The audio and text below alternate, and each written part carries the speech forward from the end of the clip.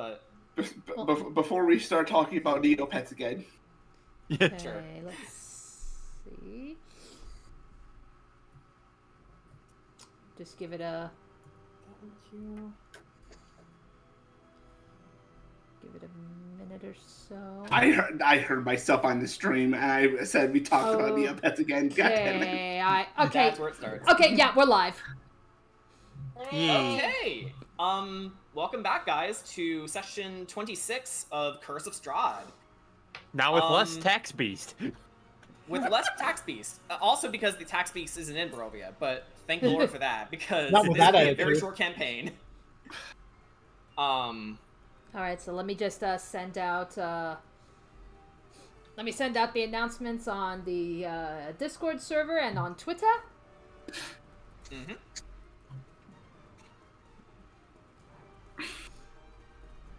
What Toma does when Anastasia swings. Anguished unmaking.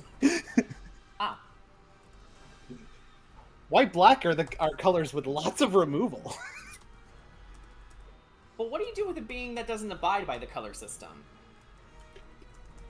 Ron. Does it say that it cares what color Anastasia is? I'm gonna be real with you. I need to step in here. Anastasia is Mardu. All the vampires are. Yeah. Mm.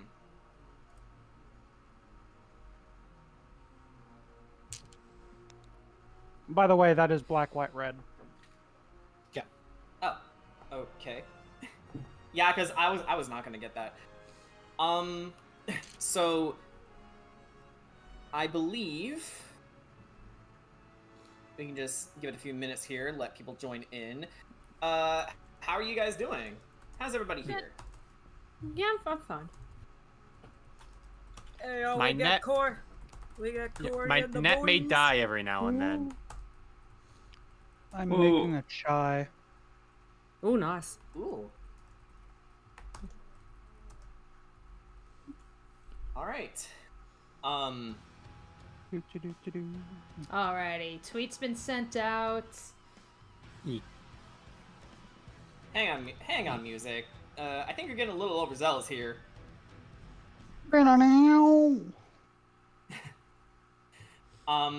Let's just loop this a little bit.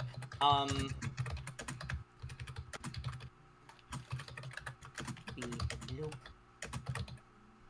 Yes. And then we'll put this in the queue.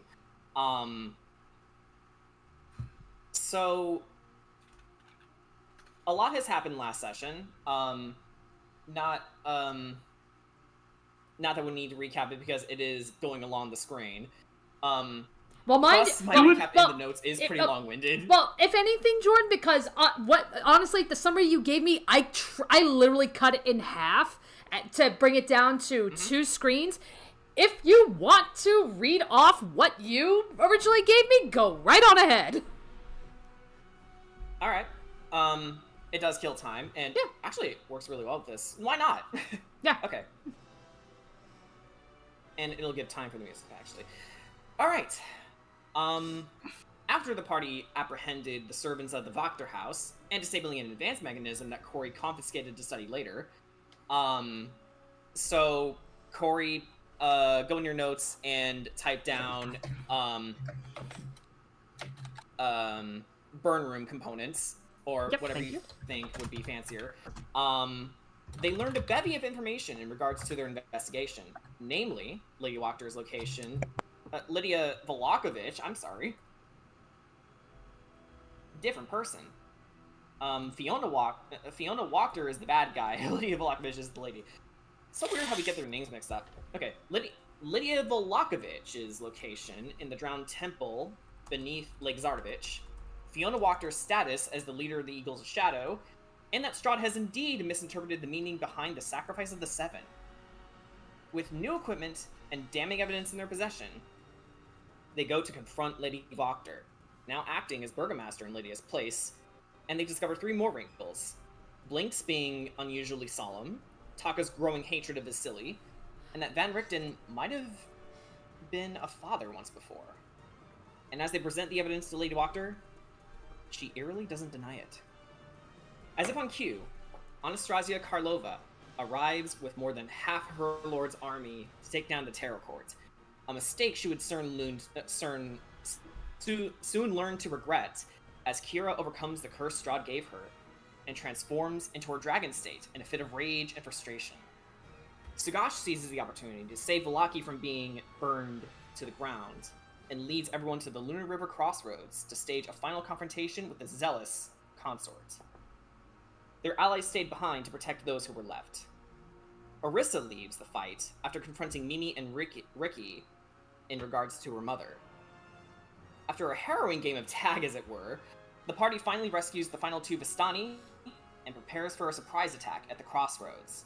Sugash made the area into hallowed ground, and everyone picked a good hiding place to stage the ambush. As Anastasia goes to touch the sparkling pool of water, Suko strikes at her mind, eliminating her as a threat, for now. But the vampire spawn's loyal soldiers are prepared to defend her with their lives until she reawakens. It's time for the hunters to become the hunted. Also, I'm getting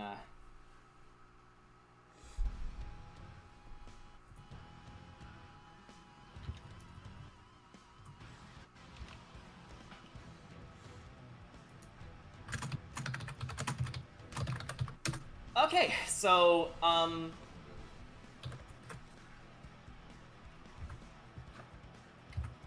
let's get into this, shall we? Good timing with the music change. Yeah. Wonderful. Yeah. As Scar tries shaking his master awake, he goes, General, wake up! Sunder angrily shouts into the sky, sword drawn and shield raised, "Where are you? Show yourselves!" I remember our last encounter well. You fight with bravery, tactical superiority, for a cause. So do we. He looks at Scar. Scar! Right. Scar gently puts Anastasia back on the ground and draws his sword and shield. As Scar and Sunder circle around Anastasia and their men begin to move in on you all, unaware of your whereabouts. Kira or Corey or both, what are you two going to do? Corey? I imagine because we would be able to sort of see each other from this perspective.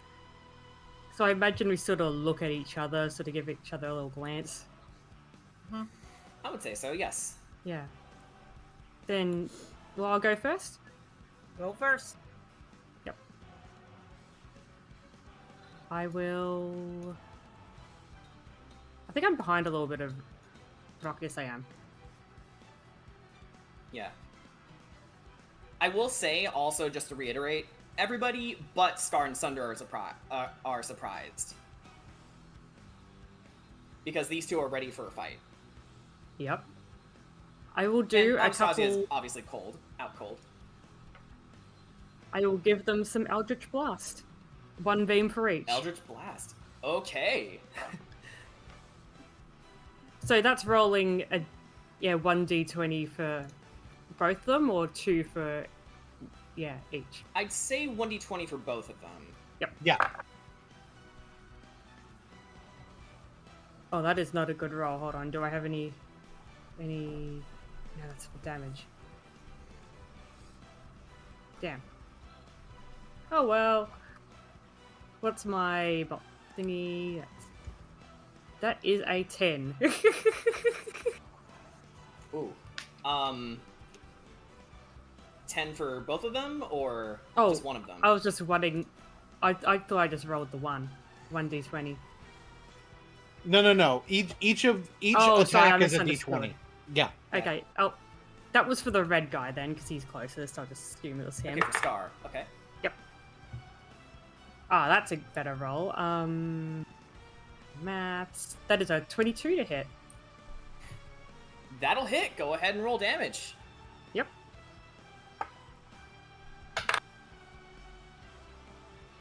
That's 7 damage to him. Okay, as your energy arcs from your sword and slams into him, Scar goes. He looks over his shoulder to see what hit him, and he sees you, and then he says, Brother, we've got company. And Sunder says, I know, just keep on your guard.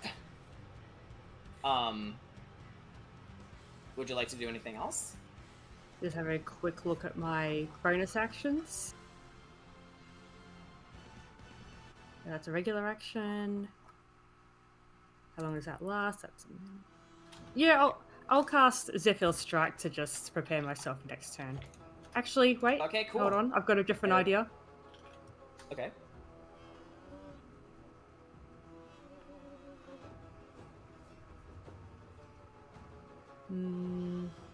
Is there anywhere that's sort of up on a ledge? I would say this ground is level. So it turns rock into the sandy shore here. So no sort of ledges that I could sort of hop on for a bit of more of a vantage point? You could potentially stand on this. Yeah, how high is that? Let's say 10 feet high.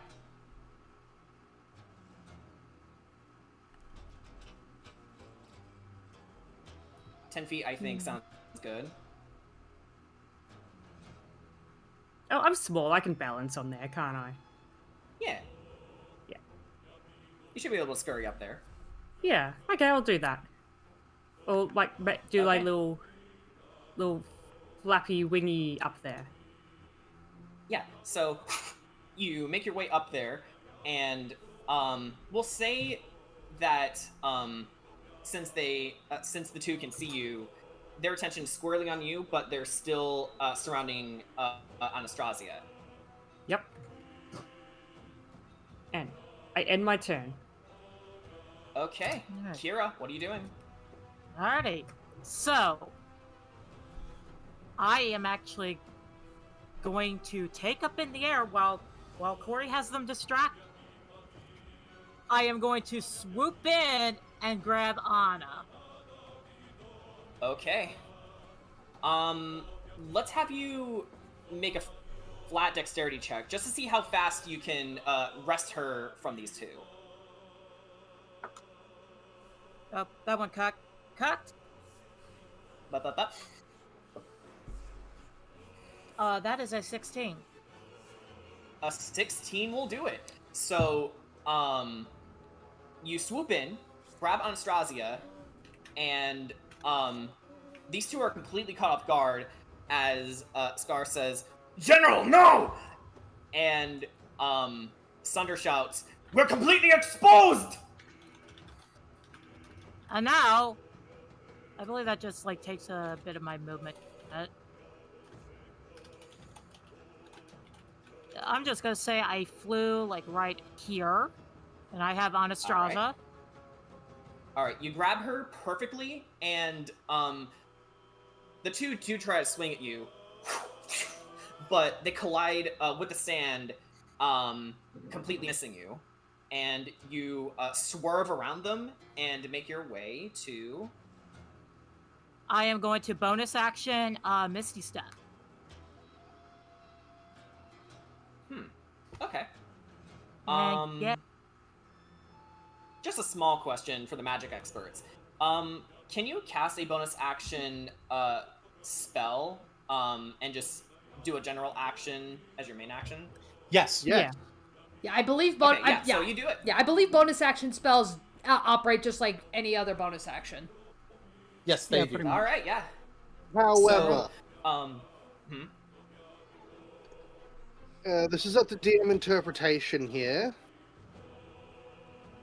You do need at least a hand free. Because if I'm remembering If it's rightly, somatic. I believe Yeah. Misty Step has a somatic component. Does it? No, it's only verbal. Might be verbal. It's only verbal? Yeah. My memory might be Fine. shite. If it's only Okay, verbal, no, she can just do it with her hands used up. All right. So Kira, you give the two hobgoblins a cheeky grin as you and Anastasia disappear in a Right. cloud of mist. Right, and we appear right over here. All right, perfect. Alright, I'm gonna take off my stealth symbol. Yeah, and Corey, you can do the same too because you revealed yourself. Oh, yes. Thank you. You still have the benefits of the surprise round though on anyone that's not these two. But yes. Just make... There. I'm 10 feet up on a little ledge. There. Yeah. See, these paladins love it. They can have their hands full. Yeah, Misty Step's a great spell. I love it. Yeah. If it needed somatic components as well, then it would be a first level spell probably. Sure. Okay, Kira. That's the end of your turn, I believe. That will do it for me. Anastasia is still out cold now, but if she weren't, it would be her turn. But since it's not, let's go over to Sagash, shall we? What are you doing, man?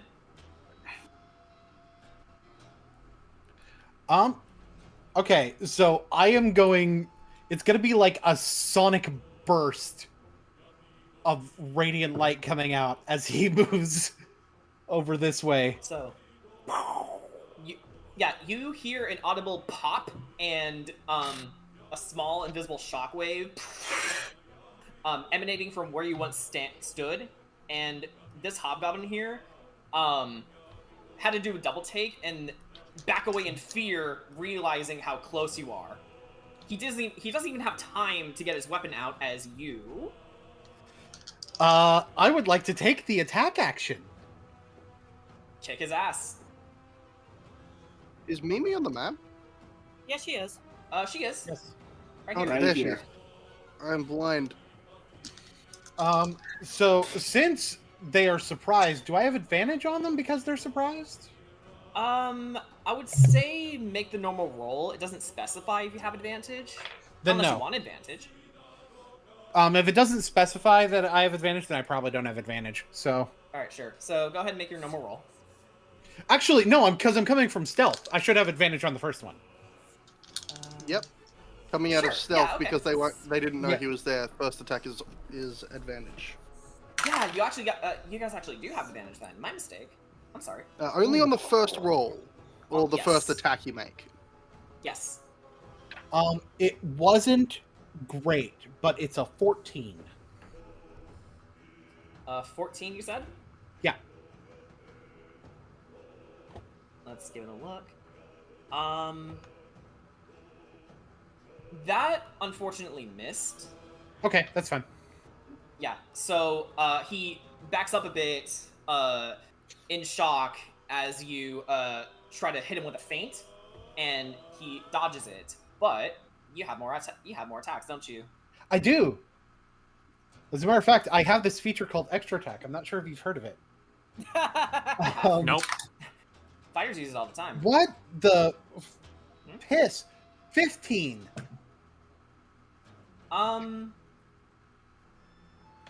That'll hit. Go ahead and roll damage. Okay. So I'll tell you one thing I'm doing. So first of all, with Divine Bloodline, I'm going to deal extra damage. Unfortunately, I don't get the.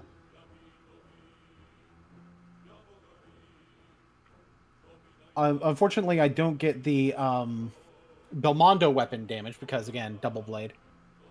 Sure. However, I do get the other Divine Bloodline damage since this is the first time I hit. So.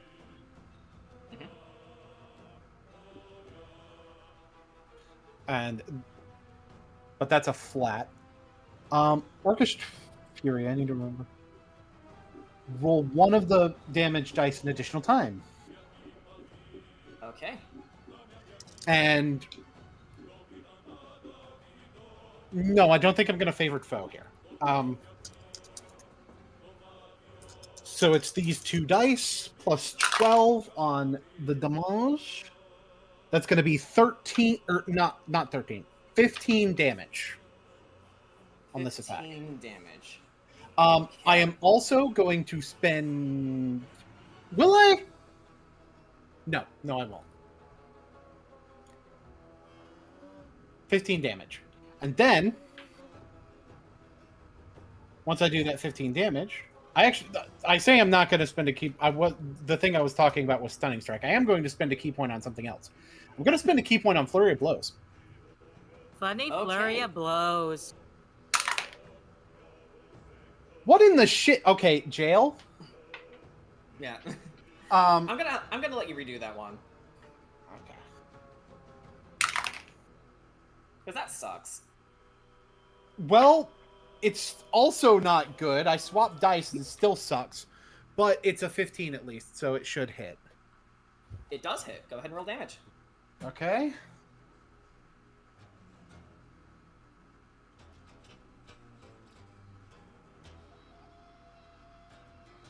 Oh, that was my one use of Orcish Fury, too.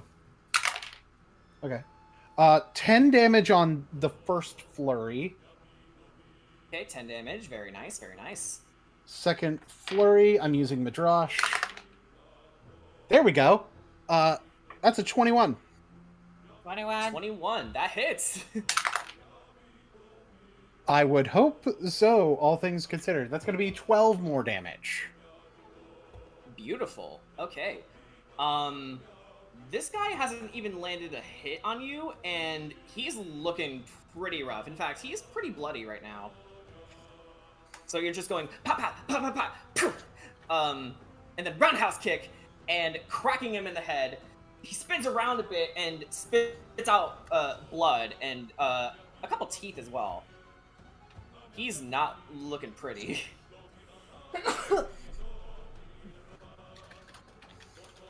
You roll a 21, and just before you land your hit, you go, "You stupid!" Yeah. Hang on, let me make a small correction to Sunder here. Okay, there we go. Excellent. You're a Sunder. Okay. Ha! Okay. A Sunder is a word. I believe that's the end of your turn, right, Sugash? Yes, it is. Excellent. Okay, so up next is either Mimi or Ricky. Who wants to go first? I wish to offer, Ricky, do you wish to go first? Or do you want me to do her Mimi things? I think Mimi can go first this time. Okay, Mimi's gonna still sneak, 5, up a block so that she can reach, Anastasia and, remove Curse. My last... So you So you drag her into the shrubbery, and you cast the spell. It envelops her form, this gentle golden light from your hands into her body. And as the spell begins to do its work, would you like to take a bonus action if you're able to? Do I have a bonus action? It has to be a cantrip, though, so keep that in mind. I do not have a cantrip that's a bonus action. I do wonder if I do have another bonus action.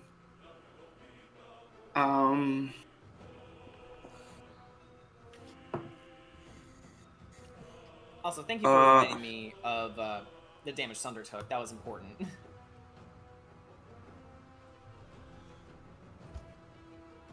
Dang, I do not have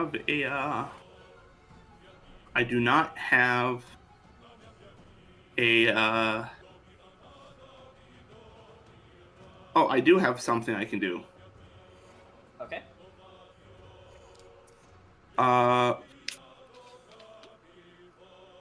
Never mind.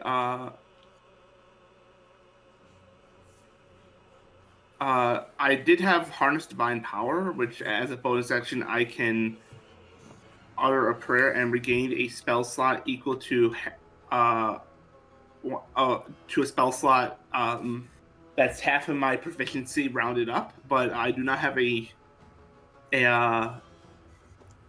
first or second level spell slot to free. So Okay. I am double checking just to make sure, because it looks like everything else is an action. All right, that's fine.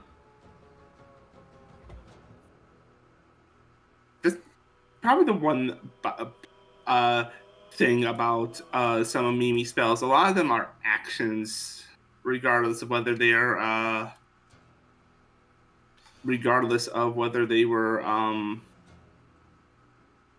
initially so or not. Like whether they're cantrips or not. You know. Yeah, that's fine. Most spells are actions. Yeah. That's the one thing that spellcasters don't have as much of most of the time is action economy.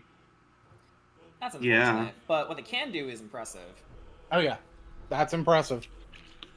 Oh, hang on. We have a sound for that. That's impressive. What happened to my little roar? Did you take it off?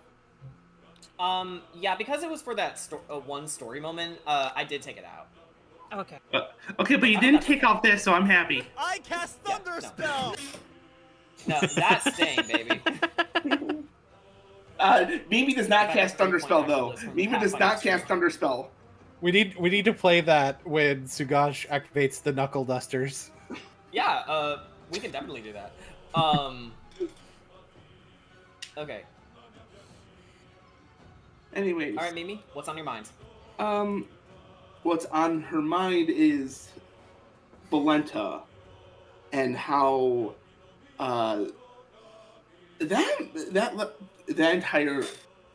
that entire situation left an ordeal. But knowing that she, before her death, her curse was undone. Mimi's focus is ensuring that what fate befell Valenta doesn't befall Anastasia. Or at the very least, Yeah. that she has longer to have that freedom. Right, and as you think back on Valenta and the well-being of her daughter, who you briefly saw in the walls of Valaki before she Fled. decided to leave and find her own answers. Have you discovered if there's anything else you can do, or do you think you'll end your turn here? I'm ending my. I can't do anything else, so I'm ending my turn here. All right, that's all right. You did a really good thing though. So it's up to Ricky now. All right, Ricky, what are you doing? Blue is Sunder, isn't he? Yes. Make me a charisma saving throw. Thanks. I know exactly what that deal is. Okay, charisma save, you said.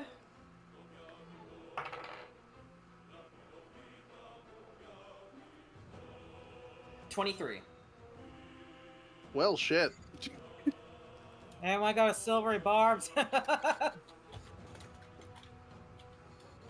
Theoretically, if someone was in range and did have silver barbs, they could do that. I did But- not. It appears the answer is no. Yeah, no silver. So, no silvers. unfortunately, you have not been cursed. However, Had happened sometime. Ricky phases through the wall and heads for him anyway. He leaves behind blood on the wall. All right. It's not so exactly a ghost Sunder, at the moment. Yeah. Sunder, seeing you coming, gets his shield up, and he has this "bring it on" expression on his face. Oh, that's good. Because It is going to be brought. Ricky currently, he looks so much worse than he normally would. Due to this being hallowed ground, he's sort of halfway between the way he looked when he was freaking out and the way he tends to look. It's unsettling, and even the cloak isn't too happy with this.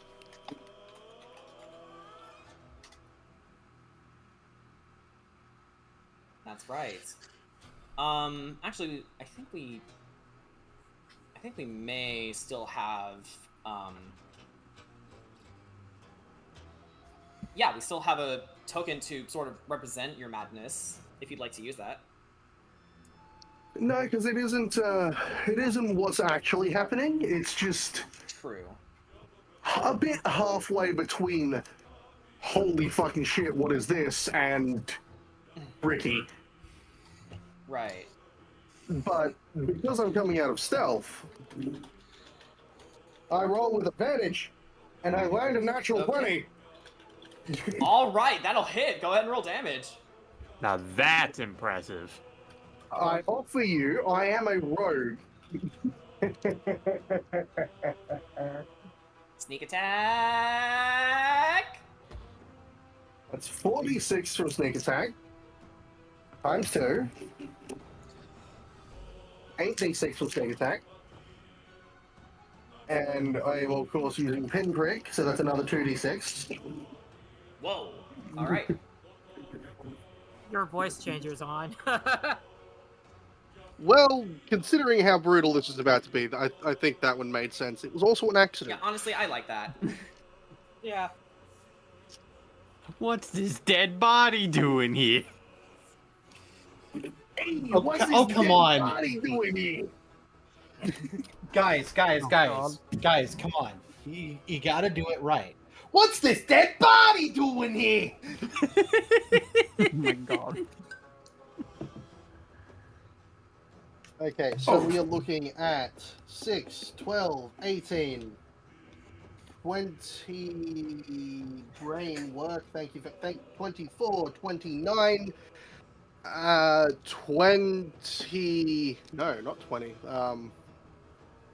we're looking at 33 magical piercing damage Fuck. Awesome. as Ricky's sword goes straight through the shield. Straight it goes through the middle straight of it. through- Yeah, straight through the shield. It goes right into his belly. He's still holding on firm though, but he stares you straight in the eyes. And You want to fight? oh, you know I do. For all the men you killed. Well, I'm going to fight for all the men that you killed. So, we'll see who wins this one. Let's see. By the way, DM, is the bleeding rule still applied? That's Ricky You did kind of know slashy what? slash. I didn't know slash, what? I stabbed him. Yeah. Yeah, Well, stab him, stabby yes. stab. Stabby stab. I also have another question. Forgive me for forgive After- me. after Hang you're on, done. forgive me for just a second. As we, no, not this one. So yeah, I'm let's gonna not triple check. let's not give Jordan too many questions at once. Yeah. Yeah, yeah, one at a time, kiddos. Oh. Come on, I know you can do it.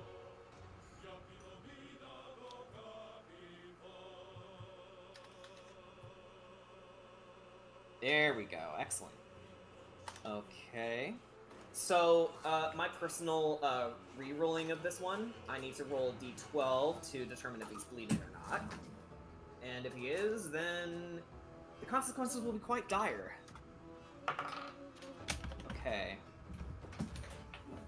Unfortunately, he's not bleeding, but you did hurt him pretty bad. That's fine. Yeah. You did what you had to do.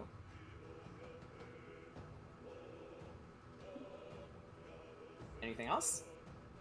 Or is Well, that it? I've used my bonus action. I've used my action. I have moved 25 feet, so I do have some more movement left. Sure. But I think I'm going to stick here on the it's you versus me now front. Alright. Rogue as I may be.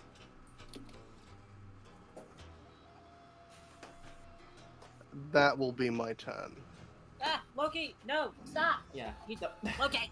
Loki's making While her turn. Loki is freaking out in the background. Great Hold job, Ricky. Oh, Loki just tried to steal one of my dice. hey, Loki. I can relate. The Hey, cat- I dice. have. I do have one question. Yes, One what's up? question. do I take off the hiding signal for thing for Mimi, or do I or we can say that you're still hiding. So Okay. let's keep it on for you. Okay, I figured I'd ask because Very important. everyone else is taking theirs off. Just gotta make sure, Yeah, definitely. It's a really good question to ask. So thank you for that. Okay, Suko, what are you doing? All right. I'm gonna use my extra movement for style points. Trace out Okay. here into the water with my, so the wings come out as I step to the water. Trace across the water, dragging the tonfas in the water, coming out here and landing just in front of them. I'm going to flick the holy water at them and then use that as the component for hex on this one. Oh, I love it. I love it. I love that.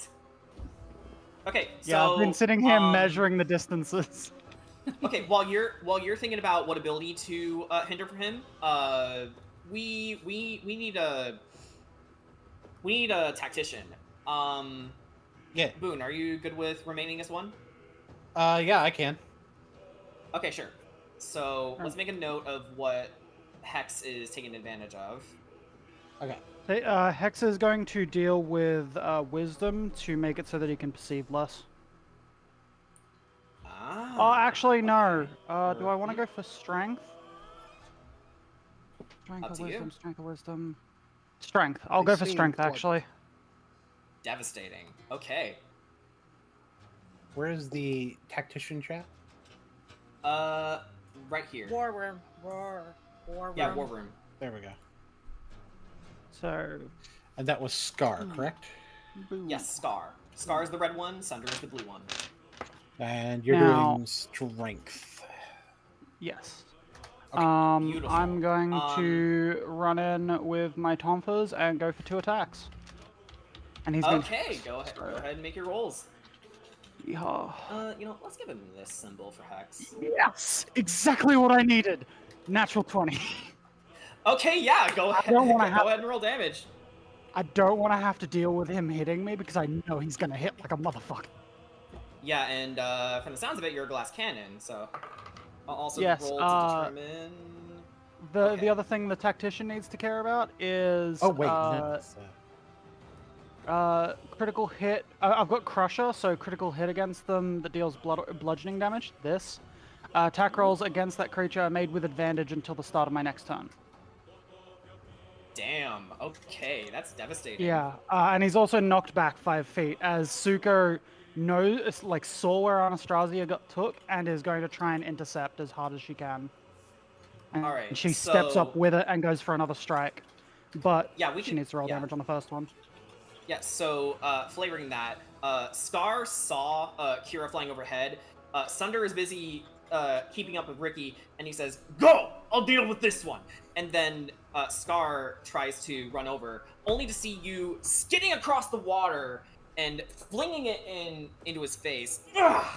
And then you charging into him with your tonfas.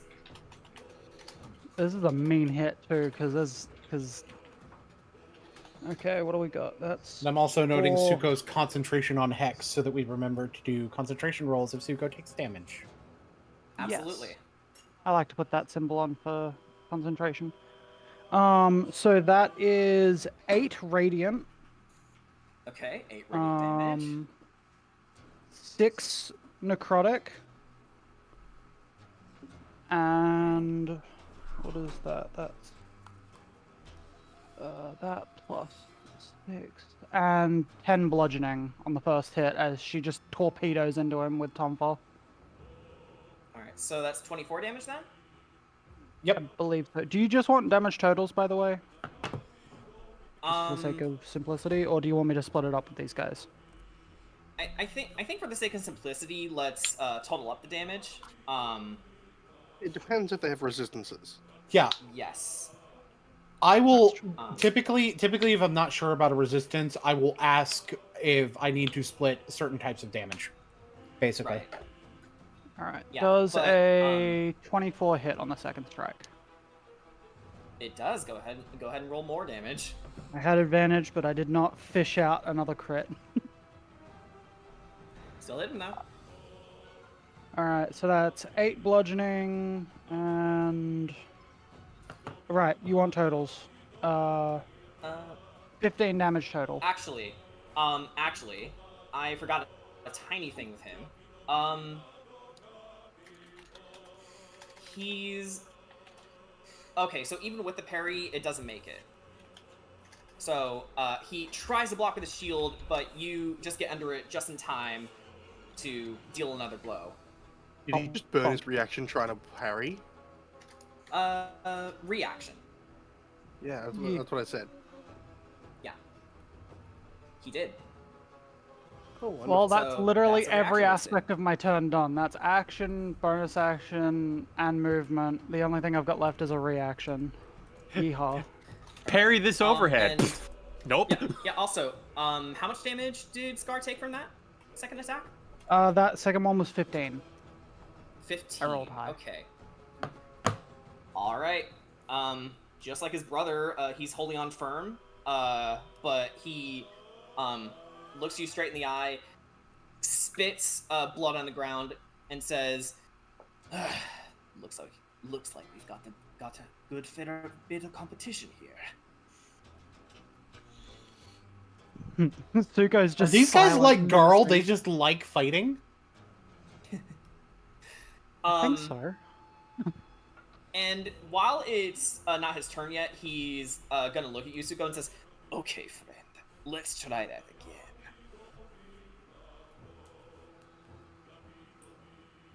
Alright. So it would be Hobgoblin Yellow's turn, but they're surprised. Skipping on Astrazia as well because she's out cold. Kedrot, it's your turn. Alrighty, so I see a Legion of Shadow in front of me. You do. Actually, Legion of Shadow is just as good. Okay. What are you doing? Yeah. So, I think I'm gonna go for them and make sure Corey's not locked in a 1v1 with that guy. Sure. Yeah, because you see them creeping up on her, ready to stick her with their blade. The Legion of Shadow sneak up on Corey. Oh, I'm gonna get it's like, oh, I'm gonna get him good. Kedrot slowly crawling up on them. Oh, I'm gonna get them good. and then you hear, he's right behind me, isn't he? Who's creeping up towards Kedrot? All right. So, because it's because I'm hidden, I get advantage on this roll, right? You do. Also, if you want to flank, Corey is within your range, so you can get a +2 to that as well. So 19, that's a crit. That'll hit. Go ahead and roll damage. Oh, you said it was a crit too? Yeah, because I get crit on 19. That's right. Okay, so D12 roll. Okay, not bleeding, unfortunately. Okay, so Divine Smite is really funny. All right, given the punchline. Oh, there's gonna be no punching involved in this. Only stabbing. All right, Let's get my calculator out. I'll get mine as well. Also, Castlevania the Arcade has an extended soundtrack now. We can use it. Yay! Yeah.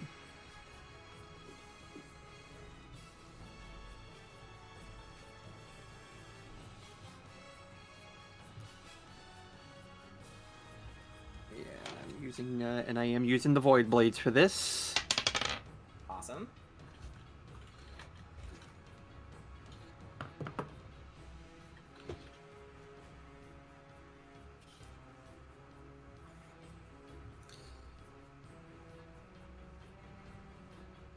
So that's gonna be a 36 damage.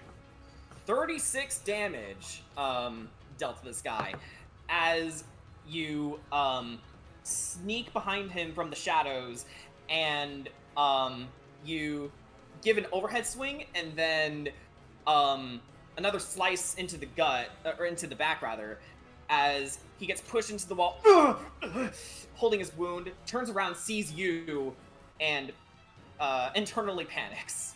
Yep. Oh, but I'm not done yet, because I also have this funny thing called extra attack. All right, attack again. That's another 19! All right, go right ahead, and we'll roll another d12. He's bleeding. Yeah. So, fun fact, did you know that you can smite more than once in a turn? Oh, I know. You actually can. Yeah, because it just costs a spell slot, right? Yeah. Yeah. Okay. Yep. I'm fine with that. I have a Yeah, few nothing spell but slots to for spare. you. Okay, and let's make a note of the EOS assassin Red in the war room as well. Yep. Bleeding, meaning that he cannot regain hit points from spells or abilities. Potions are an exception, but he can only regain hit points by consuming hit dice or completing a long rest. Alright. Not as much damage as the last one, but 24 will do. 24, you said? Yes. Okay. How do you want to do this? So... Removing the note. And removing this guy from the field. Kedra, how do you want to do this? So, I think... I think Kedrat's just going to do a simple... So, like, after the first lash, you said that he was just placed on the ground, right? Mm-hmm. So, after that, what Kedrat's going to be doing, like, as he's onto the ground, he's basically just going to raise the Void Blade up and then just stab downwards. And then as he stabs downwards, like, a dark, inky rip just goes through him. And you see his body contorting into itself as it gets sucked into the void that you created, and the hole seals and leaves nothing behind. Okay. Goodbye. That is a horrifying death. You are the weakest link. Goodbye. Yep. Yeah. But, Just one thing, though. Impressive. yeah. Yeah. That was But I'm also I'm not done, though, because I also have this thing called two-weapon fighting. Ooh. Yeah. I think with that, and I do still have some movement speed left. Hi. Scar hears the cry of that poor hapless assassin, and sees you coming towards him, and unlike his brother, who is more calm and composed, he looks at you and just has this devilish smile on his face. Alright, so we can just remove this assassin from the field then. And Good. oh dang, that's an 18. Yeah, and that is unfortunately going to miss, as he blocks your incoming attack with a shield. Not parrying, this is just for narrative flavor. He blocks the attack, even with Suko holding him in place.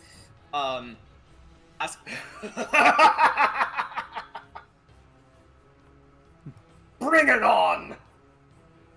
As you wish. Alright, that's gonna be my turn. Excellent work. Okay. I believe...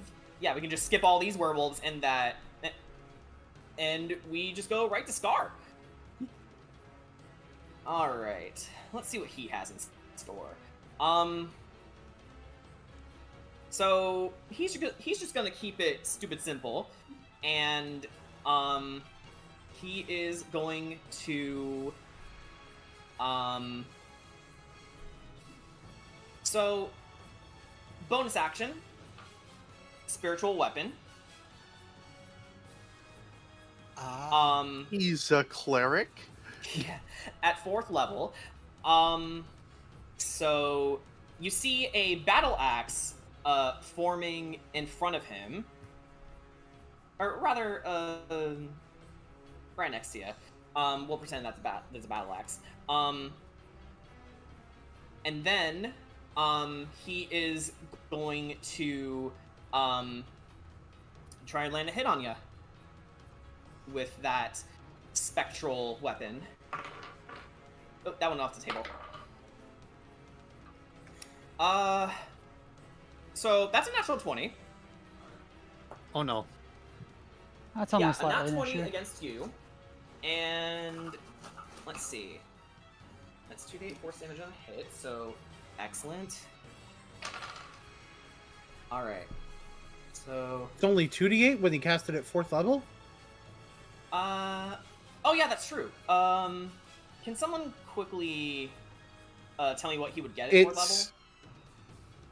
Yeah, at 4th level, it would be 3d8. 3d8 plus his spellcasting ability modifier, which probably is wisdom. It is wisdom, yes. Let me just triple check. Just make sure everything's right and tight. But so let's add another d6 to that then. D8. D6. It's D8. 3d8. Okay. D8. It's 3d8. Gotcha. Yeah. Yes. Oh yeah, I see. There he is. It's like couldn't find him for a second. All right, excellent. So, all right.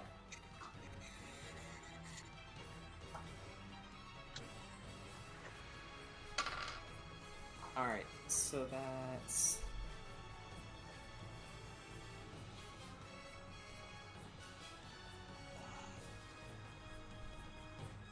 that is 21 force damage for that.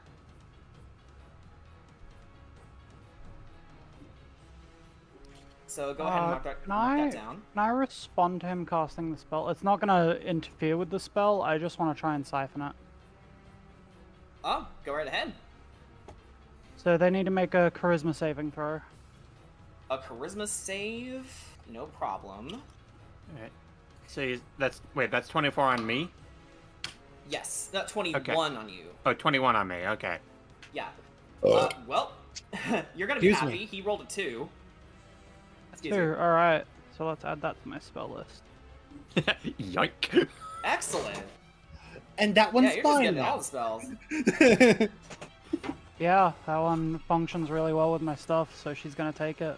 Blue Su- mage in the party. Suko is a living Omnitrix. Yeah, she's also the combined strengths of a lot of the different party members. Yeah. Like, she's stolen a lot of little things from the party, like dual wielding, Yeah. the holy magic, the Mhm. transformation. She's just Yep. picking parts of the party and Kirby. trying to get as much of it. Yeah. By the way, I see this token above Kedrad. Is that supposed to be there? That's Yeah, the it's- spiritual it's, weapon. Yes. Yeah. Although, if we want to be funny, we can actually make it an axe. Okay. Yeah, you know what? Let's do that. Just for illustrative purposes. Actually, let me go into the Um, war room and note that Scar. Bless you. Whoa, bless you! That was a strong sneeze. Sorry. Like, No, roll no, the it's fine. sneeze. Okay. That's an axe. Okay. More like a tomahawk, but yeah. Okay. Because these things do I- have a length. I doubt the actual hex is going. The length of the hex is going to matter, but the length of the spiritual weapon might. It very well might, yeah. Okay, so...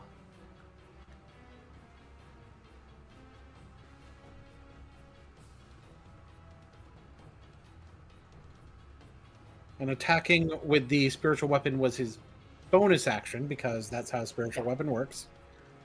Mm-hmm. So he'd still have an action. Oh, yeah, that's right. Okay, so I think he will take an action then. We can attack using the spiritual weapon, yeah? Not again. No, the spiritual Not weapon again. only attacks Thought as the. not. Yeah, the spiritual weapon only attacks by using your bonus action. Okay, good to know. Alright, so, he just gonna multi attack on you. What's your AC, by the way? Just so I know. Oh, Kedrat's AC. Me? Okay, 18. 18. Noted. Just triple checking. Okay, so he's gonna make 3 attacks on you. Oh no, he got another natural 20. Is this karma? I wouldn't say so. It's just these guys scary and they mean business. Okay, you're not bleeding, thankfully, but yeah, I'll just roll these all together. So, a 15 that misses, and a 17 that misses as well, I think. Yep. Okay, so you just take 8 slashing damage from that. Alright. Okay, now will be the end of his turn, and then we go to Ark. What doing? Alright, I think it's time to start clearing out some wolves. Alright, what are you doing, big guy? Let me see here. I think I'm gonna go after the blue group here. Remember, you have advantage on your first roll here. Advantage on the first roll. Okay. And then let me check something here.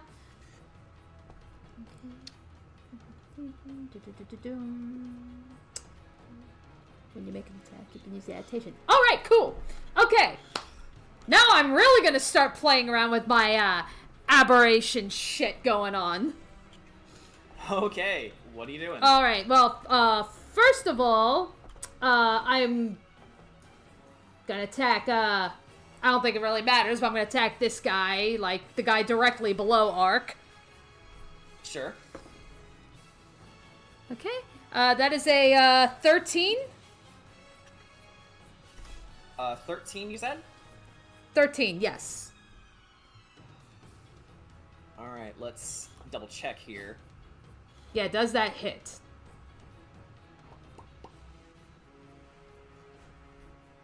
It does! Yay!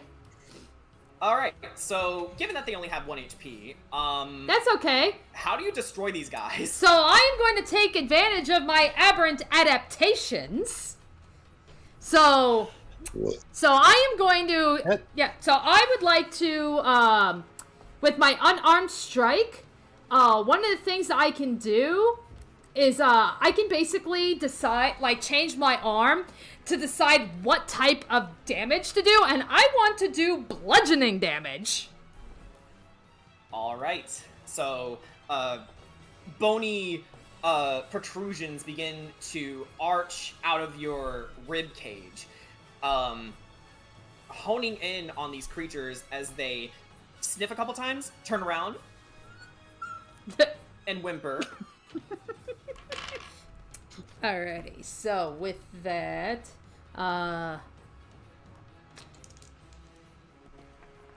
let me make sure. It's like arc, smash. Okay, Yeah. where's my calculator? Plus the rage bonus, plus the strength mod, plus the cuffs of the pugilist. I know it does not matter, but I want to calculate 20 damage. Okay, so, you completely demolish these guys. You throw this one off the cliff, and they break their neck on impact. This one gets smashed into a pulp, and, is just, completely unrecognizable. And these two guys, you just smash them together, and completely painting this part of the hillside here red, and a little. Talk pink about a as fusion well. dance. Talk about a fusion dance. That's not one I want to be a part of. Okay, yeah, let me take the thing off. And then, let me see here. Yeah, extra attack. Okay. And now we're gonna go. Let me see. Can I move down to orange? You should have enough movement speed. Yeah. Yeah, I'm just going. Yeah, if you're flying, you have 50 feet, I believe. Yeah. But you have more than enough. Okay. All right. So. All right. Let's do this again. All right. Give me a roll. 15. That hits. Go ahead and roll damage. I'll just roll a regular die since these are minions, but Yeah, sure. okay. I rolled a 1 on a d6. Cuz Plus your strength. yeah, Add your strength to that. yeah. Let's see. 1 plus 6 plus the rage, so that's 1, 7, 8, 9 plus the cuffs. So that would actually be 11 damage if I apply everything correctly. Okay, it's just enough to completely capsize them using the rock underneath their feet, and you smash them several times with it. Bam! Bam! Bam! God, you went Patrick Star on them. Yeah, Patrick Star with a little bit of Optimus Primal in there. Yeah. A spider! A spider! Anyway, And you unleash a terrible cry as you finish them. Alrighty, yep, that will end my turn. Okay, and we'll just zoom right over to Sunder because werewolves Pink and Anastasia cannot take turns. One of them is surprised and the other is, well, conked out. So we're just gonna go to Sunder here. Sunder is going to... Well, first of all, he is gonna do Thunderous Smite against you, Ricky. So that's concentration for an hour, so let's give him the same symbol Suko has. I will probably wait to make note of that concentration because the thing about those smites is that basically if he hits this turn, well, first of all, the spell itself doesn't actually target a player. Oh. Yeah, basically you have the thunder, and also Thunderous Smite is a minute. Mm-hmm. So 10 rounds. Yes, and the reason I'm not putting the concentration in the war room is because it might go away right now. Yeah, It sure. basically might go away when he attacks. So Yeah, okay. because it basically ends after you hit with something. So he's gonna do a multi-attack against Ricky then. So that is a 19 to hit. You hit. Okay, so the Thunderous Smite is going to go away basically immediately. So Okay, natural 1. And 16 to hit. You only hit the first one. okay, Yeah, only hit the first one, which is good in your case. So that's Actually, 8 you know slashing. what? Hmm? I have my reaction. Oh, He misses excellent. as Awesome. I parry him with the parrying dagger. Excellent. So okay. So in that case, I will make note of the concentration. I don't need to bother rolling it because if I roll it, like I roll a 1d4 and add that to my AC, that is a 4. My AC is now 23. Okay, yeah. So he did not land a hit on you. So okay. Okay. So he was about to hit you with an underhand slash, but you parry it perfectly so to the point where sparks fly from the little grooves in your parrying dagger. And yeah, you just you two just stare each other down, and he looks to you and says, I'm not one to believe in having fun on the battlefield, but I admit this is exhilarating. The least you could do is enjoy the last fight of your life. Fair point. So And come on. that'll be the end of his turn then. It's like Ricky knows how to block low. Okay. Skipping right back to the top of the round here. Before we move on.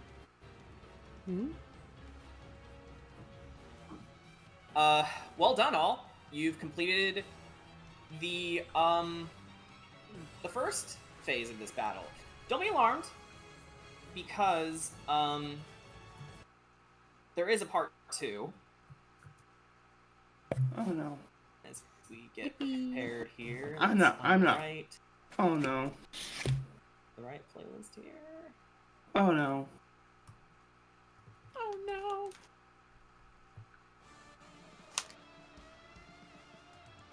Mimi. As you guide the spell through Anastazia's body, you begin to notice that something is keeping it from fully completing and entering her. You follow the magic towards the source of the blockage, a black gem affixed in her brooch. No, it's no gem at all, but rather a shard of something sinister.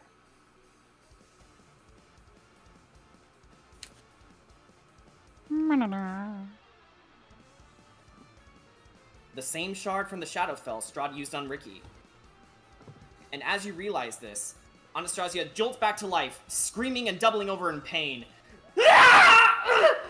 What are you doing to me?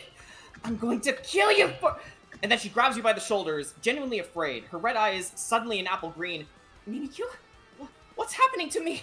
Please! And then she blinks them shut, clutching her brooch and trying to rip it off, but it seems to be fused to her skin and refusing to let go. She cries out in agony as you see her veins visibly turning black whenever she tries.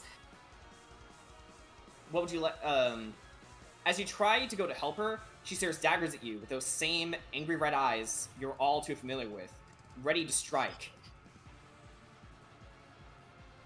And back to the top of the round here. Kira/Corey, what are you doing? Corey, you get to go first. Yep. So nothing is undone. This is just part of it. Before everyone else takes their turn, I should also mention this is what is considered Anastazia's frenzied state. Here's how this is gonna work. Mimi, you casted the spell as intended, and everyone did a great job clearing that first round. But there's a countermeasure Strahd put in place. The Shadowfell brooch needs to be removed before the removed curse can completely take effect. So while Anastasia is going through her turn, she has to roll a wisdom saving throw at the end of each turn to try and gain enough control to pull the brooch off. She only needs to succeed 3 times over the course of the combat, so the curse can remove her vampirism. You can all choose to help her and give her a +1 to her roll, and this can stack with how many of you choose to help her. So go ahead and make note of that if you wish. Okay. +1 to help her with her saving throw. Is helping her an action? Free action. Free action. Okay. Mimi's going to help every single time, as long as she's alive. Yeah, for definite.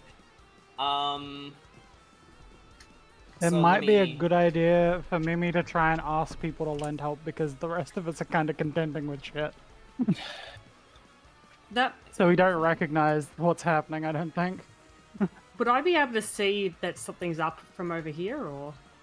I would say that you heard the scream like clear from where you were. Never mind. Because of that, do I also take the thing off? Because Anastasia, probably would have recognized, I alerted a lot of people.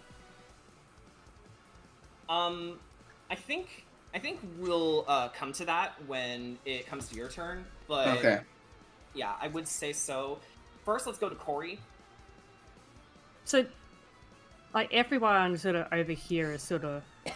They look like they've got things sort of under control, Yeah. right? Okay, Yeah, then they got I'll the hop down. hobgoblins like under control here. How much can I walk? Yes, phew. Go there. And I will help. Okay, Let me just go over so my numbers. There we go. all right, you rush over to Anastasia then, as she's prepared to completely destroy Mimi. But then you rush up to her side and Flanking. flanking. what did- I mean, technically you do. You do have flanking on her, so. But do we even want to attack her? There is the option of going non-lethal if you wish. Mm-hmm. Yeah, we, You know, it was give her, the give her a little smack around. it was like a brooch or something, right? Yes. Yeah. Can we attack the bro? Oh. I would say yes, but it's at disadvantage because it is in a vital area. That's fair. I will make note of that tactical choice that can be made. Yeah. Uh, Now, Mimi will like motion Corey towards the brooch. Corey and Kira, and anyone who comes nearby to attack the brooch. All right. Specifically and only the brooch, if you can. How far away do we have to be in order to help with that whiz save? You can, if you get within 20 feet of her, Okay. I would say that's when you can add the +1. Okay. Ooh, So okay. if all of you guys are within 20 feet of her, she gets a +8 to her save. makes sense. Even now, she has a +3, which isn't bad. Okay. Right. Now, if I'm like grabbing Yeah, at the I'm brooch, gonna like do try that. try to get at it, does my pack because like Kira and Mimi are enemies to the brooch, so does pack tactics work? I would say yes for this instance. So 'cause- basically okay. disadvantage, but then advantage. Makes sense. Yeah, So it's it's a a normal roll. yeah, it's a normal Yeah. roll. Yeah. Okay, Go I will for do it. that. Man, that is a really good time for that ability to proc. Or trade, even. Is that like what sort of roll is that? I already rolled, but what sort of what do I add to it? Is it just like an attack roll? Or... It's just an attack roll, I think, isn't Yeah, it? just an attack roll. Yeah, And it's an. you can use whatever you want for it. Oh, okay then. Hold on, let me maths. 17. A 17 to hit.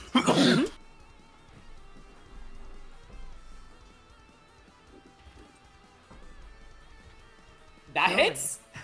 Woo! All right, so you So we know strike minimum. you strike at the brooch, and you help Anastasia try and pull it off. But even in her frenzy state, she understands that you're trying to help her, so she doesn't buck as much as you might expect from her. And yeah, you feel it coming loose, but you do see black blood starting to trickle down from her sternum area.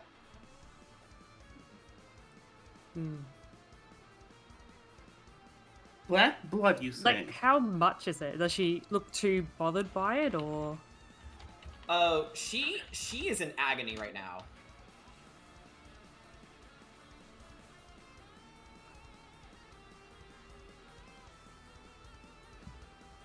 Should I use my extra attack to, like, do more, or...? Go right ahead. I have a question regarding regarding the brooch. All right. As long as we're quote unquote attacking it and successful with it, does that do anything to the wisdom saves, or how many either she has to do, or how many or does it like rolling with advantage, or It doesn't affect the wisdom saves, but it's another step closer to getting it off. This Well- I rolled a 12.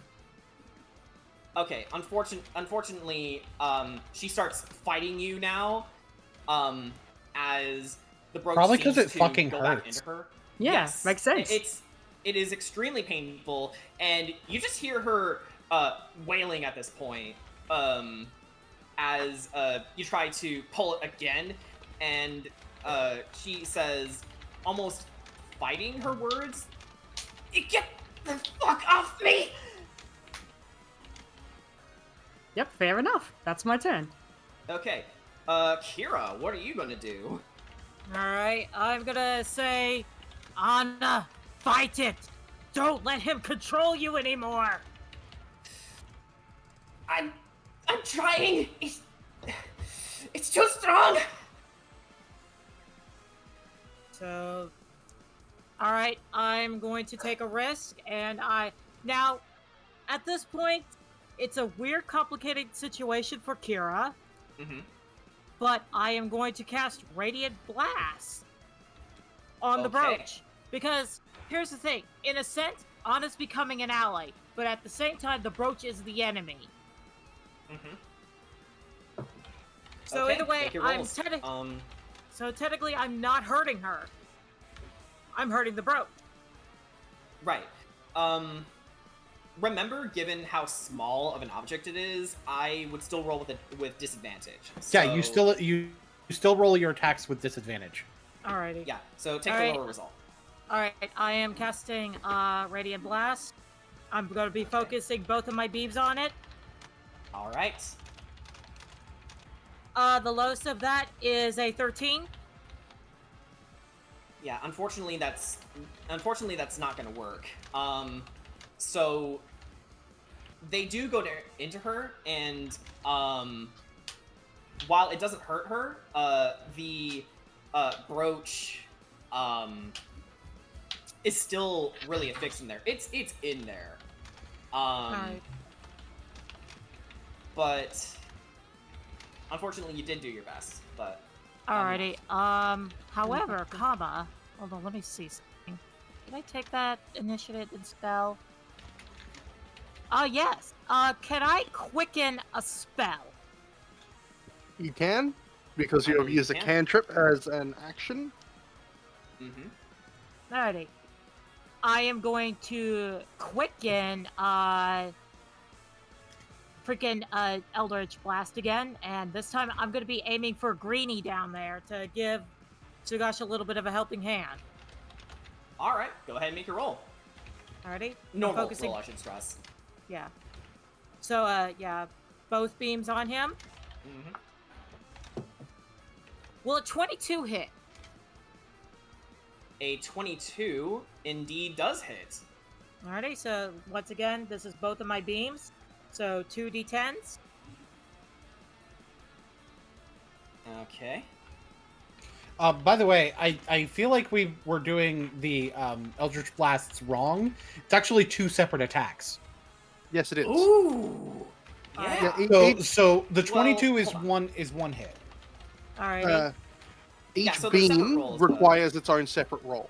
Yeah, Yeah. it requires its own separate roll. Okay. But- So Okay. roll Together. so roll But you to just- so roll to hit the other one, because if both of them are aiming at green anyway, Yeah, let's do that. yeah, then just roll to hit the other one, and then if both hit, do the 2d10. Otherwise, do the 1d10.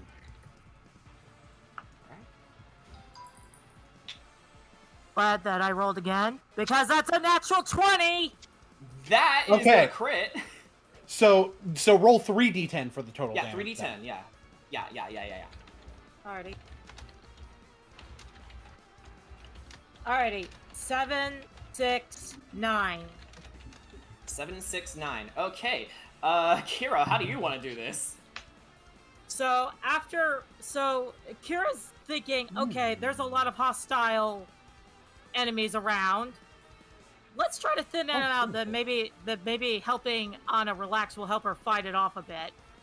So she aims both of her beams at Green, asking Bahamut to give her the strength to start clearing out these enemies as two twin golden dragons come slamming into Greenie.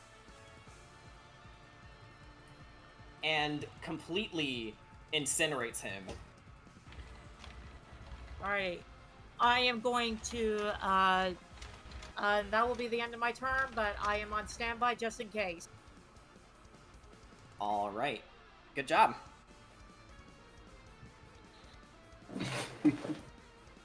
I'll make sure. Is he removed from the map? Do I need to reload? Yeah. Sorry, I was double checking some notes, but boop, gone.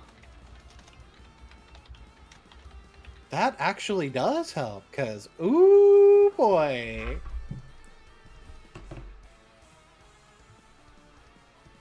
There we go. Okay. Well, Anastasia next, and she's going after you, Mimi. Did she make her wisdom saving roll? It's at the it's end not of her turn. Yeah, it's not the end of her turn. Okay. It just started. Okay. So, she is going to, bonus action, click her boots of speed. So now her walking speed is 60 feet. We'll use this as that. And then as an action, she says, Todoresk! As she unfurls her wings of flying. And, this can be that symbol. Oh wait, no, wasn't there another? Yeah, that's much better.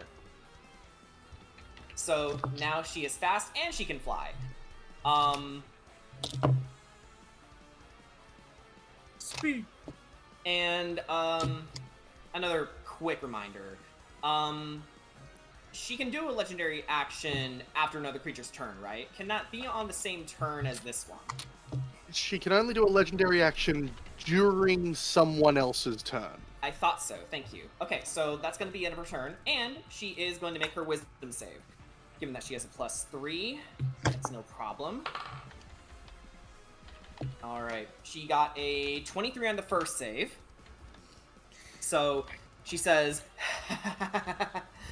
there are 1,000 ways I can destroy you, and 941 of them hurt. But suddenly, she clutches her head and says, through gritted teeth, I'm sorry, Mama. I wanted to help him. He's suffering more than you know. Stop throwing stones at me. It hurts. And that's going to end her turn.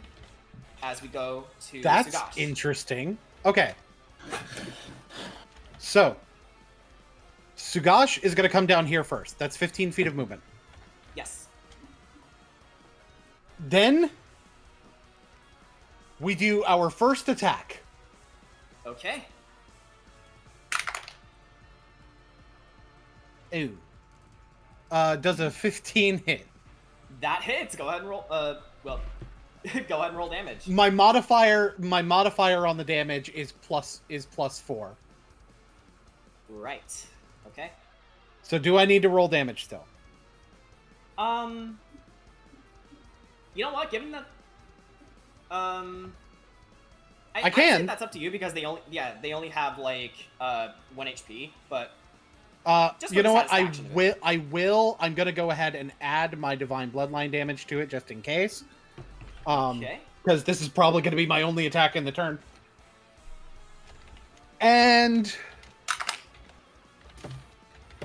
that'll be 16 damage.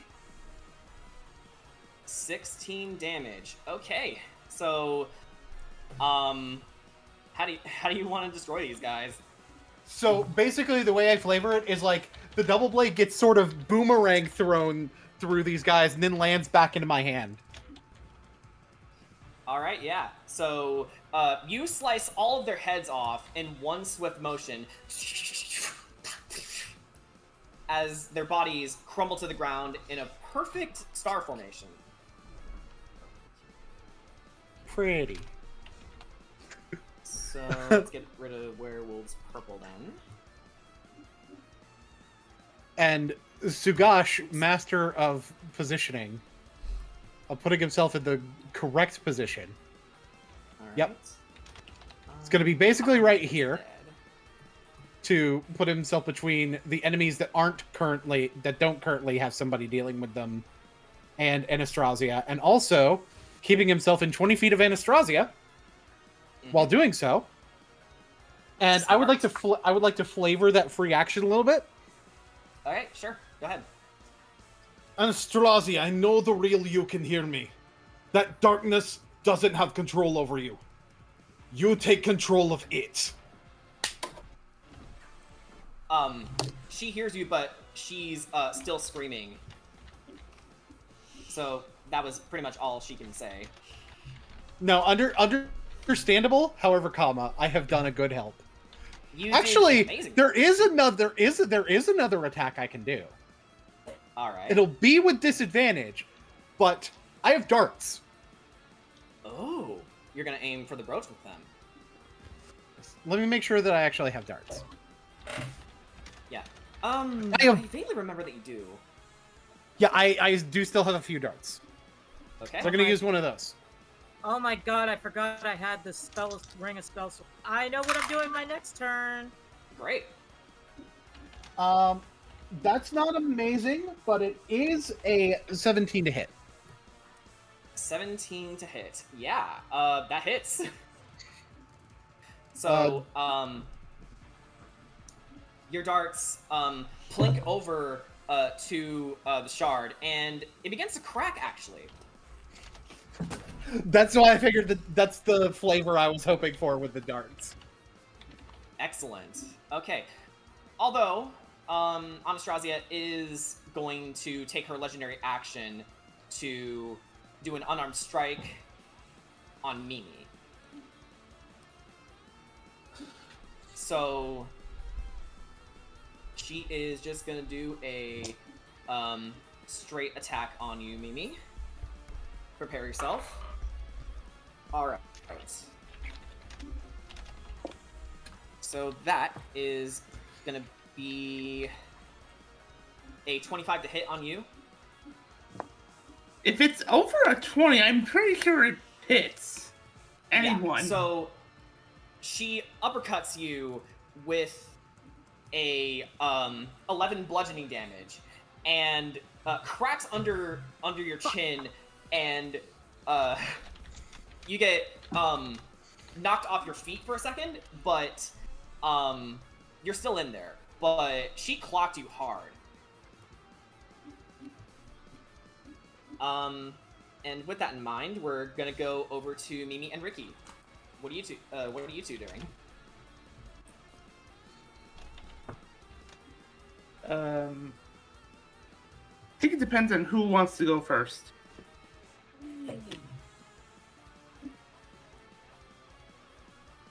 All right.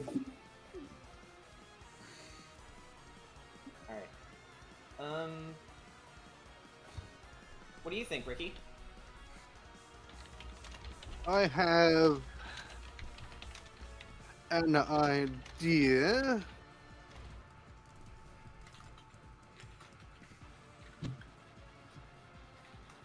But I'm unsure if it will work.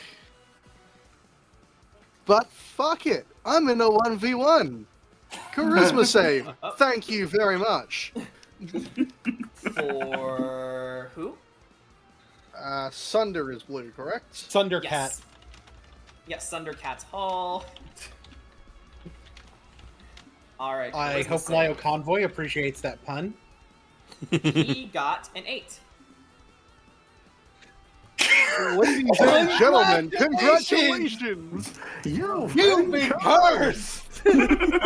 Alright. And now I don't have to worry about sneak attack, because I get it if I hit you. Alright. Awesome. Speaking of hitting you, I'm going to hit you. How long is he cursed Alright. for? He is cursed until he dies. Fantastic! Awesome. Alright, go ahead and make your roll. I believe the curse actually lasts for a minute, or Oh, no, it until lasts- they die. Yeah, a minute until they die, or I mark another creature. Okay. So, like, timeout is 10 rounds. Yeah. Okay. And I'm also making note on whose turn to tick these as well, so. Question. Does a 27 hit? It does indeed hit. Go ahead and roll damage. Let's just roll some 5d6.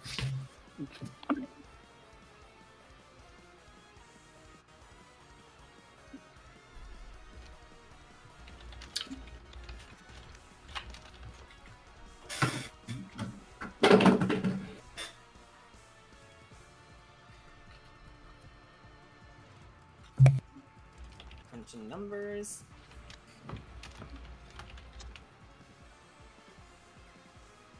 Hear it back. That is 23 magical piercing. 23. All right. So, taking a pinprick, you pull it out of him, only to drive it back through him again. This time, getting closer to his lungs, and it does graze a lung, and he gushes out some Wait a blood. second. Huh? I realized I rolled an 18. Can I burn my reaction? Huh? Can I burn my reaction here? Because it's my turn again. To roll You can another choose to do 5d6, because I'm turning this into a crit. Okay, go ahead.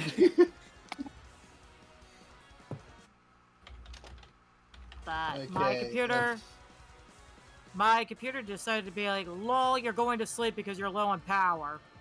Bleh. Rip.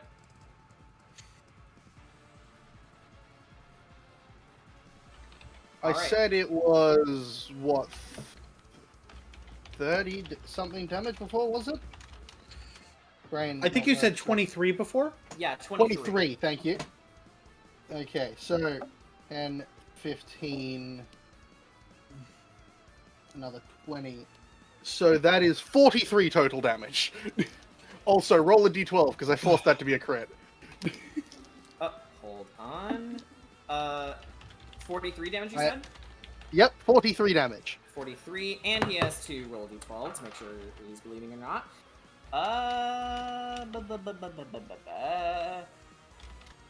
He's bleeding. Oh no! So, Another thing to add, Sunder needs to make a Constitution saving throw Oh, yeah, that's right. Okay. because he is right, concentrated. against 43. Can he pass that? Because a natural Okay. 20 doesn't guarantee a success on these saves. Devastating. So he may have lost his smite. It's 43 plus spells level. What spell level did he use to cast it? Fourth, I believe. On the 47. thundering? No, Hold on. on the thunderous smite? It's still the Thunderous Smite Yeah, let is me a double check. spell. It's not like a normal smite. You still need to make it with a damage plus spell level. Right. And the spell level No, would probably... it's probably at Fourth. the level it's cast. Yeah.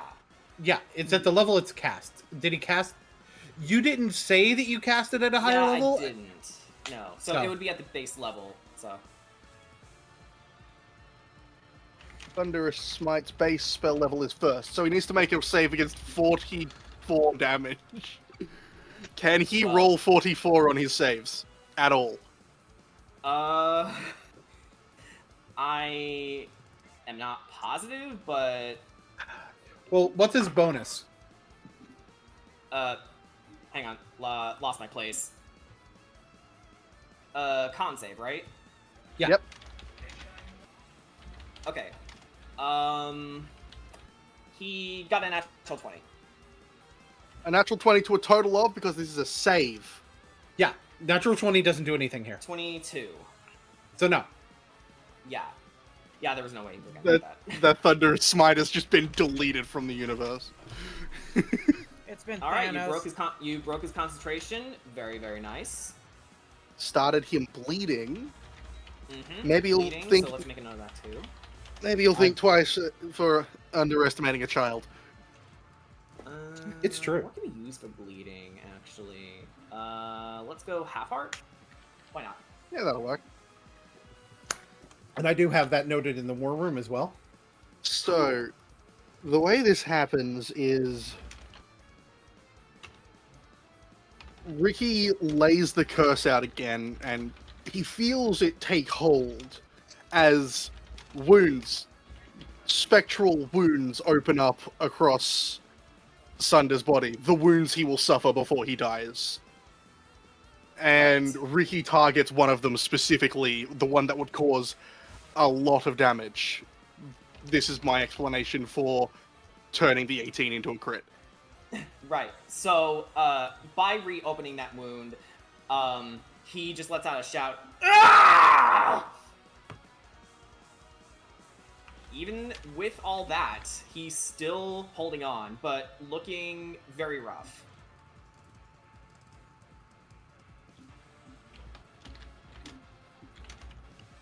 All right. Memes. I'd say that's the end of your turn, Ricky, right? Yeah, that's the end of my turn. That's my action, bonus action, and reaction for this entire round. I've got nothing Sweet. left. If he hits me, he hits me. Unless someone does something. Yeah. That's someone being Suko, potentially. What are you doing? Well, has Mimi taken? Oh, yeah, Mimi. It's Mimi's turn. Have you taken an action yet? Or... No. No. I let. Mimi's turn. Yeah, it was Rick. Ricky went first because I was like, Yeah, yeah, because who I don't goes remember first? you taking your turn. Yeah, no, I have not. That So is the go ahead and wrong. take your turn. All right, I should also be looking at the right sheet because I was looking at the wrong sheet for a moment. Were you looking at Jackie's sheet? No. Oh.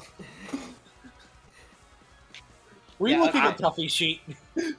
Alright, we're in I was- Curse of Strahd mode right now. I was looking at the sheet I had for the character I'll be playing in Strix. You were looking at question mark sheet. Okay, Exactly. Mimi, your turn. Let's go. Yes. do you Okay. Let me go and look at this just to double check the. All right. You know, Mimi's not gonna do much. We're just gonna do a single cast of Cure Wounds on herself. Okay. I will. I think Mimi's too far away from combat to actually do anything to help with them anyway. So, I forgot yeah, to add but- Hobgoblin Yellow to the field. Oops. he died. we'll He died. roll him. He died on the way there. Yeah. He fell in the During water, shoots. and There yes, we go.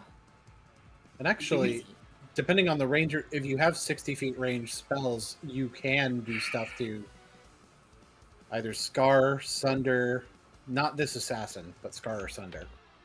Oh, You know that's what? Spellcaster. Spellcasters have a purple icon. Assassins have red icons. Okay. Just so you know. actually, I do have a couple spells, but I need to. I'll switch it. I'll switch it to a. I'll switch the spell I'm doing not to Cure Wounds, but to I'm Healing gonna Word? switch. Or- Yeah, to Healing Word. Healing Word. Okay.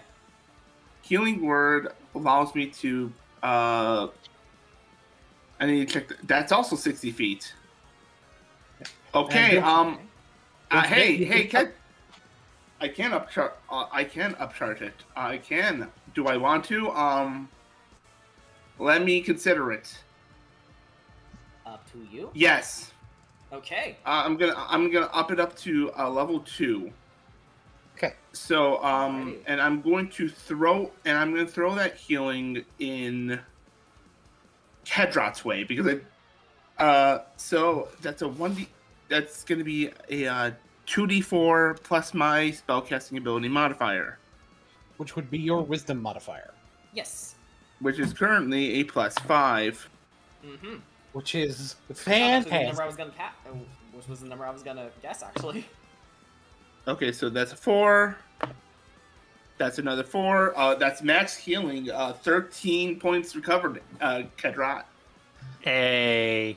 And Cool. also because thanks to Blessed Healer, I regain hit points. Oh, first and foremost, you actually that's not 13. I lied. Thanks to Disciple of Life, that's 17 points recovered. Much better. Secondly, thanks to Blessed Healer, I regain hit points equal to 2 plus the level I used. So that bumps me up 4 HP, which is slightly better than the HP stat I had before. Mm-hmm. Yeah, when you have other people to heal and you also need to heal yourself, that's always a good move to quiere no los dos. And I also, that was a bonus action. Mm-hmm. Yeah. So your main action will be what exactly? My main action is so I through everything I can get a clear shot at Scar. I'll say that like it'll be the Kira is flying high enough to where Mimi can see the Suko and Kedra fighting. So I think Sacred Flame. The target must make a dex save. All right. Remember, you have advantage for. Oh wait. It's like save. Advantage does not save, yeah. take place. I mean, you could. I realized it as soon as I opened my mouth. Okay. You could flavor it as getting instant having No, disadvantage. hold on. Okay. Just to make sure I heard you right. Who are you attacking? Scar or Sunder? Scar. Scar. Okay. The red one. And it's a dex save. Yes. Dex save. You could flavor it as a disadvantage on dex save, but I don't know if that's allowed. No. No, I misspoke. Okay. Come on. And I know how to flavor it if he succeeds. He got a 9. There's no way that passes. Yeah, there's no way it passes. Okay, let me roll my damage. All right, go ahead. Okay, that's 5. That's 6. So that will be. Oh wait, I'm 11th. Yeah, let me roll another one. Wait, we're 4. 11th level? No, what? No, I was thinking. Hang on. No, hold on. I was thinking of the other thing. Never mind. No, you're right. It's 11. Okay. Okay. Yeah. What happened was I rolled 11 points of damage. Then I saw 11th level, and I'm like, oh yeah. Oh wait. It's like there's no such thing as 11 level spells. No. Okay, there's the amount of damage I can deal goes up a d8 at 11th level, but there's no 11th level spells. Yeah. No. Anyways, Scar takes 11 radiant. 11 radiance. Okay, so your spell collides into Scar, and he lets out a growl of pain, and turns up and sees you. I will get rid of the icon. Okay, yeah, because you are out of hiding effectively. Let's see here. Make sure that. Ooh, all right. Bless you. Okay. I believe that's the end of your turn, Mimi, right? Yeah. I will move over here, but that really doesn't change anything. Okay. I mean, you do have the broom now. I mean, I do, but first off, I already used my bonus action. Yeah. And using my broom is a bonus action. All right. So, I believe we're on to Suko now. I'm going ahead and ticking down the things that tick down. All right, Suko, what are you doing? Alright, so Suko is going to look back towards Anastasia for a second, look at Kedra, and go, she's actually, I didn't think it'd, fuck.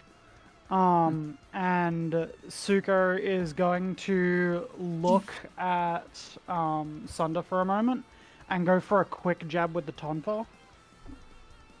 Sunder or Scar? Because Sunder is the Red blue. one or blue one? Oh, sorry. Yeah, Scar's red. Scar. She's going for Scar because she's trying to get an effect to happen. That is a 23. A 23 to hit. Yes. That hits. Go ahead and roll damage. Alright, I'm pushing him back 5 feet. All right. Does the advantage thing happen again? No, that's only if I crit, Okay. because it's like a crippling blow. Oh, okay. Um, yeah. All right. But with that one strike, push them back. That's 11 damage. But now 11 they're not in damage? melee Okay. range, and Suko is going to like give Kedrot like a nod for like you can take this dickhead on, and Suko is going to bolt. Okay. Her wings disappear as she loses concentration on Hex and concentrates on her form, and she's running over to so no more Anastasia. hex. Okay. Okay. Yeah. Because she is going to sprint over here, climb up, and get next to Anastasia. 45 feet of movement. She's fast. Okay. And she is going to dive in for a hug. A hug. I guess the Hug. Yeah. And Suko just says quietly, come back to us, please. Her eyes are actually widening and going from red to green now as tears begin to flow down her face.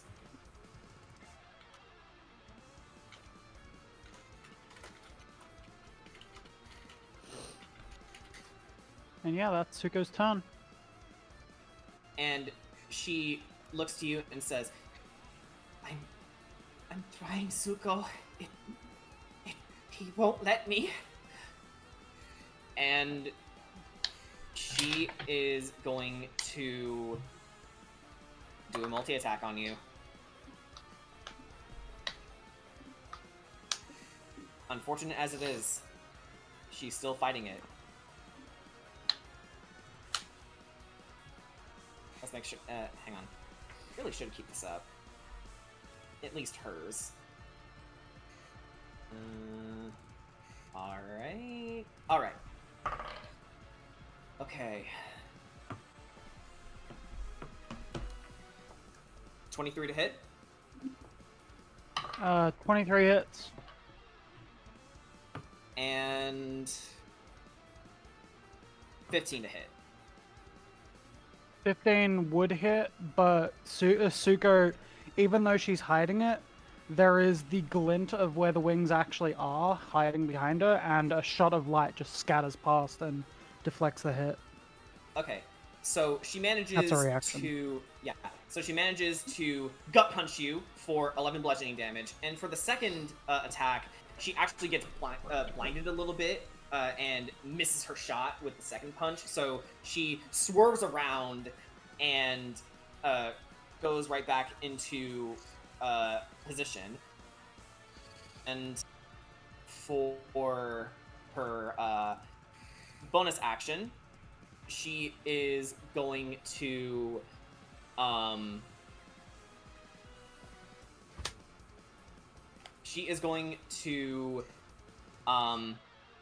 use her bruised ego. So she's gonna spend a key point for 9 temporary HP. Oh, I know what subclass that is. Mm-hmm. Way of Pride. Let's see here. This should work for that. And I'd say that's our turn. Wisdom save at the end of turn with a plus That's 5. right. With a plus 5. Very, very good to know. Thank you. Okay.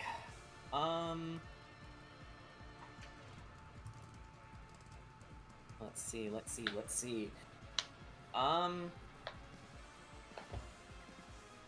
Losing my place here. 25. And with that in mind, she says, still in her trance, you think you're better than me, don't you? Slaying monsters, playing hero. Ha! You're so full of yourselves. You've killed plenty of my men who had families to come home to. But again, she clutches at her brooch and screams and she says, no! That's wrong! We've been fighting for all the wrong reasons. Carnage, bloodshed, it doesn't justify taking people's hopes away from them in a kingdom as dark as this.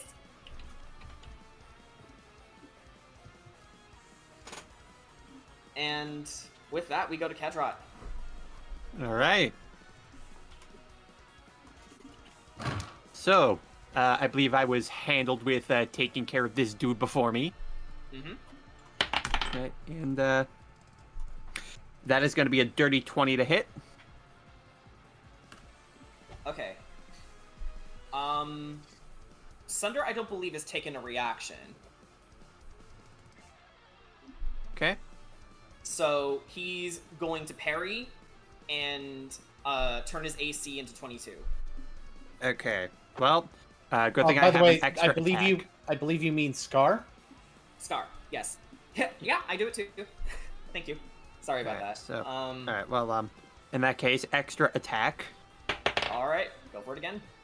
All right. So, does a 21 hit? Does the parry still negate that or no? The parry can only be used against one attack. One attack, I thought so. It doesn't raise that your hits. AC for your turn. It only raises it against that one attack. I would think so. Thank you. Okay, go ahead and roll damage. All right. I think I'm gonna save my smites for when I need them. Fair enough. For when you crit. All right. Yeah. So that's gonna be 14 damage. All right, 14 damage as you block. As he blocks your first attack with an overhead swing, but you deftly throw your other blade in a reverse grip position, and then you give him a horizontal slash across the belly. Ugh! He staggers backwards a little bit, holds the wound, and he says, so it's true. You do fight deftly. I like that in a moment. Then you'll like this, because I'm not done just yet. And he's gonna go for 2 weapon fighting. All right. Okay. That's a nat 20! All right, that crits! Oh no, that crits! Yep. You know what that means? And also, I'm using with the Void Blade. So, how much? So, does he have less than a quarter health left? Yeah, I'm gonna level with you about his health. He has his full HP would be 194. He's at 119 right now.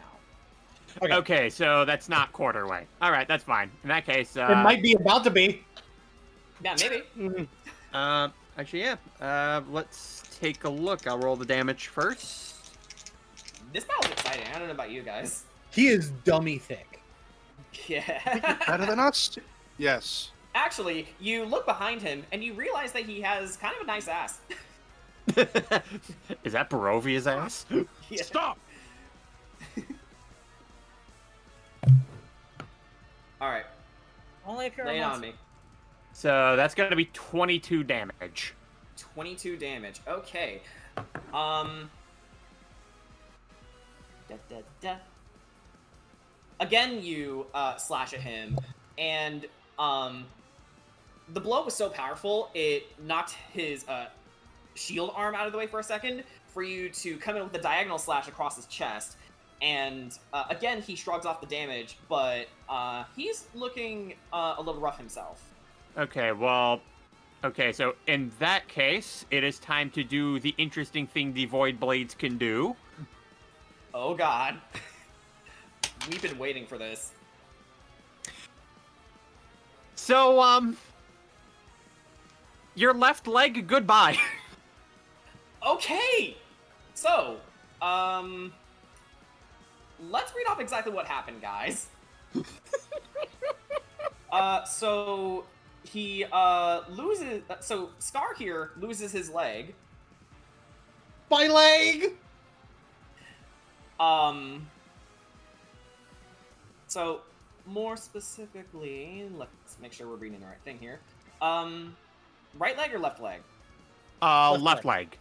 Yeah. So he loses his left leg. He is knocked prone, and his movement is now 0.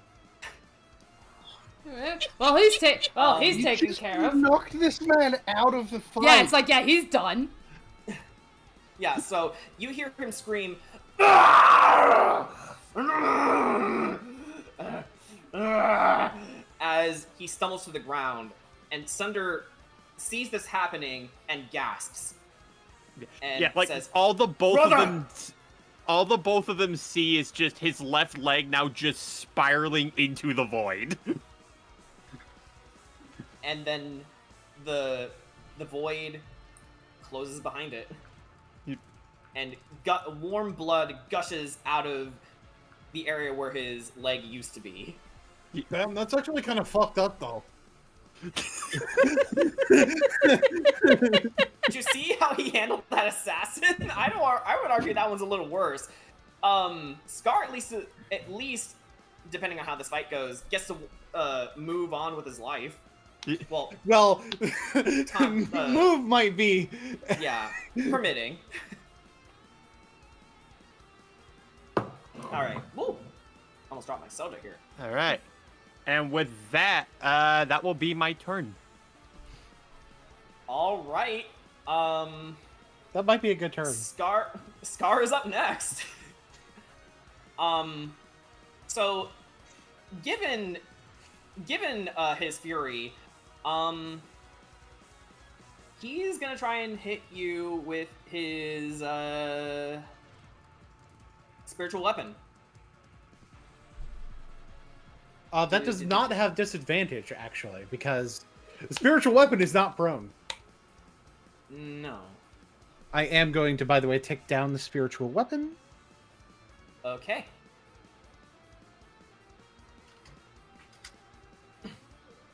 So just to make sure I'm understanding this right, he lost spiritual weapon, or?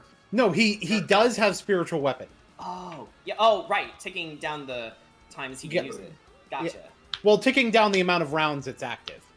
That's right. Thank you. Okay, so he's gonna roll. He gets a 19. So, hey, I can parry things too. Royal Guard. Hold on, that's a wrong dice.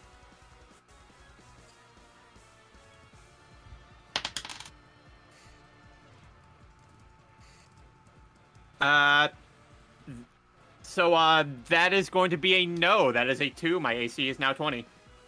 Unfortunate. But he can move the weapon up to 20 feet to repeat the attack as a bonus action. Okay. No. The bonus action is moving the weapon and doing the attack. Gotcha. Yeah. Okay. Yeah, so basically you can only attack with it once a turn. Okay, that's alright. So I think with that in mind, he's just gonna end his turn. He's in a lot of pain right now. So with that in mind, Ark, you're up next. What doing? Alrighty, let me just see, where can I go? That's a ways. Okay, I think I can help. Ricky out. All right. Excuse you, whoever burped.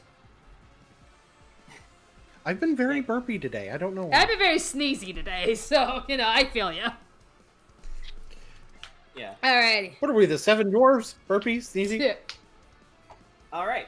So you're flanking, so that means you get a +2 to your attack roll. Alright. Can Ark hit with his bony arms? The +2, that would be a 17.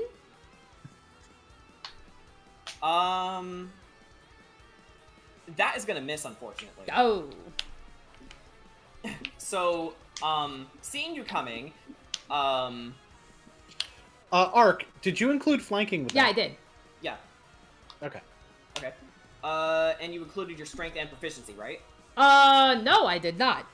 I just included Go the ahead and flanking. include those. Okay, so let's see. So in that case, let's see. Hang on. Yeah, I was wondering why you were low so low. So plus proficiency plus strength. Yeah. Yes. So Because you're attacking with your strength. Oh no. okay, so that's a 20. Kedra! Okay, so then I guess that's a 26 now. Yeah, that hits. Go ahead and roll damage. I sure hope it does. There you be. Okay, go ahead and roll damage. Alrighty, let's see here. Let me get my cheat sheet out.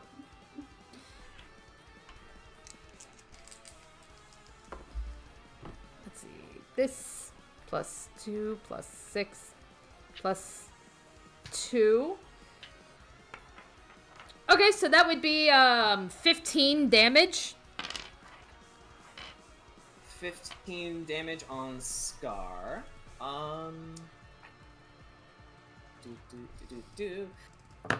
And just for the description, you attacked using your talent, right? Yeah, it's like yeah. Okay. Just to let you know, I guess because I'm using the Eldritch adaptations.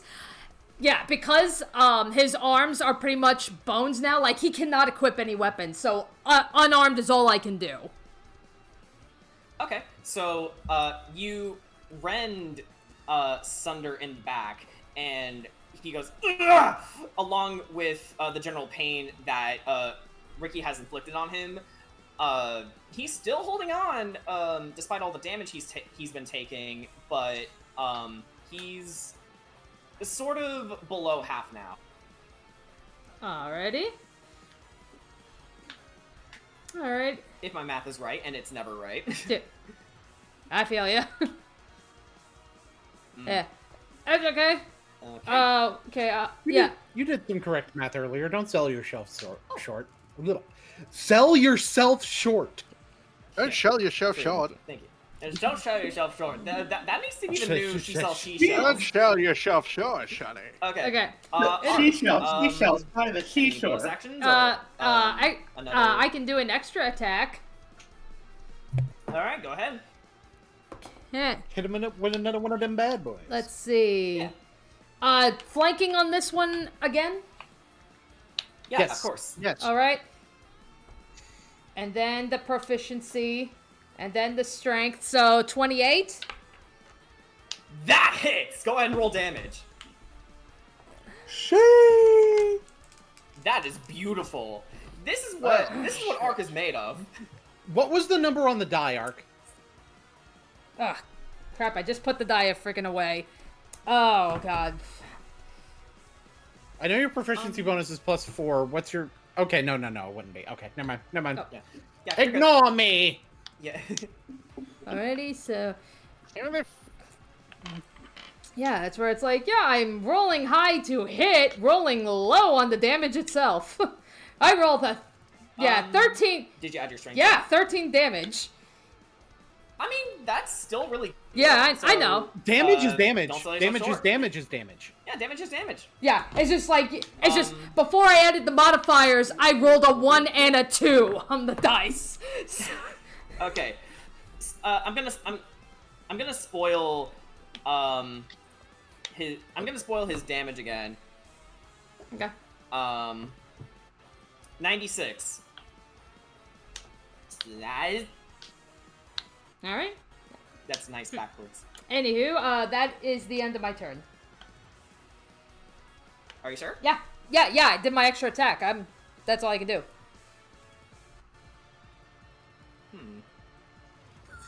Okay. It is time for pink! About time the werewolves the only werewolves remaining can take their turn. Hang on, let me just do a quick determination with the ruler. No, it's too far for them. Unless they're gonna move down. We'll say, okay, so this is where they started. Yeah, okay, so they will be here, and then let's see how far this is now. Okay, yeah, so you know what? They're just going to go their full movement. So about 30 feet from where they started. And then, no, that's just gonna be the end of their turn. Fuck them, I guess. They can bonus action dash if they're feeling salty. I will They say, could. if they cross over holy water, they're gonna have. It's not gonna be pretty for them. They're going to go around it. So, Which is just going to be more movement for them. Yep. Sag. So, yeah. They're gonna dash, and then from that vantage point, 60. So yeah, they can get that far. So they'll pass by their spellcaster buddy, and then they will end up right here, and that's gonna be the end of their turn. So, with that in mind, Anastasia is next, and she's going to, she's just going to attack again.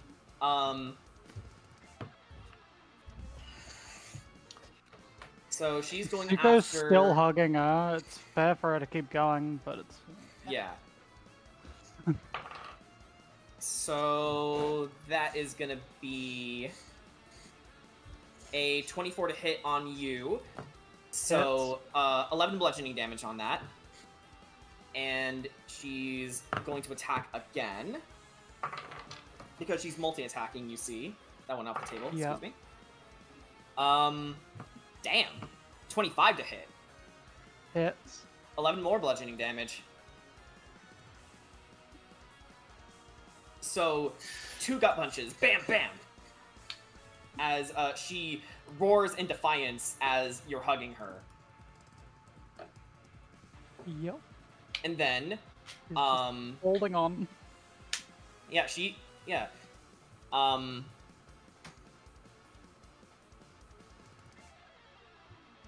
Let me just double check what she's got.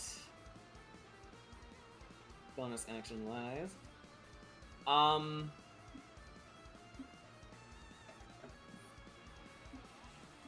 Okay, so here's what's gonna happen. She's going to spend a key point to do Step of the Wind.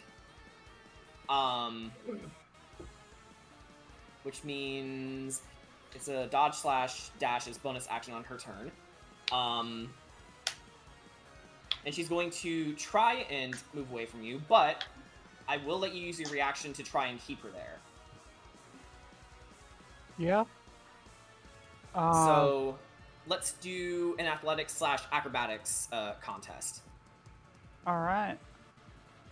I can't double use my reaction, sadly, so I can't use my mutation level powers that Yeah. fucking let me grab on better, but... Okay, let's put it in the rolls chat just to make sure we're... Rolls chat.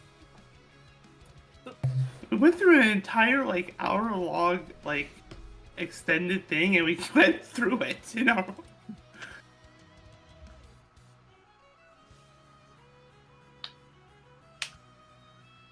Oof, not gonna be enough, unfortunately. Yeah. I can't use So- my thing for grappling. So whoops. So, in her frenzy, she is going to move over to Arc and end her turn. But she still has to roll a wisdom save. Given that she's away from you guys. So for you three here, Kedrot, Ricky, and Arc, who wants to help Anastasia? As a free action. You know, considering I have my guy practically down, I think I could. Okay, so that's a +1 to her wisdom save. Anyone else? Ricky's gonna point the parrying dagger past Sunder. You're not going to give up, are you? Anastasia hears your words and says, "I'll tear you limb from... No! I can fight this! I can fight this!" If you're going to tear anything limb from limb, do it to the one who's holding you back. It's not us. It's the thing within you. Fight right. it. You're stronger. You're right! This isn't me! And Ark? It's like, yeah, Ark will just kind of like just spin his head, and he'll join in. You know, he'll just say, it's like, yeah, you're supposed to be the strong one, right? It's like, yeah, show all of us, show him. Let's all see your strength. And with a scream, ah! She is going to... Unfortunately, she doesn't make the save this time, as she screams, pants, and then her eyes become red again, and she says, you're right. I should smite all my enemies right here, right now. I'd like to see you try. Okay. On to Sunder. Sunder is not in a great position, but regardless, he is gonna... Yeah, I should really use this. Okay. I'm gonna go ahead and tick down the things that tick down on Sunder's turn. Oh, there is nothing. Okay. Oh. Oh, wait. Yeah, no, there's nothing. Okay. Okay, so he is going to cast Aura of Vitality. So that's range of self, 30-foot radius. So let's go ahead and... Oh, is this... Go ahead and is give he him a Aura. paladin? Yeah. He is. Yeah, I figured that out from the Thunderous Smite. Yeah.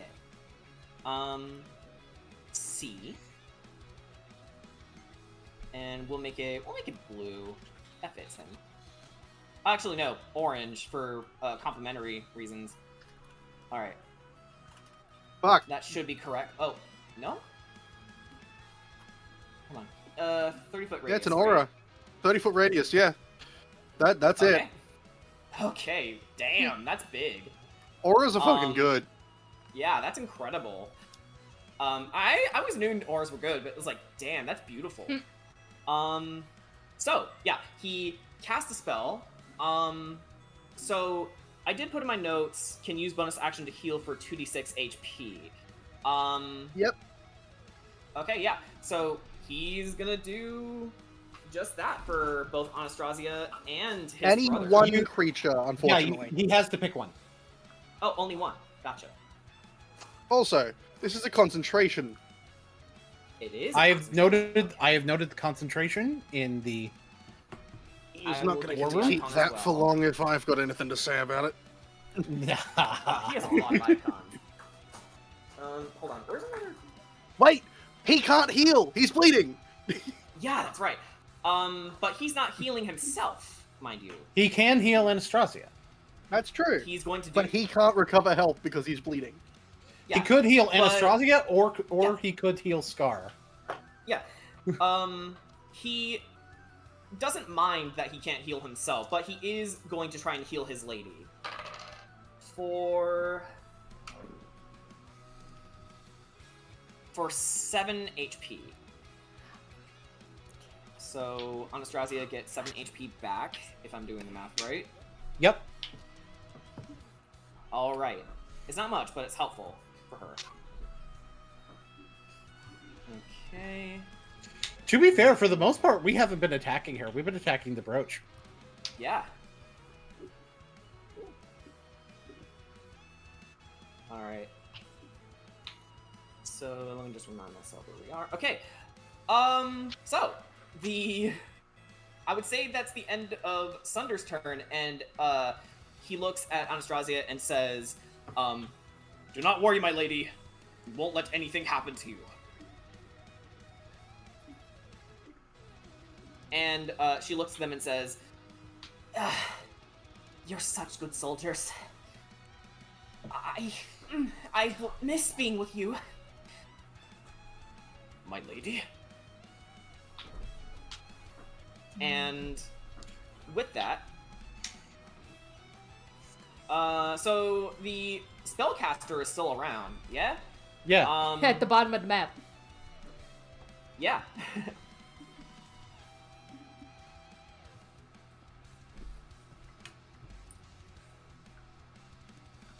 let me just triple check something here.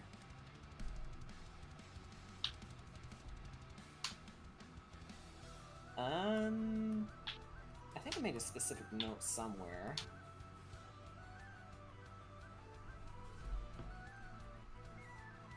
Here we go. So, he is going to cast Conjure Animals.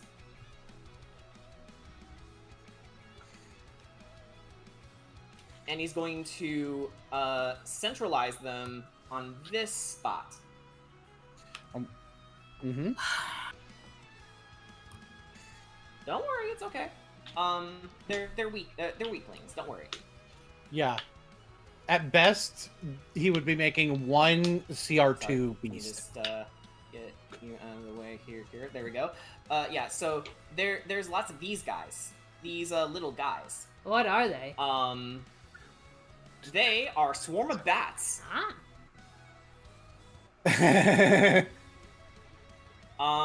So we're gonna make a note of that in the initiative now. They are...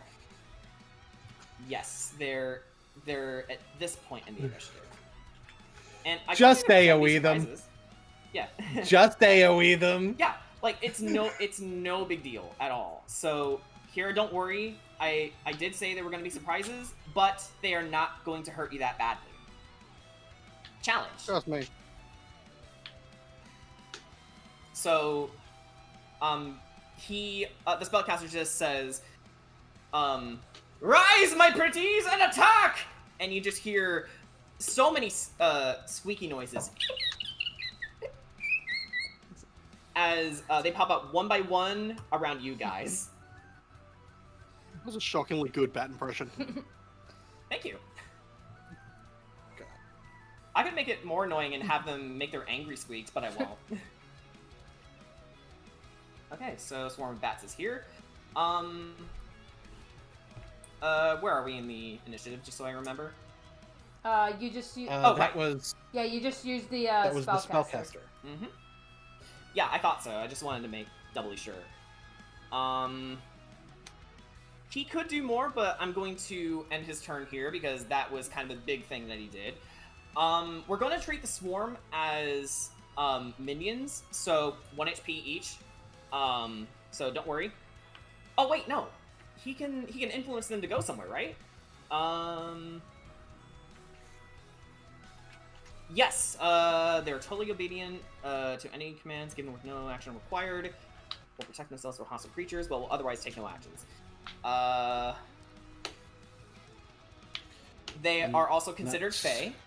So Fey bats. make it that what you will. Fey bats. Okay. So And he is concentrating on that, so. yes, he is concentrating. So let's add that here. Lots of concentrations. Bip, bip, bip, bip, bip. I just appreciate the guys- note of Scar. -1 left leg. Yeah. Yeah, so these bats are going to swarm over to you guys. This column right here is going to stay right where they are. And these guys are going to fly over to Kedrot. And their goal is to annoy you guys. And Hobgoblin Purple is up next, and he's going to say, shout into the sky, and we'll just make this his full action here. He says, "To arms, men! We can't let them get away with this." As a few groups of goblins pop up. Minions again. So we've got a blue group. We've got a green group, and I'll add them to the initiative count in a second, but I just want to get them out there. Right here. But there's another group of goblins that have popped up. Chedra, Oh, wait. Sugash, sorry. Yeah? With your passive perception, you recognize a familiar goblin creeping up from the bottom half of the map here. Is that Ratbag? Yes, but he's supposed to represent Jack, the goblin you helped earlier. For some reason, I can move his token. Oh, you can? I can. I can also What move the it. hell? Hey, let me fix that. Let me fix that. That shouldn't be happening. Taking him. Come here. I like come the here, idea that Ratbag. Ratbag is just that Wait a he's just minute, been tangled hang on. around by something flying around for no I gave him reason. you all command over him! Yes. Okay, he should be fine now. No, he He is should be fine mine. now. I like Ratbag, the what idea the that hell? he's just Suga, he's let's just give it- creeping in, and then it's Yeah. just being flung around at random. Okay, so back on track here. Sugash, you see Jack with a posse of a couple more goblins creep up from the bottom half of the falls here. He sees you, puts his fingers to his lips, and then yeah, that's just how the cookie crumbles. So let's fix the initiative real quick, if you don't mind, guys. Give me Oh a no, couple Sterling's after seconds Corey's to- dice. Yep. He was going hard at it. I had to put my whole hand over them. Well, my little girls were sitting on my lap. So yeah, you've got a little support Like- here. Yay. Boop, boop. And then this should be correct. Should be.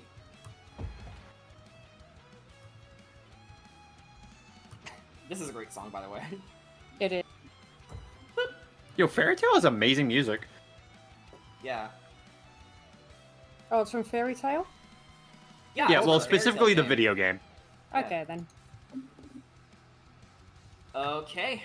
New initiative here. Ayo, new initiative drop. Yeah. Okay, so, with that in mind, Spellcaster Blue is going to end his turn. So we're going to go over to the Red Gobbos. Well, that was Gobbos- actually Hobgoblin Purple's turn, wasn't it? It was, but then, you know what? Yeah, we can cross them over to the third round. I would say that's more fair. Yeah. So Hobgoblin Purple is going to. There's not much he can do, honestly. Not much. You had said you were gonna make that his whole thing. The Spellcaster I was going to. No, you said going over to Hobgoblin Purple. Oh Yeah, yeah, you- yeah, yeah. 'cause the goblin- That's the right. I was goblin leading coming. into it. I forgot what I was going to say there. Thank you. Yeah. So his whole action, he's going to say, "To arms, men! Don't let them get away with this." And the goblins pop out of the woodworks. Why don't you look at what's actually going on before you say that? Okie dokie. Back to the top of the round. Corey, you can go ahead. And you know what? Let's have Kira go first. Now let Corey go first. Are you sure? You can Yeah. go first if you've got a particular plan or something. I've got two Yeah, options. again, so- like remember, these minions take like nothing to kill, so don't worry. Yeah. I know, but I do have a plan, but I need these bats out of my way. Yeah, Okay, you can so attack you them though. yeah, you want me to get them out of your way? Because that was one of the Yes. options. Okay, Yes. Okay, let me double check. Hold on.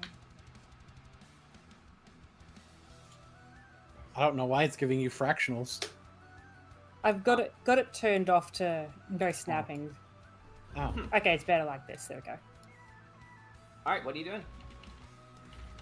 I will do a modest burning hands on them. Burning hands. All right. Yeah. Do dex saving throw, and I Dex believe it'll save. just hit all of them. Yeah. Burning Hands is a 45-foot cone, 15. 15 range. Let me just show this off. That is probably the ankle you're going to go for. Yep. That's what I was aiming. Okay, so 5 of them will be hit by this. Well, it doesn't matter. They're all one swarm. Yeah, They're yeah, all they're one all set swarm. of minions. Yeah. Yeah.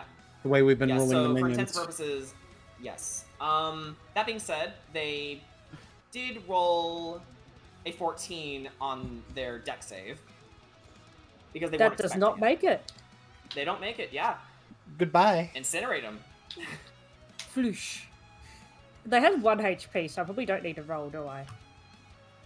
You can just for the satisfaction of it, but Yeah, okay, I'll roll for the satisfaction. Hold on, Okay. 3d6, yes it was. Oh Ooh, fuck, that was was a crunchy. good roll too on these guys. All 6s. Whoa! Whoa! You rolled max. Okay, you annihilate these bats, and you just hear as you know that beam effect you see in Dragon Ball Z when characters are killed by it. That's what happens to these bats. They're just gone. Can't believe it. They went the non-existent. they went the way of Serpentious. Well done, Corey. But Good that's not the end of lord. your turn, is it? Technically no, but there's not that much. I can't cast another like bonus action spell, so that is the end of my turn. Okay. You can use some of your movement if you wish. Wait, where's it? Oh, there You she could is. put on your cloak of flying. Oh, I've already got that on. Yeah. Alright, so you could fly. Yeah. That's versus Corey. Yeah, exactly. Thank you. Thank you. Hmm? That is precisely what happened to them. Yeah, exactly.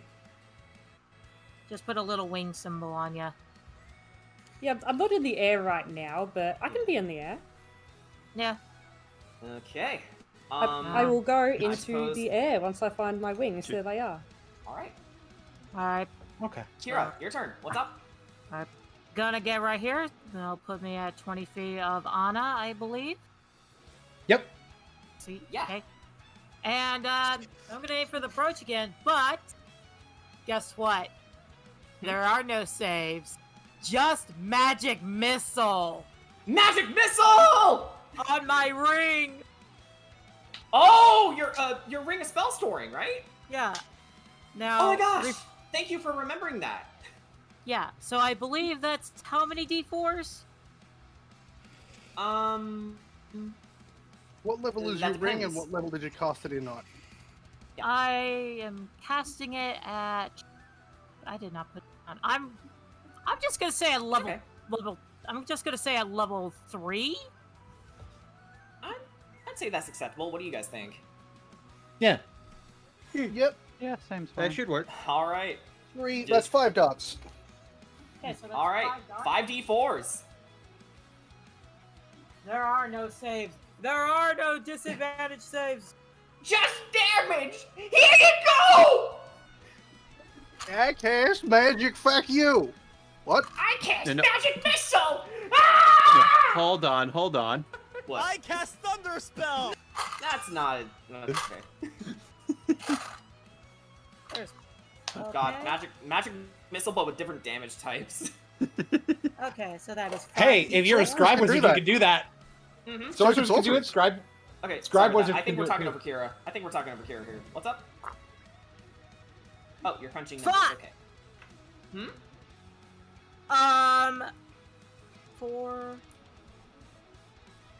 16, 17 damage altogether on that bra.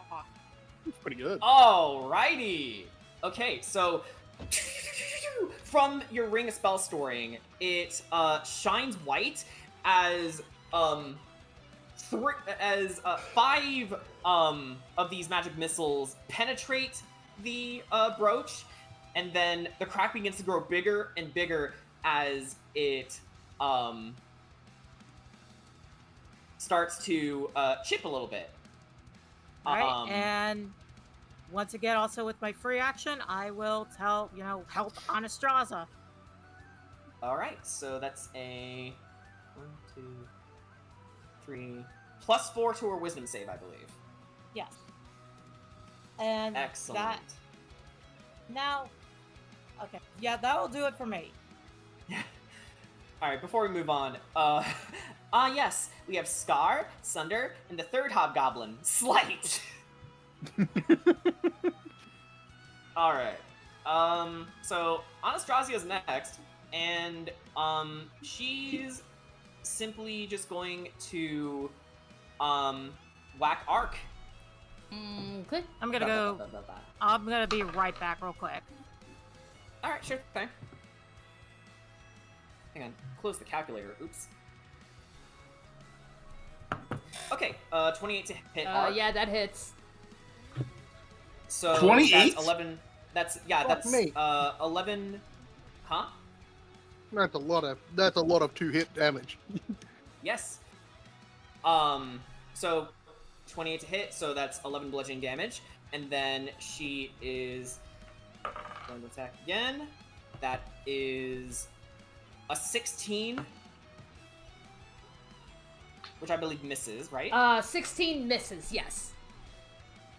Yeah. All right. So she clocks you hard across the beak with your first attack, and then for the second one, she actually gets her fist stuck in your chest and pulls it out with gross black gore covering her hand, and then she just shakes it off.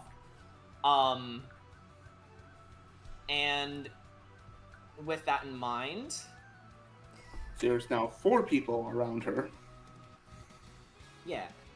I don't think there's anything else she can do right now. So she is going to end her turn here, but she still needs to make another wisdom save. Come on. Alright, with He needs a new pair of boots. natural 20. Oh, baby, a triple. Alright, so with that in mind,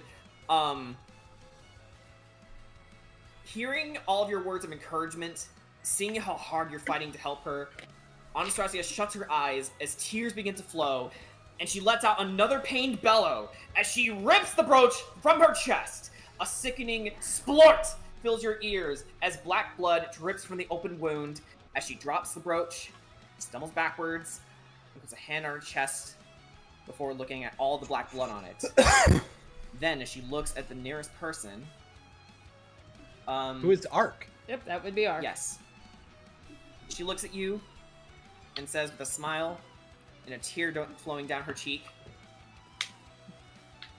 "I'm sorry for causing you so much pain." And then she falls over, unconscious. Yeah, Ark just, after seeing all that, just, like, mutters to himself, atta girl.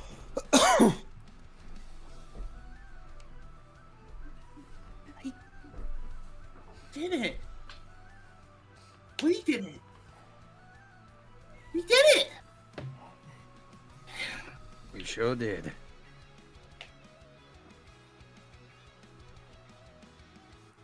And let's get the appropriate... All right, I'm back. What'd I miss? We saved her. Yay! We got her. Okay, hang on.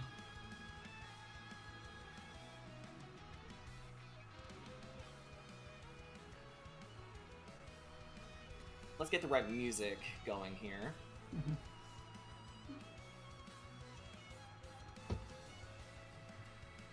Because I think we've accomplished something huge here. We have.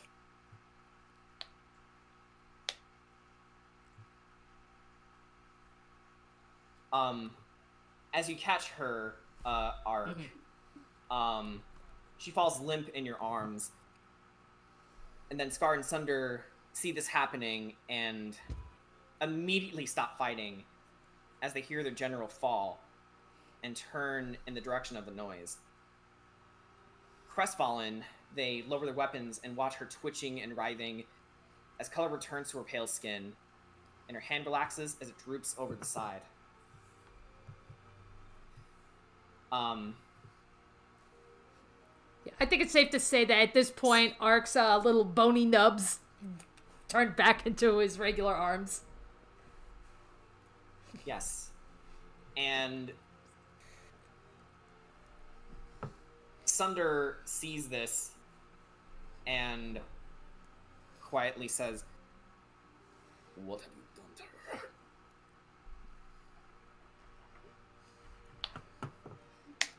Healed her. We've saved Fixed her. her. And then Scar drags himself forward a bit and says, "You expect us to believe you, friend? How many of our men have you killed just today? Have you even bothered counting since you arrived?" And what were they doing to cause us to do that? We may have weren't a the one point. on the attack. You have a point, but you're already gunning for our lord. Did you really want to kill her too? No. They both stop in shock hearing that. Anyone with a brain cell could see she's not dead.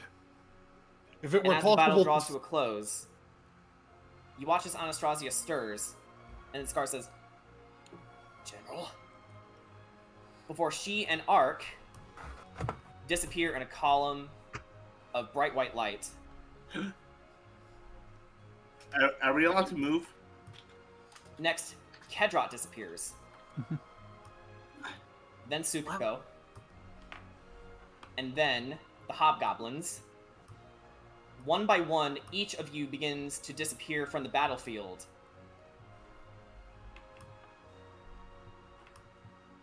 What? And Sagash, you were the last one to see this happening before the light takes you as well. And then Jex says, "Oh, I missed it!"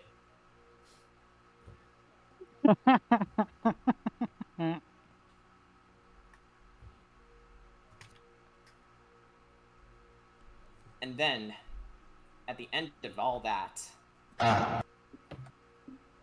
What the fuck? What was that? What the fuck was that? The sound of people disappearing. Alright. So, Did we just all get thunderspelled? hold on.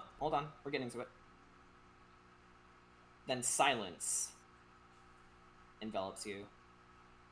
But in moments, you each reawaken in a white void. I will pop in your tokens for this one. Okay. Alright. So let's just get the right thing here.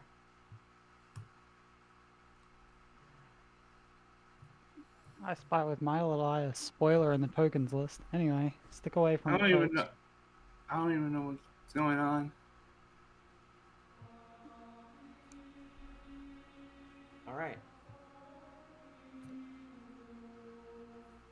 On the left, you see a group of 4.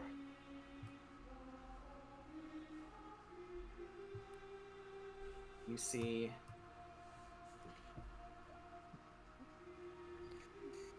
Kedrot, as golden light begins to fill your eyes. Oops. Hang on. Let's make sure this...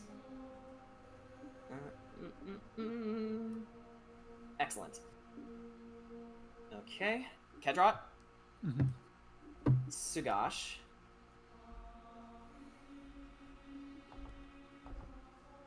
Hang on. You might I need to didn't see. send. There we go. the- There. Okay, hang on. Let's roll that back a little bit. So one by one, you see in a group of 4, Kedrot, Sugash, Ricky, and Corey. And on the right, Mimi, Tsuko, Ark, and finally Kira. You try to meet each other, but there's an invisible wall separating you. You all see each other. Does anyone know what's going on? There's has to be one last contingency. What the fuck? Sorry. Whoops. Kira starts pounding on the wall. This has There to we be go. one Excellent. more contingency. So, as you all begin to wonder what's happening, You all see a Can't bright say I've seen yellow this before. Yeah. You all see a bright yellow sun erupting before you.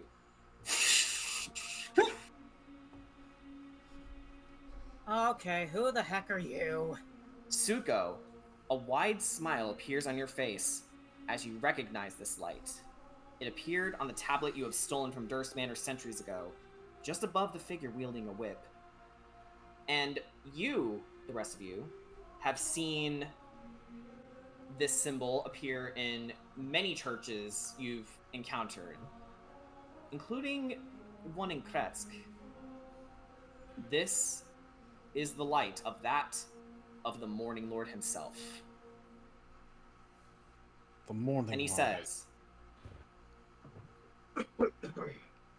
Kira Fey, Sir Kedrot, Sirark, Sugash Belmondo, Ricky Jackson, Mimikyu, Lady Corey, Tsuko.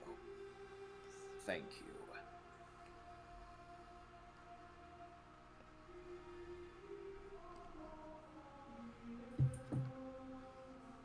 Through your sacrifice of Strahd's regret, you see a visage of Elizabeth Durst in her gibbering Mather form that you encountered in the Durst Manor weeks ago.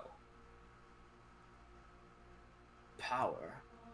You see Stoyanovich. Joy. You see Valenta.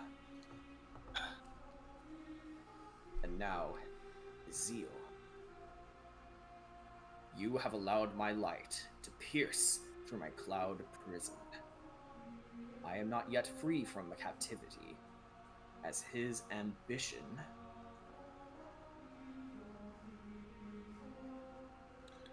future and love remain. But it was enough for me to intervene and spare your lives.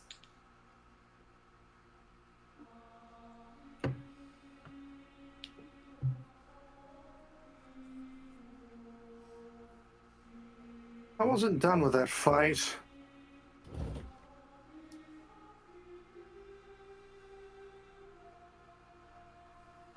You all share a collective laugh as you hear that. Kira's not laughing. She's actually That's what glaring. That fight was fun. Can you send us back? There's more things we need to do. Me. There is much to do, yes. But first, you must know what your purpose is. Weren't we here to kill Strudel? Centuries ago. Yeah. You get the sense from the silence that your postulation is correct. And then he elaborates. Centuries ago, my sister, Mother Knight, and I were captured by Strahd von Zarevich to act as the sole ruler of this demi. You must recover the treasures of Ravenloft, and quickly. Their function was designed to be twofold. To weaken Strahd's connection to the dark god vampire, and the keys to freeing my sister and I. I have transported you all to the areas Esmeralda de Avenir marked on your map. Venture forth, as you always have, with valiance and duty. Wait. The areas, but they're pretty far apart. You don't mean... Wait, where's Anastasia? She is safe, and she is waiting for you, Tsuko.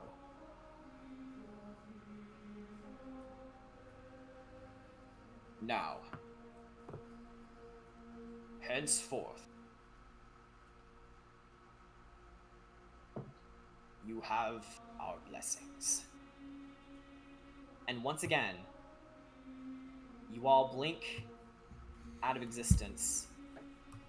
You can't be serious. You cannot be serious. We'll get it done. And Kira, as you actively fight back the teleportation spell, you step forward and say, I need them in my life. They're my treasure. "Do not worry. You will not be far apart, even if they are not within your reach." Sugash will smile and hold up his sending stone. Kira will hold up hers. She is not happy about this. It'll be fine, Kira. We've handled worse.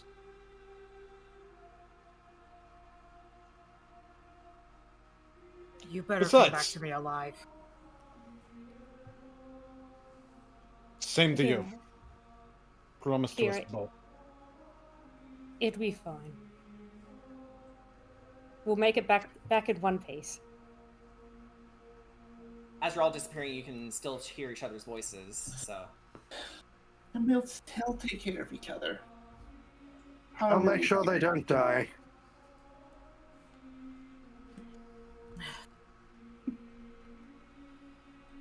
You hear a slight chuckle out of Mimi for that one.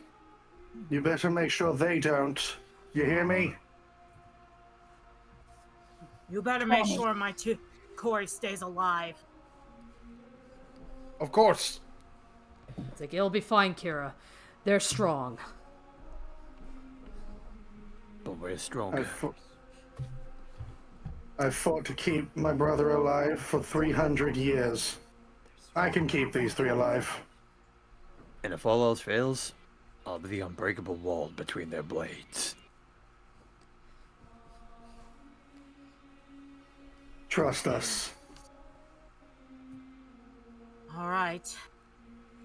But if I hear word you guys are trouble, you better believe I'm coming back. Fine. We're in Barovia. Trouble is. I'll make sure to keep Trust contact. us.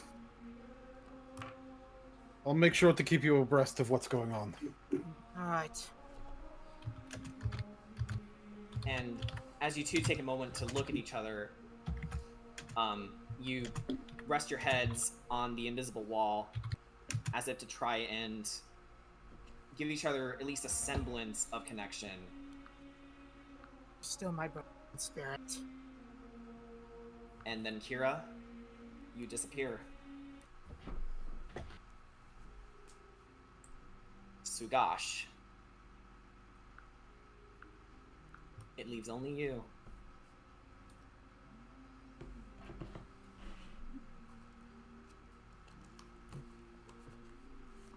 As you try and look for your friends, you hear a voice. Sugash.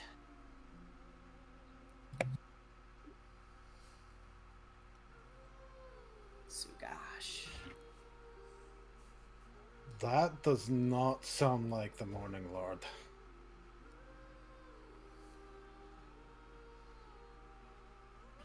I have been watching ever since your arrival, Sugash Belmondo.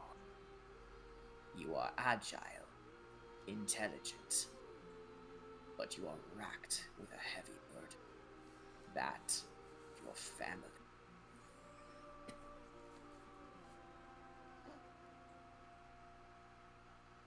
Who are you?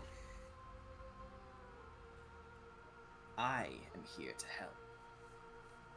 All you have to do is to take my gifts.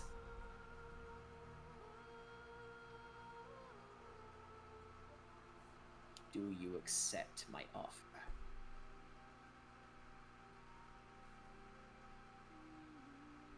Sugash looks down, thinks for a moment.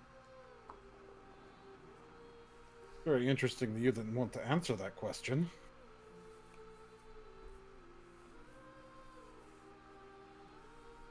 I have a feeling that you think I'd say no if I knew who you were. The spirit actually seems impressed with a simple raise of an eyebrow behind this mask that you see them wearing.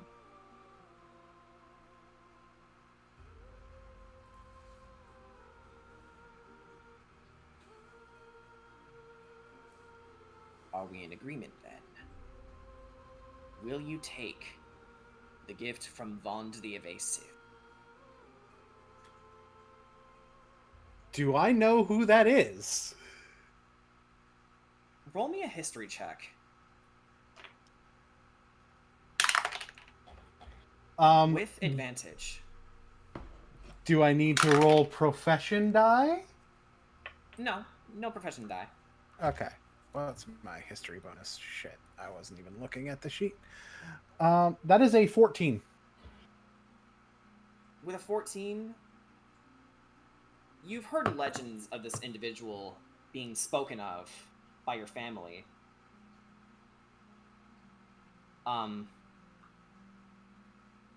This is one of the dark powers, Vond the Evasive. And it is said that those of his charge are granted with the gift of evasion. The ability to move swiftly and quickly, but normally, the last part escapes you, but if there's one thing that you've learned, shortcuts always come with a price.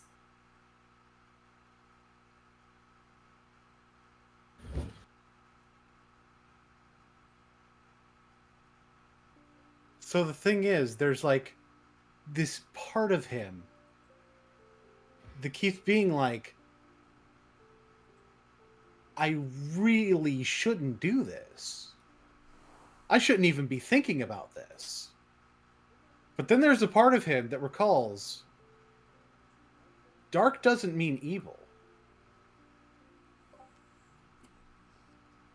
And this is reaching out to him at the point where his fight against Strahd... No. His fight against Vampire is at its strongest point.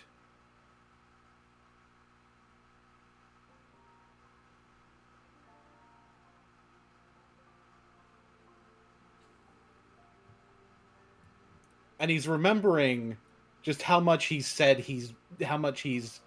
said and known that he would be willing to sacrifice in order to save this land, his home. How much he's willing to sacrifice to make things better.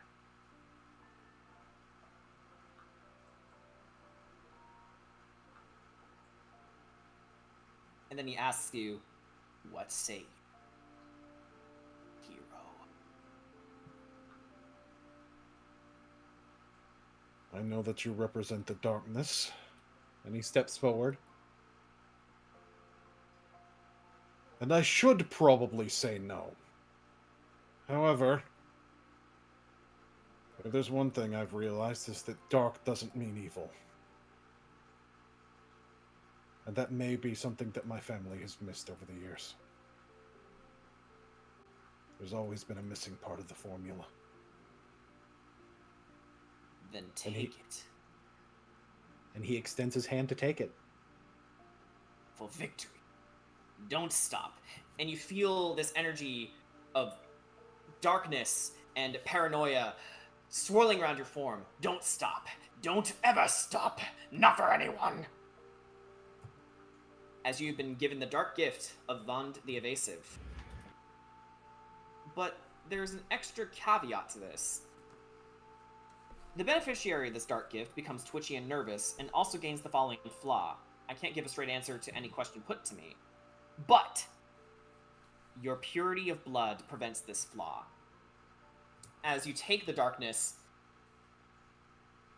as it coalesces perfectly with the light inside you, Vond actually staggers backwards in shock and fear of you and says, "What?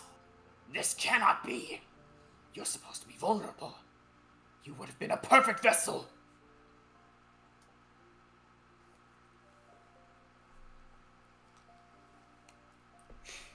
He can't help but laugh a little bit. It's like,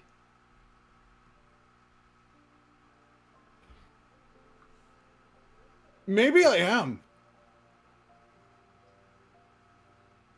Just not for your purpose.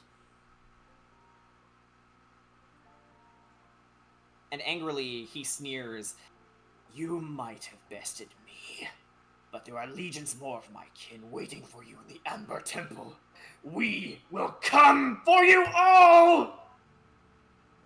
As he vanishes from your subconscious, Sugash, you suddenly hear a familiar lullaby fill your ears.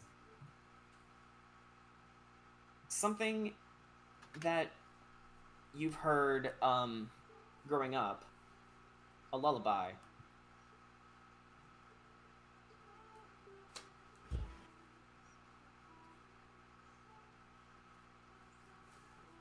Alright. And with that in mind, Kira, Oh boy. you awaken in a swamp.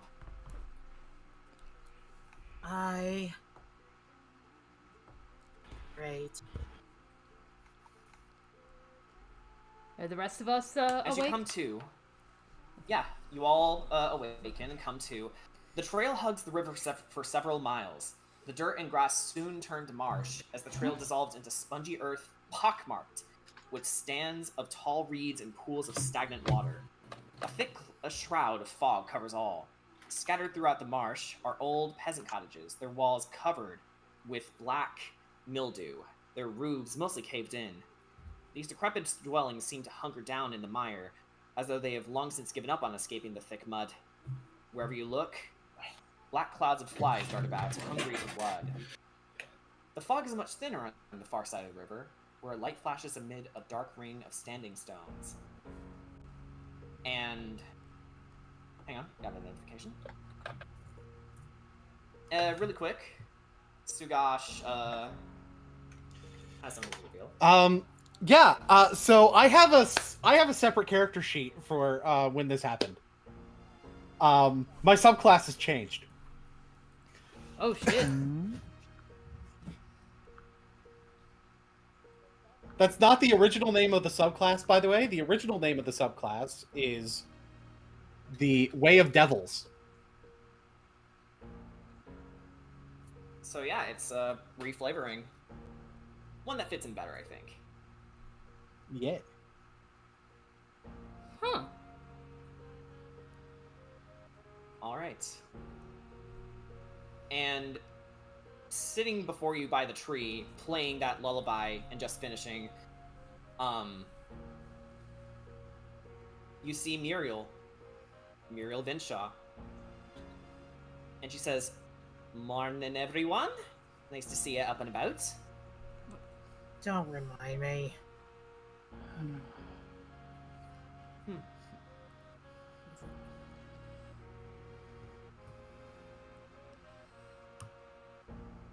Where the heck Suko's are going. we? Okay. She says, first a question. Where's the rest of your party? We got...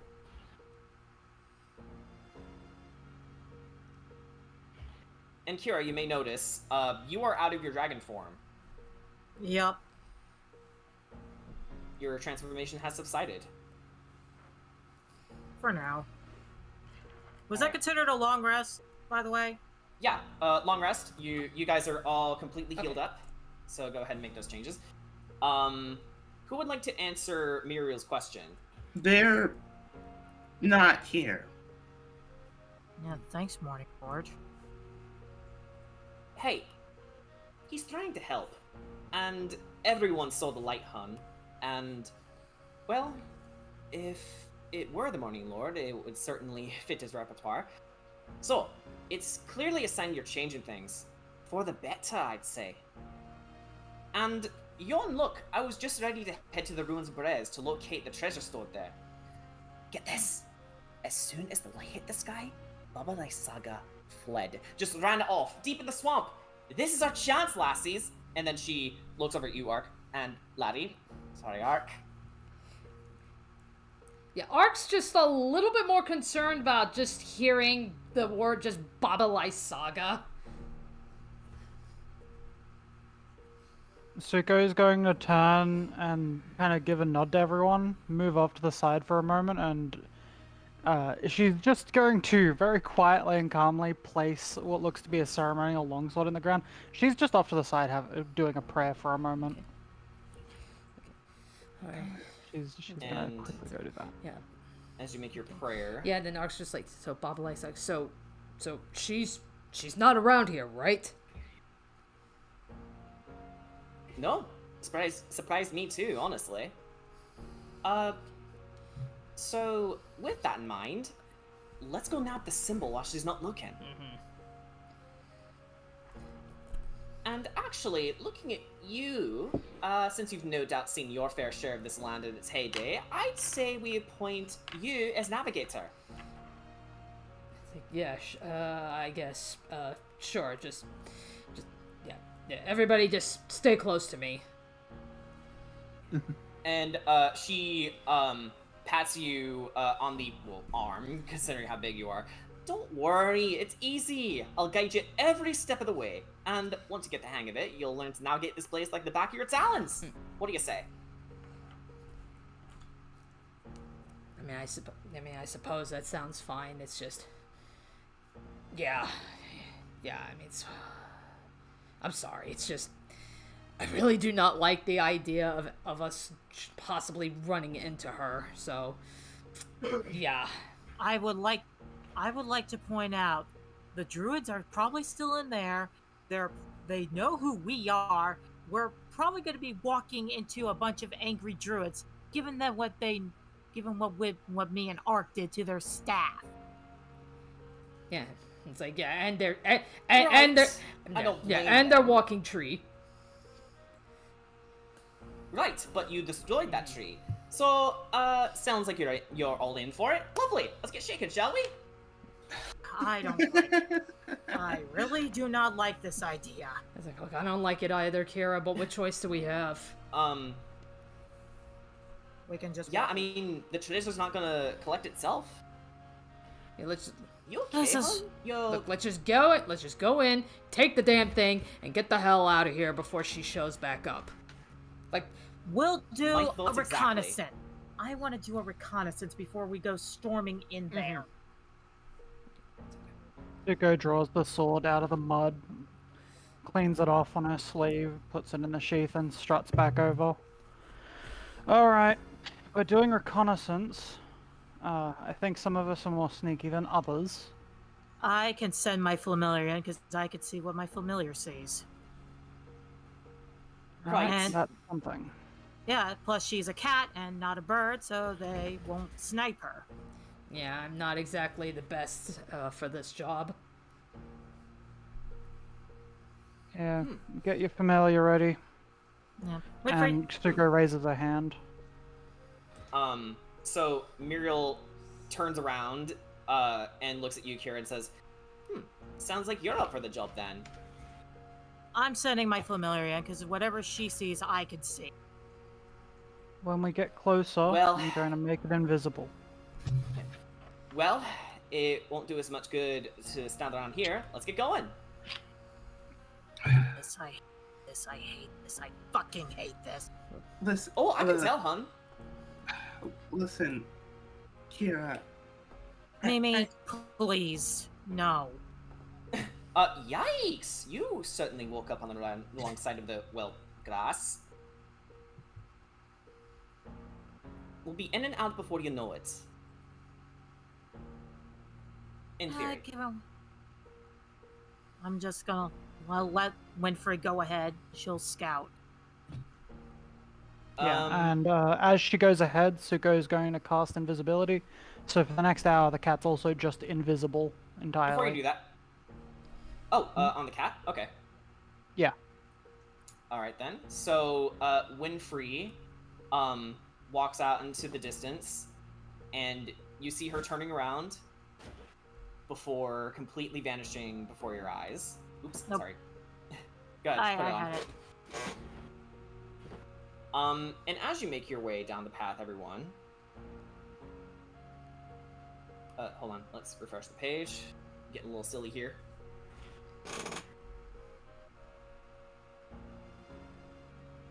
Also, small thing to note, Kira is grumpy.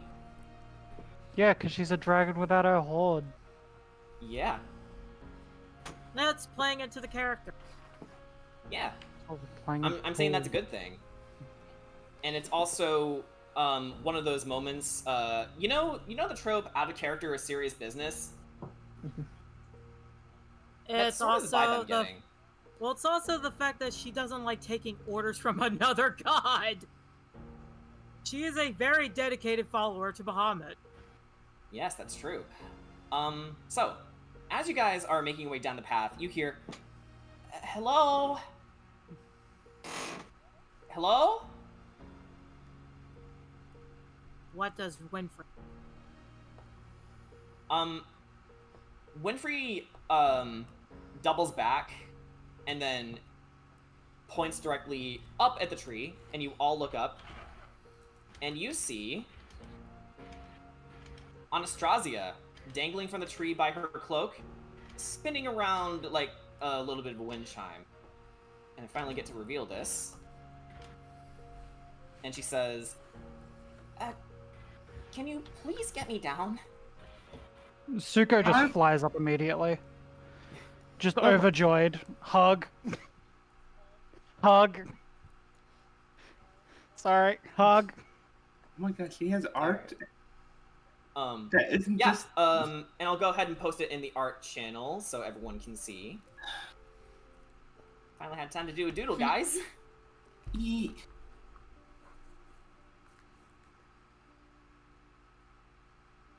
Boop, boop, boop, boop.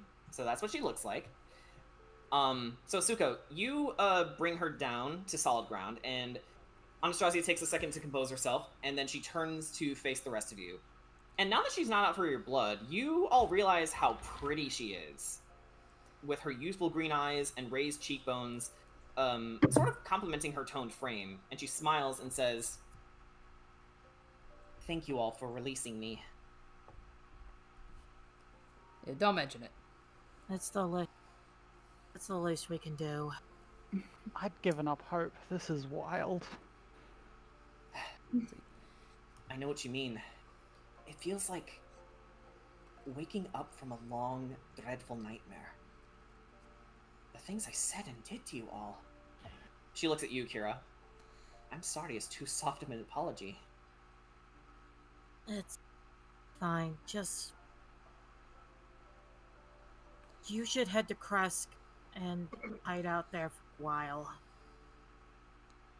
while. She actually, chuckles when you suggested that. And then says, first I should go find Scott and Sunder. With enough luck, my men should still think I'm one of them. But I believe we all know where their true loyalties lie. And then she winks.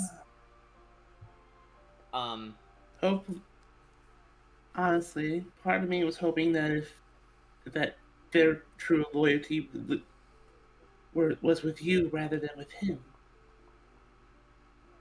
But deep down, it is with me. They just need my approval before doing anything else. Scar might be a little sore that you cut off his leg, though. We might have to give him a new one, but he'll shrug it off. He's always been like that. Oh, and don't let anyone tell you otherwise, but he's a big softie, so... I'm sure we can get Kari to try and make something. Right. Look, I'm not as much as I think we might be capable as a group. We're not out here seeking to kill. We do. Oftentimes, it's more just that's what. She looks to the sides like. I know, Valenta seemed to be a case like that, but as soon as you say Valenta's name, her eyes shut close, and you see her breath falter. I'm sorry. Something in that moment, something during that encounter had frightened me. No, you did what you had to do. She finally looks at you and then wistfully looks off into the north, roughly where Velaki would be standing, and walks over there. I was once part of the Eagles of Light, devotees to the betterment of Barovia and the ideals Strahd von Zarevich once held dear. I did my work with great focus and zeal, but my family didn't approve of how deep my involvement was. My mother was especially vocal whenever she believed I did the tiniest thing wrong. She was always like that. Just I thinking know about how you feel. Just thinking about how she treated me makes me angry, then sad. Anyway, one day we got into a fight near Barovia village, and I was the only survivor. Just barely. My family followed me there, accused me of burning another village westward, and threw stones at me while I tried to tell them I had no idea about that. They were trying to kill me. She turns around. My family tried to stone me to death. I didn't fight back. I let them do what they would to me. I was so tired of the arguments, the fights. And then she looks over at you, Suko. Nothing ever going right for me?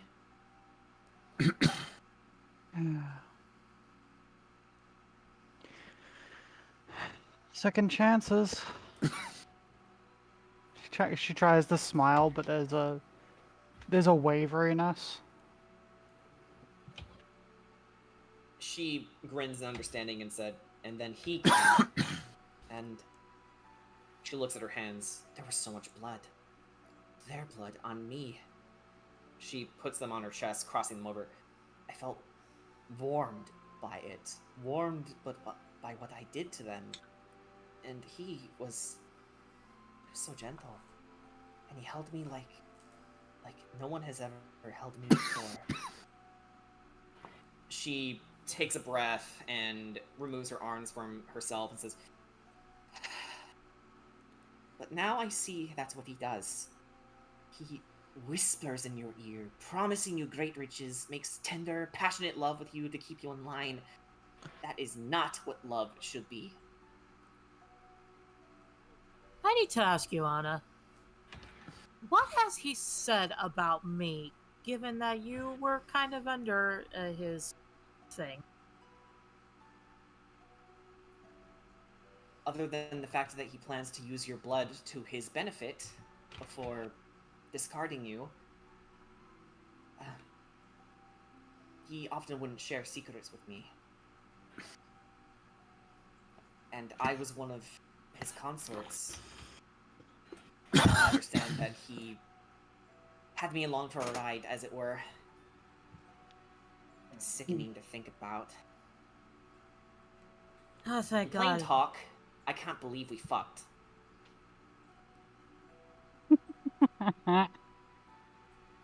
Oh, thank Bahamut. Oh, thank Bahamut.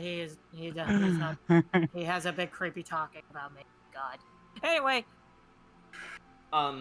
Then she actually motions over to you, Kira, and gives you the biggest hug. Just as I'm sorry is too soft, thank you seems much too small of all the gratitude I'm feeling for you right now. And before I go, she breaks the hug and looks you straight in the eye, holds your shoulders. You are all capable of doing something that no other adventurer has done before you. You overcame your obstacles, and you worked with the darkness in your heart, and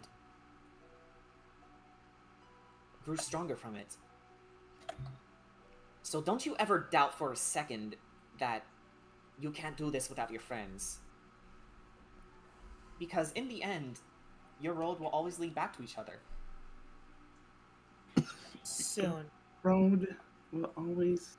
And you, princess? She looks you straight in the eye. widening them with a very serious expression on her face and says, that boy, your fiance. Taka, yeah? Yes. Remember the memories that you have for each other and treasure them. What's been keeping me going? And failing that, she looks to the rest of you. Rely on them. Because the fact of the matter is, life is easier with friends. And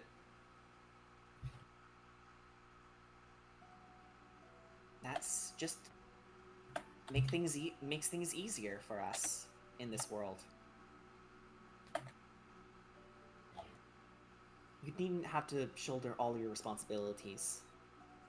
Especially given your standing. She taps you on the shoulder.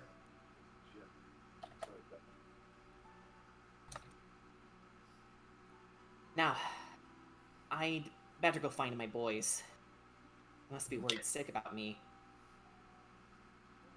Well, before you go, she spins around, and this is the calmest you've seen on Astrasia, because you remember her as this ranting, raving, angry woman, but she seems, well, gentle, with a bit of fire in her.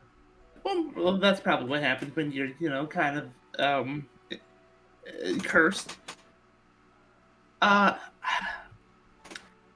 I know before Valenta passed away,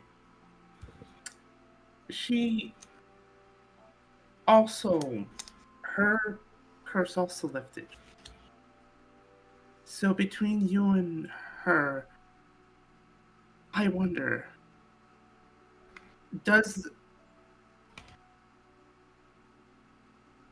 about Ludmilla, do you suppose that perhaps she too and is also cursed? Like, do you think she was also taken advantage of? Like you wouldn't believe, she was the first of Strahd's consorts.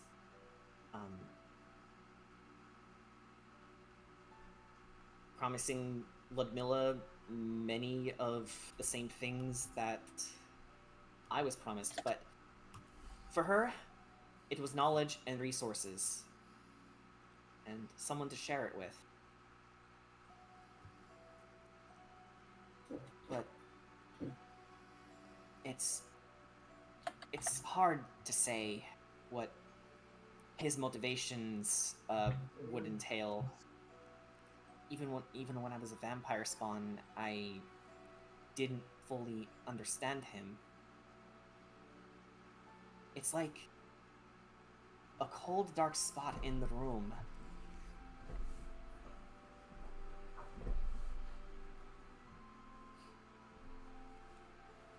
Mimi smiles and says thank you.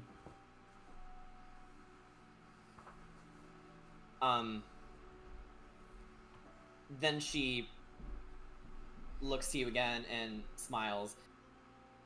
And then she walks backwards a little bit and says, "Now, if you have need of me, just shout." I'll try. Stay safe. And then And as Suko turns back to the party, she's just rubbing her chest. Yeah. Man, she hits like a truck. Okay, when you say hits like a truck, Yesterday, I think it was yesterday, when I was hugging her to try and get her to stop, she just focused on me, and man, she hurts. Yeah. I'm alright now, but I'm still bruised. Suko's just rubbing her stomach that's just covered in bruises from being gut punched 4 times. Mimi also kind of is rubbing her chin, remembering how she was literally like uppercut. Yeah, Ark got hit in the beak. Ark got hit in the beak too. We're all just rubbing our sore spots. Kira's getting her dragon wings out and fly. Oh yeah, by the way, Suko kind of has to be in her other form right now because she's concentrating on invisibility, so she has her wings out. All right, sure. And Kira, you mentioned that you were using your wings. Yes. All right. Would that put you in your hybrid form? No, I think we flavored it that I could sprout my wings anytime I want. Hang on, let me double check that. Also, I'm also While I was Mimi's reading through it, Let's see. it said that the wings only come out during a full transformation. Yes. All right, then never mind that. Yeah. Oh. Okay. In that case, Mimi, seeing that, Mimi offers back the broom of flying. Don't worry about it, Mimi. There's other ways we could fly. I mean, I've heard of legendary ankles of Hermes or something like that. In that case, It's like I can. It's like I can. Yeah, or I can carry her. Huh. Suko, I didn't know players could remove their own tokens.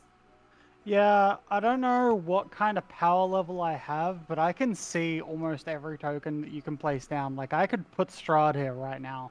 Don't do it. Wait, what? I Yeah, see all of us can see all tokens at the moment. Yeah. Well, including hold on, ones that hold we on, shouldn't hold on, see. hold on. Oh, I yeah, actually, I can't place them. I can't place them. No. I can just see them. No, I know what that is. Calm down, everyone.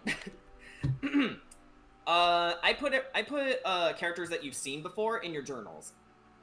So you can't control them, they're just in your journals. Okay. Well, hold on. I just need to... Sorry, this is that does work. Okay, they're not there right now. Don't worry about it. Okay. I have permissions for the Morning Lord, so that's only slightly worse. Okay. Anyway, let's keep moving so Yeah. we could just get this out of the way. Yeah. Mimi, Alright, onwards.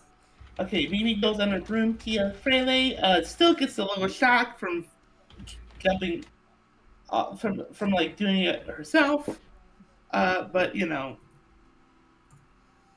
Yeah. I mean, who knows? Maybe Baba Lysaga has a second broom of flying. Eh. That's Rob an idea. Baba Lysago. That's an idea. So, I think without further ado, I think we're all ready to do this. So, go ahead and drop your tokens, everyone.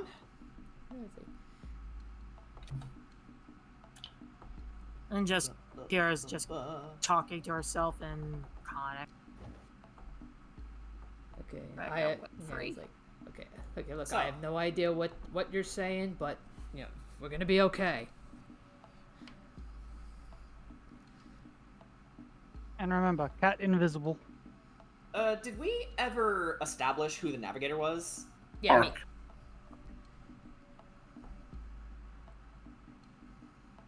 Hex crawl. So yeah, this is what this map is. So whoever the navigator is, yes, which is Ark, you need to make a survival check to keep everyone's bearings. All right. But since Muriel's in the area, and this is a little thing I like to do with allies now, you get a +5 to your survival checks. Nice.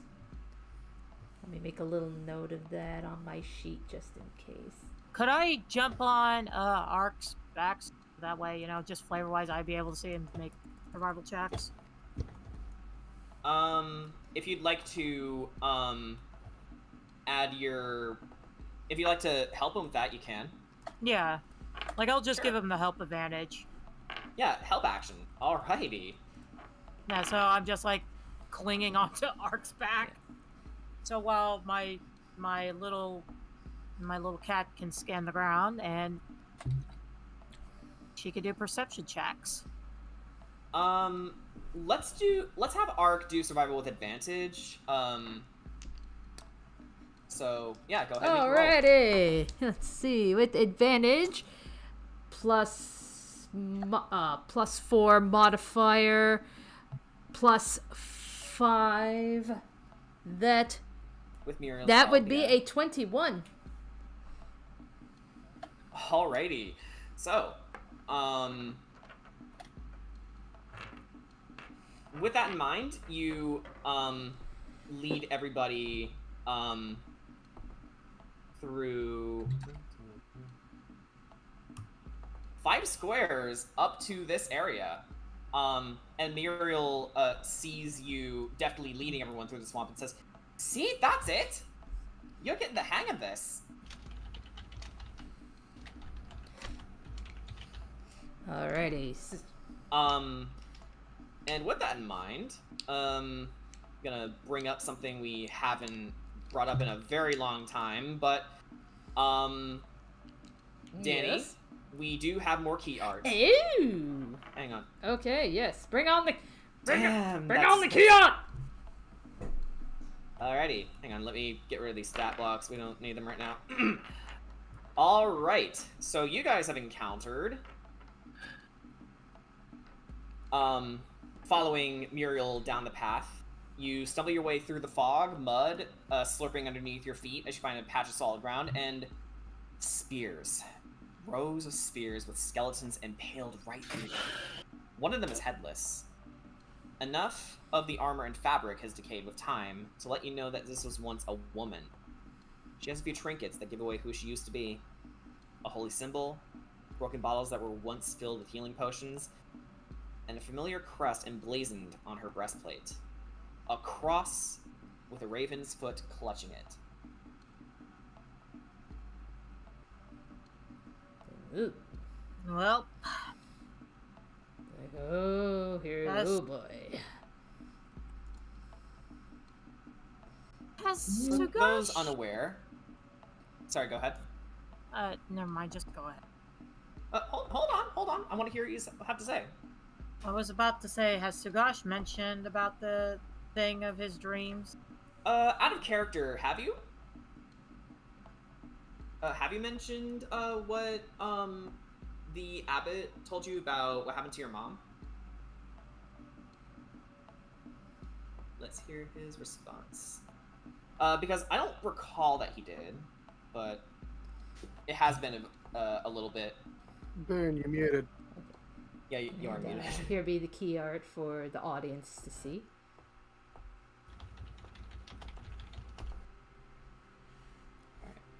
Boom? Boone? You muted. You're pulling a TP. Yeah. Hey, wait a second. Maybe he's off to that. It might have gone BRB. Yeah. Yeah, could be. We could probably get back to that thought. Yeah, let's get back to that point. But for those unaware, this was once Sugash's mother, Lugdana Belmondo. I will say that you're familiar with the crest.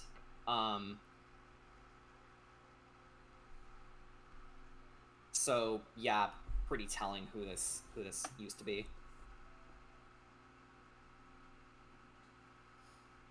Should we? And then, yeah.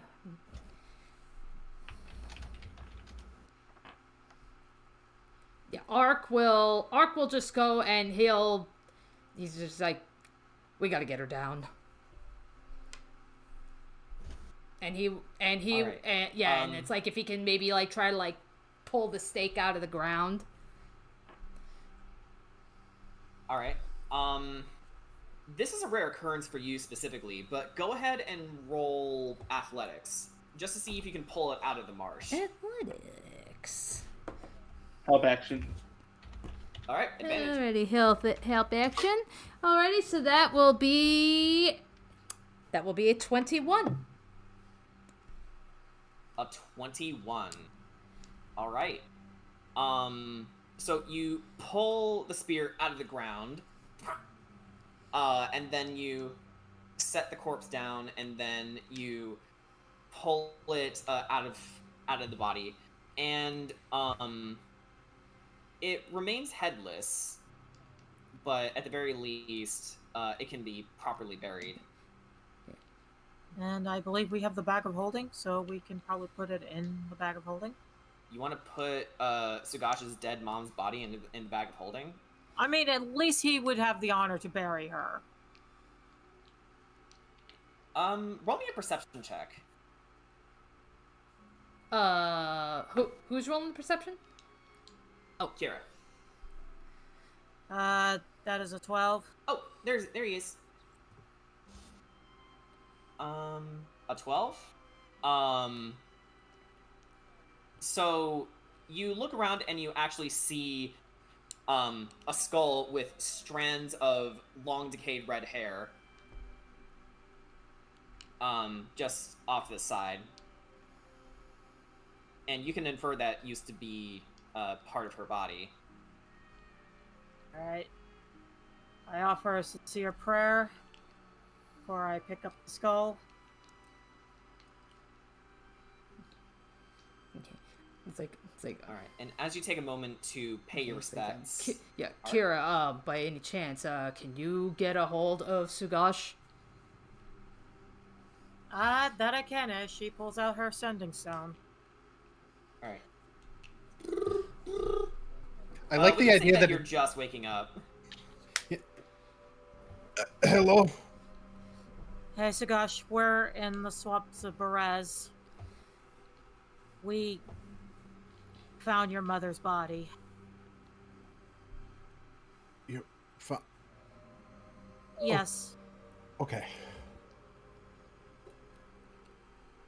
Do you want us to bring it back to you so you could give her an honorable burial? Yes, she doesn't deserve to be put on display like as a trophy like that. All right. As soon as we meet back up, we'll pass her on to you. Okay. Thank you. Please be safe. You too. Click. Click. All right. He wants us to bring the body back so he could give her a burial. All right then. Okay, so who's got the bag? All right. I do. All right, open it up. All right. Let open the bag of holding. And Ark will very All right. gingerly, place her body into the bag of holding. Okay, so you place Lugdana's corpse inside the bag of holding, and to Muriel's surprise, because she's never seen it in action before, she goes, "Blimey, how is it doing that?" Magic. That's all you need to know. Magic. I should have asked. Given all the lore I know of this land, I probably should have known that. I mean, come on. Right. Shall we? Mm-hmm. Wait for it. Go. Okay. Ark, go ahead and roll survival again. Alrighty, survival. What is it? Survival. Okay, so that plus 5, so that would be 12. 12. Alright. So you uncover a little more ground, and you manage to lead everyone through the swamps here up to this point. Up to where? Which X? Up to right okay, here. that X. Okay. Okay. Just want to make sure I'm on the right I'm on the right grid. Yeah, that's fine.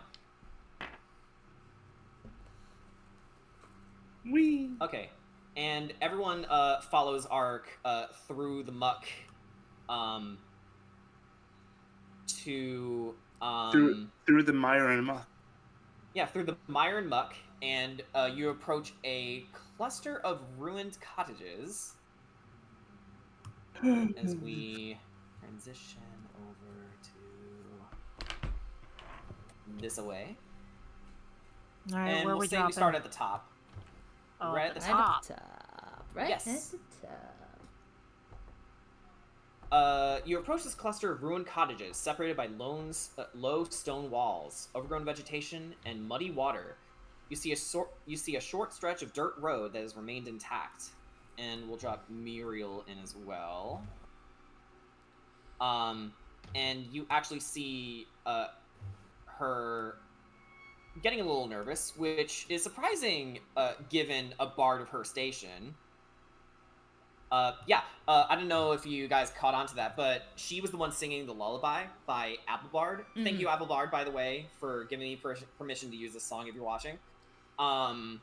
So It's like once the session is over, I will link to that video. Yeah, I'll put it in the description. All right. So Muriel seems a little tense. You okay? Going through this area. Saying, hey, you okay?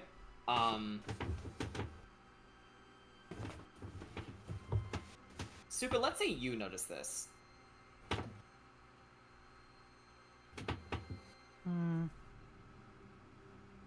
You alright?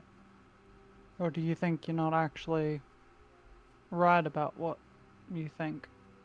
She might still be here. No, don't worry. I have full confidence that she's out right now. It's just, I don't know. Whenever to think about what happened to my fellow were-ravens, what she did to them, it's like entering hell every single time I scout this place. But it's for the greater good. Any chance Well, you if know we're where lucky. she went? There you go. Any chance you know where she went? She rubs her temples and says, I know she's not in her hut. I know that much. Listen, let's just keep going, shall we? Now let's keep going. Okay, so you see the cottages containing rotted furnishings and whatever might have contained value has been lost to time. And the walls that separate the cottages are 3 feet tall and easily scaled or circumvented. The water and vegetation, however, imposes difficult terrain on you guys. But you guys can fly, so it's best to move on from this area. But if anyone would like to roll investigation, you can. I can roll invest. I can try. Well, Mimi did too. And what's my investigation skill? 17. Haha, 3. Could I provide That's help alright. action to Ark? Do you want to? Alrighty, I will. Alright, you can. Alright, you do. roll again. What do I get now? Okay, a 15. Just beats it. So, following Mimi's lead, Mimi, you can tell that these homes were clearly destroyed by a great flood. And Ark, you add on to the fact that it's taken centuries for nature to reclaim this patch of land, and while it is plentiful, animals seem afraid to step foot here.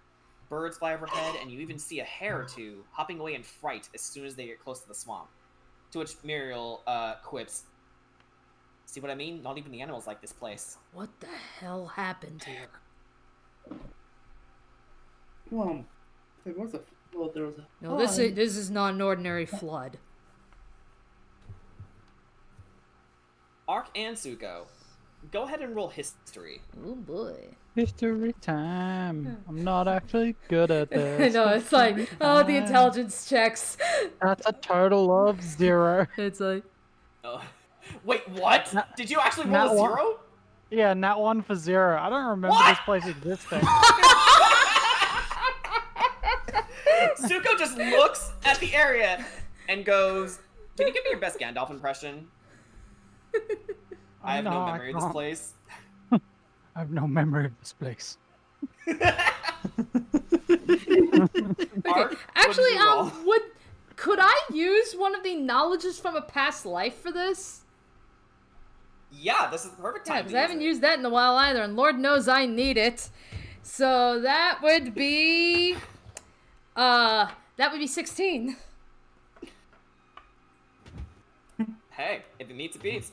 Ark, seeing the level of destruction in this place, you can immediately pinpoint the direct cause. Strahd.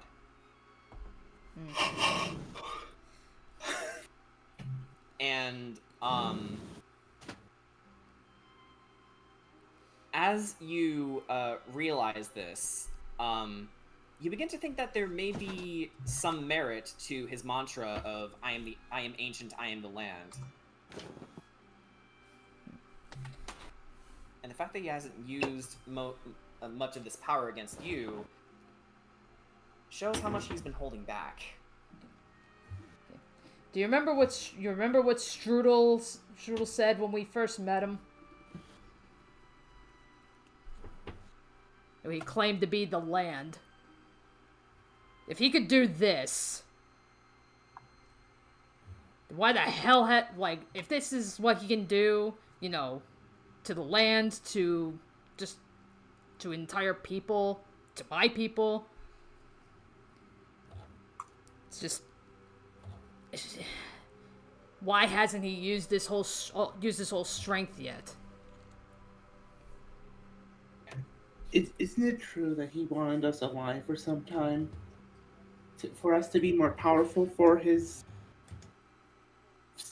ritual? Well, that's what he says, but so much has happened and so much has changed. It's like, honestly, who knows what the hell he wants now? He so rarely actually uses his power anymore. I think he's scared it's waning. No, something else. It's something I've been pondering on ever since we read that journal. Well, lay it on us. It talks about sacrifice, right? Yeah. Mm-hmm. Well, think of it like this way. We're not the intended sacrifice, but we're the tools to initiate the sacrifice. That's why he's holding back. He wants us to complete this ritual.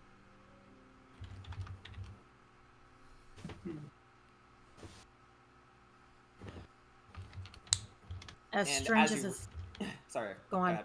As strange as that sounds. As you have this conversation and this realization, you hear Winfrey in the distance. And what is she saying?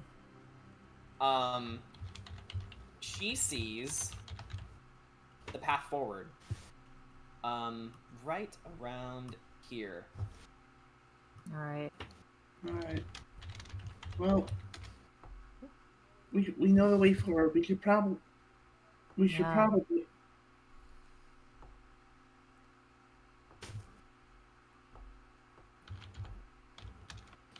Alright. And Mimi's holding like a fist to her chest, like it's gonna be okay. It's gonna be okay. And as you make your way through this place,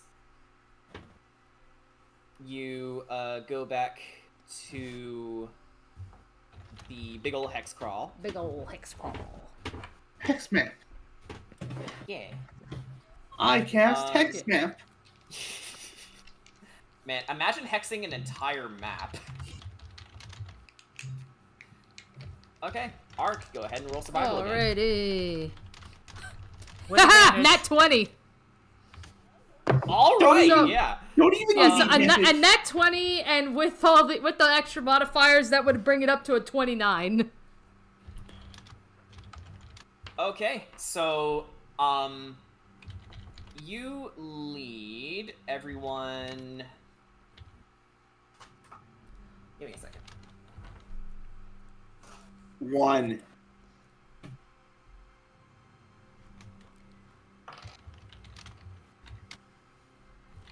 so you lead everyone over to this quadrant here. Alrighty.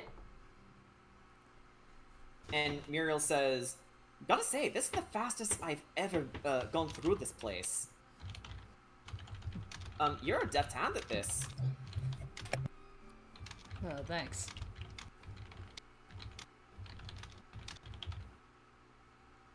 And with that in mind, we transition over to... Let's see here. Alright, so toward the south end of the village that you just passed lie the remains of a mansion built on higher ground. It has been reduced to piles of stone and rotting timber. Empty, arched windows stare at you. And these fellas. So everyone go ahead, drop your tokens. Okay. We're starting on the Okay, left. that's where I was like, yeah, where exactly are we going? Yeah, to the left side of the map. Alrighty, let me... And, Muriel, well, what? I'm sorry. I don't know why, but Roll20 is being very difficult with me dragging tokens in. It's doing it again? That's wrong. Well, I mean, I can still drop them. It's just that, like I need to press harder. So weird. Yeah, I know what you mean. It's kind of annoying. But Muriel, as he's following you, stops and then, says, "Alright, I think that's enough for me. Don't worry, I'll be in the area, but I'm going to, I think I need to go... I think I might be needing to... her breathing is heavier as she's starting to have a panic attack. Just go. We got this. And with the way you said that, she sort of turns away, trying to get a semblance of footing. Mimi, what would you like to do?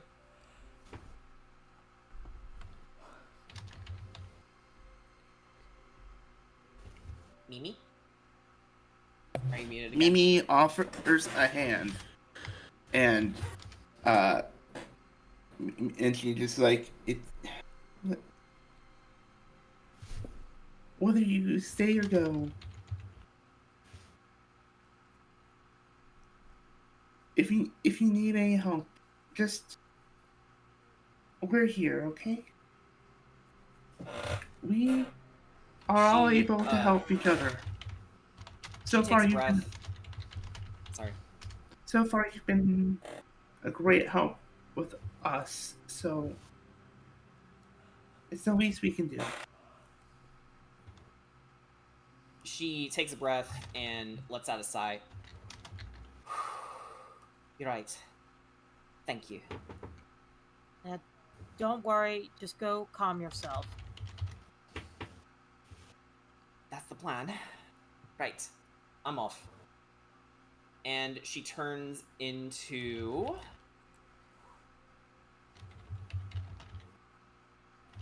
her raven form.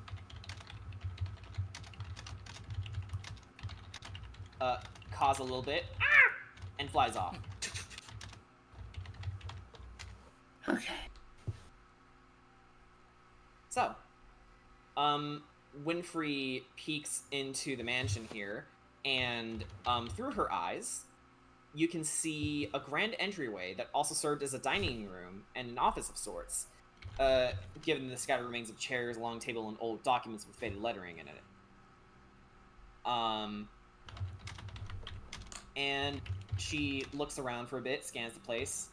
It's completely empty. Alright. Winfrey doesn't see anything, so let's just... hopefully the thing we're looking for is in this freaking mansion. Winfrey looks at you and goes... Good kitty. She purrs and rubs your leg. You're the only one who knows where she is, by the way. Yeah, because I can see where she is. She's invisible, so you just have an intrinsic understanding of where she is, but we're like Yep, there's a ghost cat. We know it's your cat. Ghost Cat. Wasn't that a movie? Technically, Winfrey is considered a spirit, celestial spirit. True. So, everyone entering this place, I want you to either roll investigation or history, whatever's higher for you. You're asking the barbarian. And put it in Yeah, roll the chat. you're asking the barbarian to roll an intelligence. Okay, intelligence. Are we all rolling? Yes, you're all rolling. All 4 of you. Okay. Oh, that's. Oh, right, question. Since we're working with a different format here, the overlay is different, yeah? I don't have the stream up. I mean, we're in the mansion. No, I mean, like, in terms of our party members. Oh! Oh, no, I haven't that. Yeah, hang on. Also, I saw Sarah Dust in the chat of all people. Hi! Wow. Hey, DM, for my Investigate, nat 20. Cool. I got a dirty Nicely 20. done. I got a 5. 25. I am so smart. Whoops. That's not right. SMRT and the SMART. Alright, before we resolve this, just wanna triple check. Correct me if I'm wrong, Danny, but I did give you the files yeah, for your you did. plays, right? Okay. Yeah, just give me give me a couple. I believe just you, give me a couple but- minutes to fix everything. Damn, negative modifier. Okay. So Kira got a natural Nat 20. Mimi got a dirty 20. Okay. Hold on, I'm refreshing my. Yeah, that's alright. Go ahead and refresh if you need to. But while that happens, I'm gonna tell you what you found. And you're doing history or investigation, right? I was doing investigation. Investigation. Oh, wait. Oh, wait, you said history or investigation? In that case, I got hit. For history is better. 23.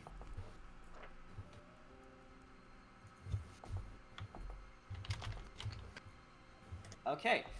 So Kira, let's go with your investigation first. So among these documents, you peer down and you find the name written on one of them surprisingly still legible. Most of it's unable to be deciphered, but what can be read concerns the custody of a 13-year-old girl named Marina Ulrich. It's an adoption paper. And for Mimi, you find another document just underneath the rotted wood of the table. One in much, much clearer legibility despite its age. And it reads... And we have something for you. And... Hang on, where are you? There you are. Okay. Oop. Ooh, things! Father Grigor, you're to sentence Mariana Ulrich to death by hanging for communing with the hag of the bog tomorrow morning. Your payment of 50 gold pieces shall be delivered to you after her execution concludes. Your cooperation and discretion is most appreciated. And I wish you the best in the rebuilding of your church. Best wishes, your burgomaster, Laszlo Ulrich. Huh. Why did he want... This sounds like a man wanted to kill his own daughter? Noble families are weird. There's something... I saw that! I didn't. What happened? Kira, as you turn around and see the visage of a well-dressed man with dark skin and a cane, as you go to tell the others, he disappears. Okay, I'm starting to see stuff now. I don't like that. It's not a hallucination. Suko, you can infer that was a ghost.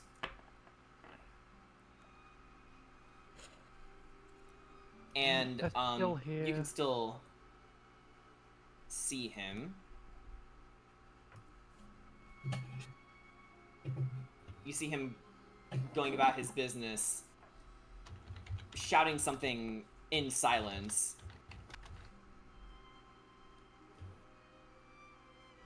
Can I read his lips at all? You get the sense that by reading his lips, he's definitely upset about something. But reading his lips, go ahead and roll insight for me. All of us? Just her, because she's the only one who can see this spirit. That's an 18. An 18. With that in mind, you see him basically saying, "Curse Strahd von Zarevich for condemning me to this hell." He's cursed. By Strahd. Stuck here.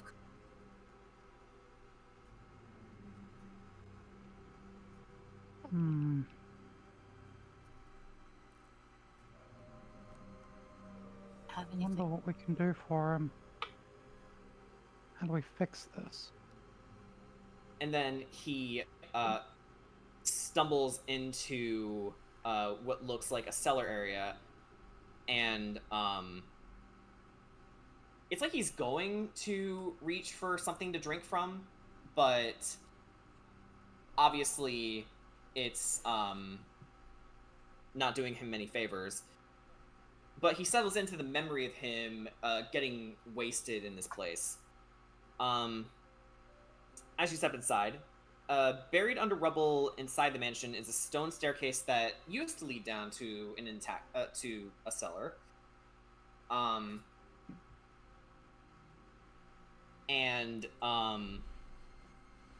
You see rotted casks from the Wizard of Wines winery, with each cask labeled Champagne de l'Estompe. Hey, isn't that like one of the ones that they need to still make?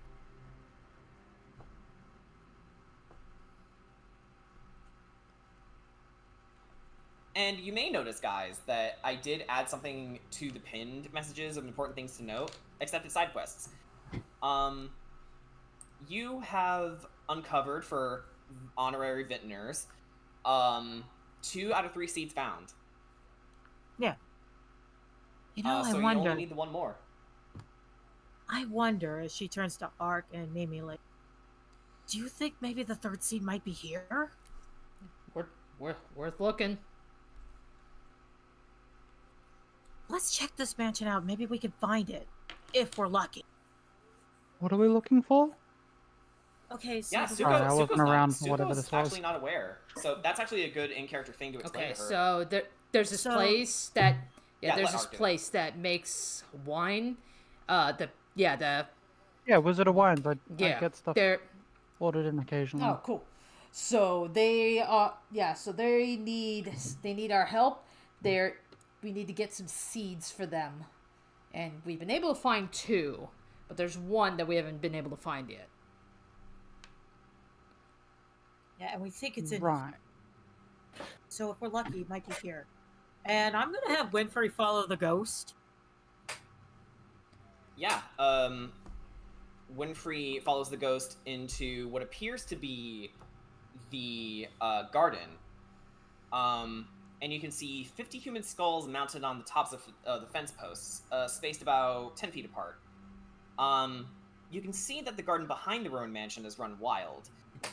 Hidden behind tall weeds and thorny vines are nude sculptures of handsome men and beautiful women, as well as carved stone benches.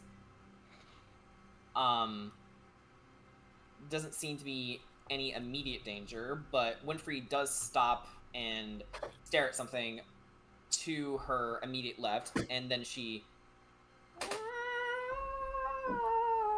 Easy, girl. Easy. What do you see? Let me see. Oh, I don't like that. God damn it. She's effectively calling you all Oh, over. I don't like the sound of that. Winfrey? All right. What does she see and what do I see? All right. So you see, stepping over to the area. Well, I immediately put up my speak with animals just in case. well, Goats. Hi there, little guys. What are you all doing here? the goat turns to face you, cocks its head to one side. You hear a audible crack as it says, "Blood." Blood. Okay, backing up. Yep. Okay. Death Guard. Death Guard. And you all hear collective hissing as vampire goats have been roused. Oh my God. Oh my. Yes, vampire goats. But Kira, you also notice something off in the distance stinking of magic. But it is being guarded by these vampire goats. The goat tries to swipe at Winfrey, but she manages to bat its nose, like, and then dash away. Hey, whoa, whoa, whoa, whoa, whoa. We're not here for a fight. We're just exploring. But you look so tasty. That is not a normal goat. We're not edible. We're not. We're not. But Rob, blah. Yeah, but you don't want to drink our blood, you know? Why not? Well, for one, the bird over here is already undead, so that's probably not good for your digestive system. No, we need fresh blood, fresh, full-bodied blood. You don't want this one. She points to me. She's very spicy. You don't want that. That'll really do bad things to your intestines. We hate spice. We hate spice. We hate spice. Mimi just looks over at Kira and it's just like, you can see just like a really like a pouty face. And this one, she points to Suko. Really don't want to drink something like that. Like moths are. She's got like very colorful wings, and colorful means that it's toxic, really bad poison. You don't want that. Very true, like the snakes in this swamp. Or poison dart frog. And me, What's a frog? This is swamp. You've seen a frog? No, wait a minute. Is it those things that eat the flies? I guess. And me, you. And me, I'm also very, very spicy. Could I roll persuasion check? Yeah, you're rolling persuasion. Like, this is definitely a persuasion roll. Mimi under her breath. Yeah, you keep telling yourself that. Nice. Am I implying that Mimi? Am I implying that Mimi? That's just for the spicy comment from earlier. Can I just imply that would be a help action from Mimi? Yeah, you know what? Yeah, we'll roll work that as a help roll action. advantage. Okay, 25. A 25. The goat. Well. Yeah. Sugash is just restarting. But Sugash looked. Sorry, the goat. Looks over to the side of the water, and it goes. As the other goats hiss, and then they dive into the water, as they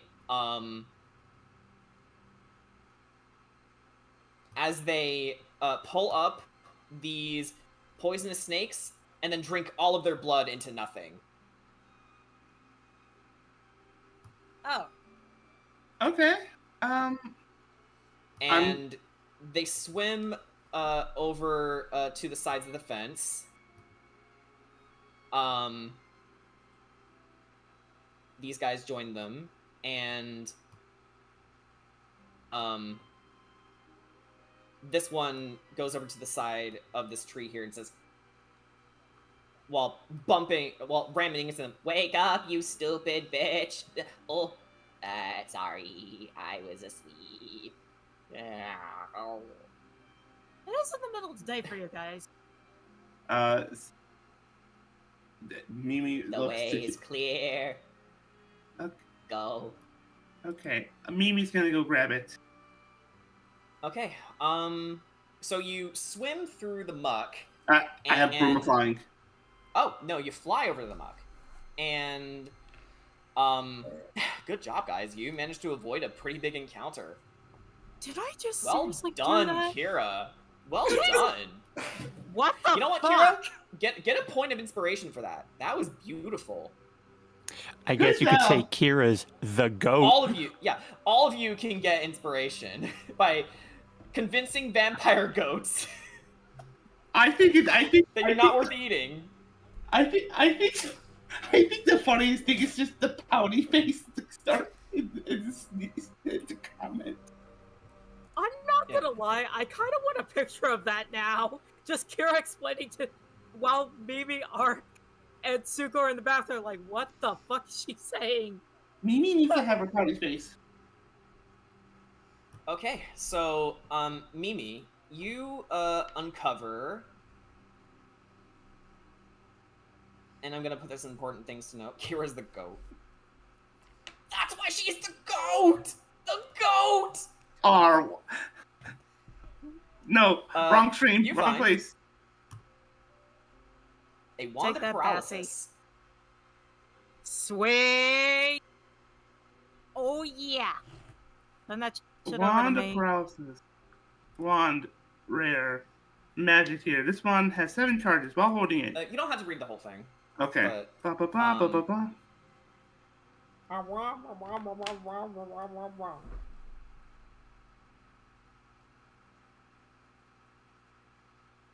Alright, I will add that to my inventory. Oh boy. Oh, yeah, question. Mimi, do you hand this to Kira? I'm thinking about it because Ooh. because I don't know. I'm trying to think of like Party negotiations.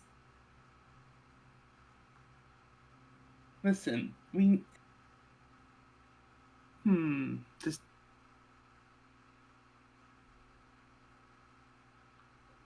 okay. So it's an action, okay, but it's not a spell. I see. It's not like a.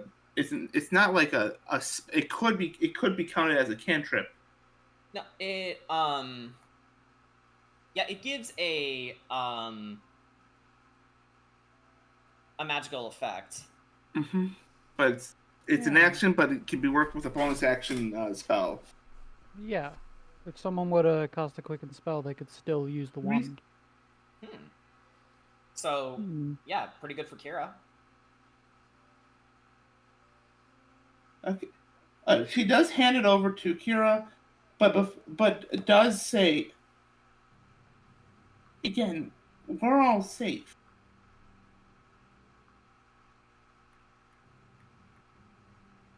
Right? Right. You, for instance, you possibly saved us right here. I'm assuming that they're saying this as they're flying back, by the way. All right. The goats then bawl as you pass by. And also Mimi says waves. Yeah. Some of them chomp at you, but they're understandably holding themselves back despite the hunger. Is there anything weird with this tree, by the way? Like, that looks wild. I think it might just fallen. Oh yeah, that star was supposed to be where the treasure is, but Oh yeah. It also just looks crazy. It is very gnarled. You're right. You can chalk that up to the natural darkness of the swamp. Yeah. I hope you guys enjoyed those vampire ghosts. That was hilarious. Jordan, I love them. Jordan, I want a picture of that. I want a picture of that. Well, just all right. So, are you guys perhaps ready to move on to Yes. the next hex? Yes. Let's move on. Yeah. Okay. So, Ark, Muriel isn't with you right now. She has flown off to parts unknown. So that means I lose the +5, correct? Yeah, you lose a +5, so you have to roll normally. Alrighty. But still have advantage because I am on your back. Alrighty. Oh, you're still helping him? Alright. Yeah. Alrighty. A lot of help actions this time around. Alrighty, so that will be a What are you guys taking from my playbook? Anyways, that'll be a 19. A 19 will lead you right to your destination right there. So remembering what Muriel has taught you about navigating this place, you make your way to... Give me a second. A ramshackle wooden hut on the stump of what was once an enormous tree. Rotting roots of the stump thrust up from the mire like the legs of a gigantic spider. An open doorway is visible on one side of the hut, beneath which flows plentiful brackish water. We can say that you guys showed up on land, if you don't want to swim through it, of course.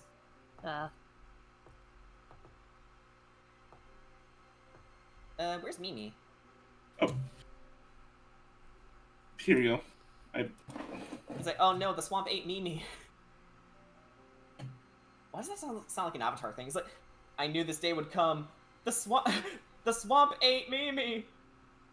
It's still going in here, just running by. Okay. All right. So, you guys see the open entryway of this place, and what would you like to do? Mimi's gonna talk to Ark and it's just like, I know it seems like I know you're the navigator, but do you wanna lead the way? Yeah.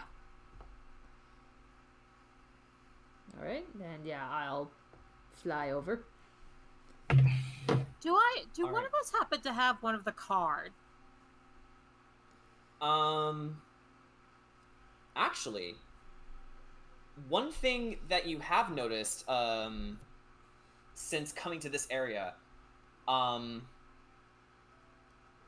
Kira, your, bag, begins, glowing a bright yellow light, and then you pull it out, and you notice that you have, one of Madame Ava's tarot cards leading you to this place.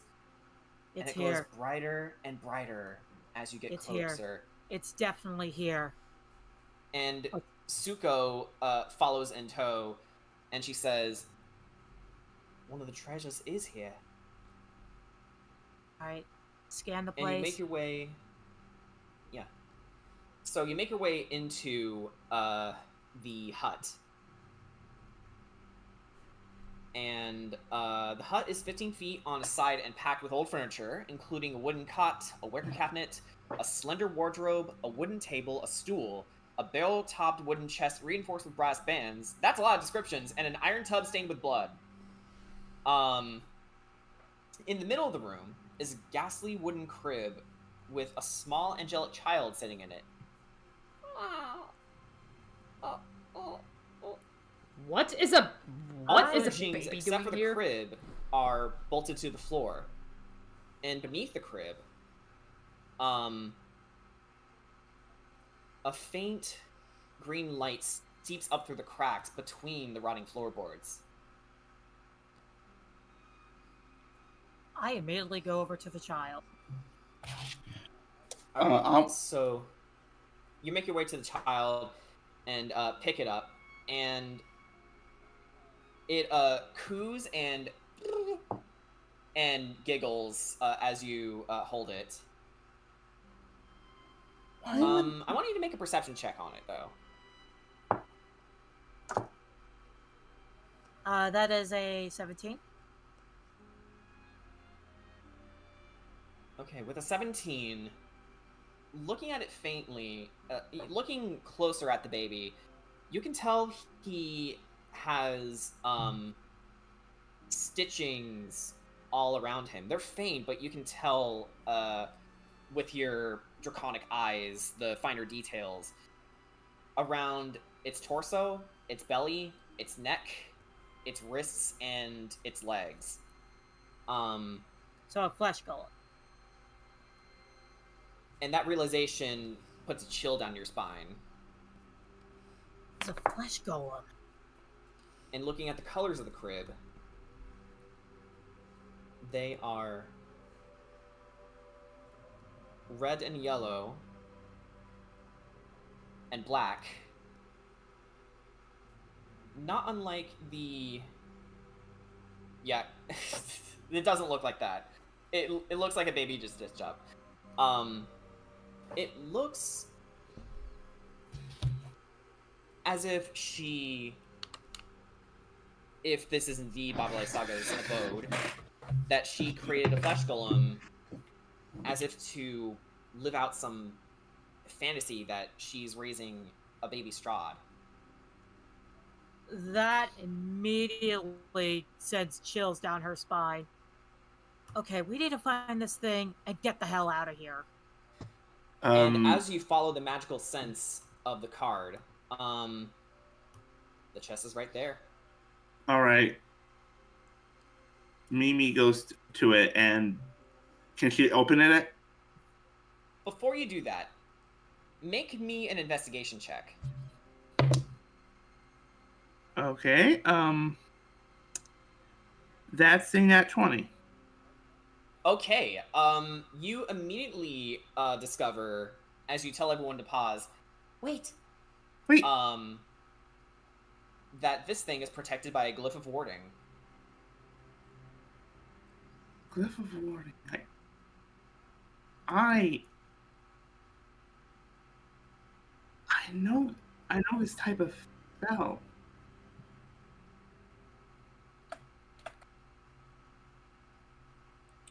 Yeah.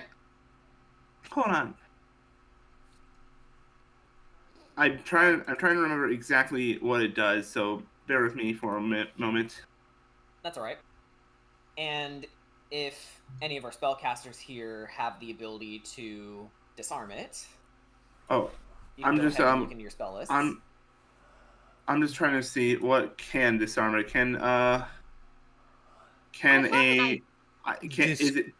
Is it dispel? Is it dispel magic? Is it It's dispel magic.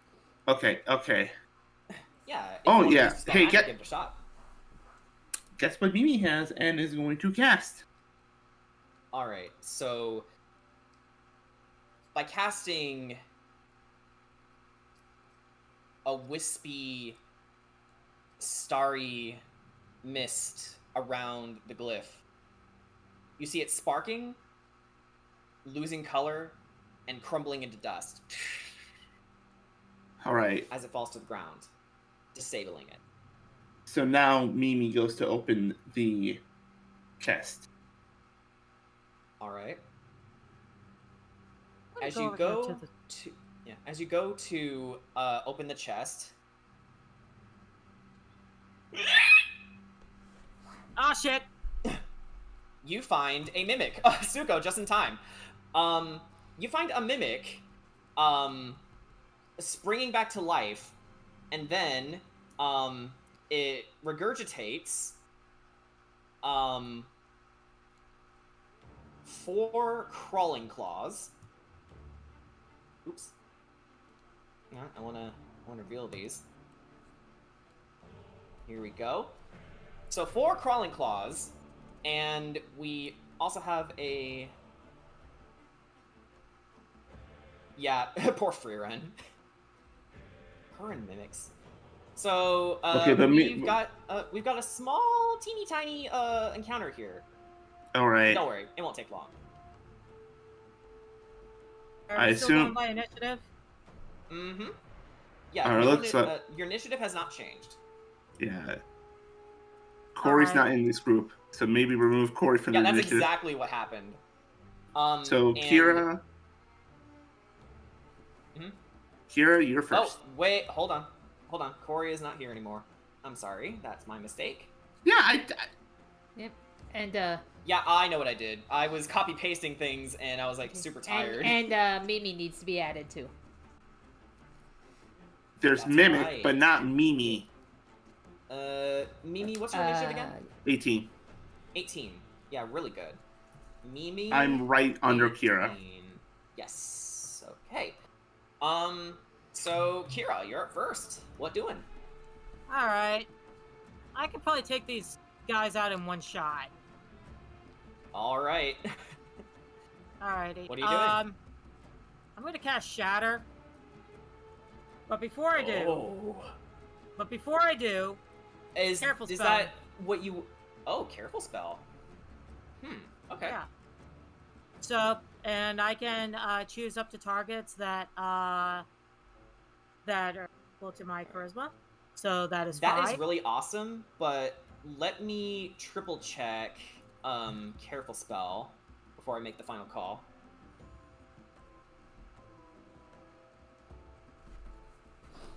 Okay, so what this does is it forces when you cast a spell that forces other creatures to make a saving throw, you can protect some of those creatures from the spell's full force. And you gotta spend 1 sorcery point, choose a number of those creatures up to your charisma mod. And then the chosen creature automatically succeeds on the saving throw against the spell.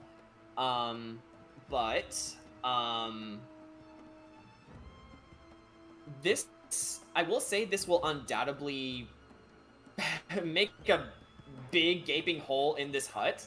So, if Barovia Saga were to return, she probably won't be best pleased on your next visit. So, What do you is guys that really think? what Should you I do want? it? What do you guys think? Are we able to escape? With the careful spell, you won't be affected by the shatter. Okay. Mimi's still gonna hold her hands out towards both Suko and Ark as if to like shield them. Actually, Shatter does deal half damage on a successful save, so so the people who did get carefuled will still take half damage. But I'm gonna that's another let- caveat. That's fine. Do you guys want me to still do it? Because I will. Yeah, I don't mind. Art can take it. Okay. Ark, Mimi, what about you? Again, her hands are covering Suko and Ark Alrighty. Okay. as if to protect them. All right. He So it knows sounds what's like you're coming. locked in, Kira. Alrighty. It's shatter time. I need them to make me some con saves. Constitution saving throws. Give me 1 second. So, Unless these are like minion enemies, and hang on. Okay, so 2, 6, 5. fail, fail, fail. 18.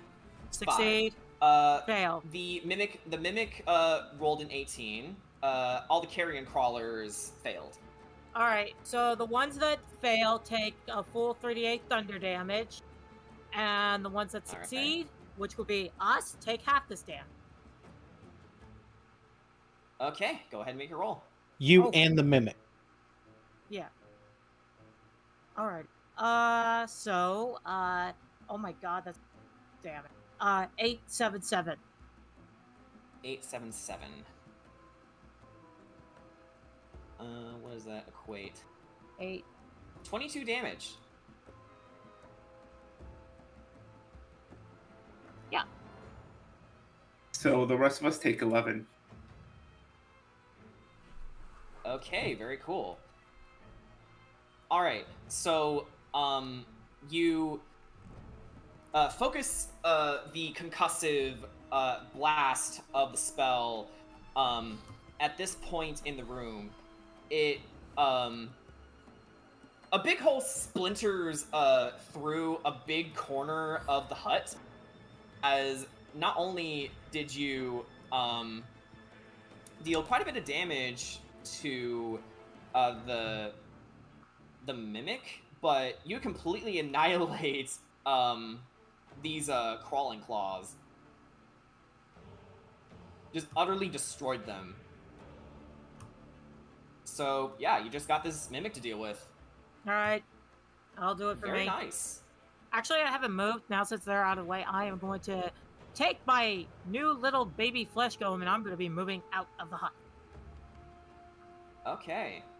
So I believe that will be the end of your turn then. Yes. All right, Mimi. All right. Mimi's up. All right, first and foremost, make me a dex save. Mimic needs to make a dex save. Okay, that's a 6. Okay, that's 7. That's 6. Congratulations, 13 radiant damage, Sacred Flame. Awesome. Okay, so as the mimic tries to let out a cry of pain, you said 16 radiant damage, was it? 13. 13 6 plus radiant 7. damage. Okay. So as it tries to let out a cry of pain, you shoot directly into its maw as it chokes on it a little bit and sputters from your spell, and it's looking a little rough there. Okay,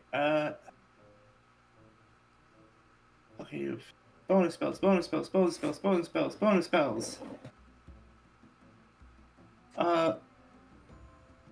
I'm gonna use Spiritual Weapon.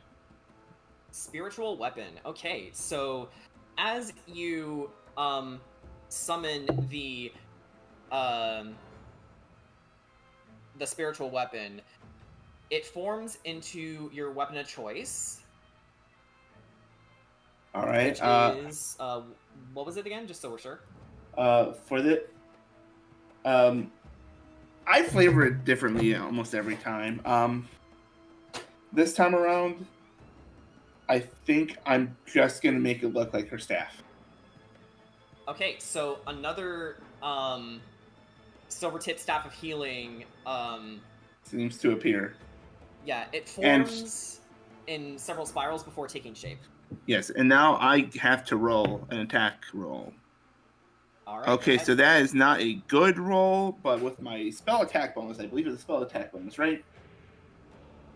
Your spell attack bonus, yeah. Yes. Yes. So that would be a 17. A 17 to hit will definitely hit. All right, cool. That's 1d8 plus my ability modifier, which is wisdom. 10. 10 damage. 10 damage. All right. This thing is looking rough. It's coughing up purplish blood as you bludgeon it.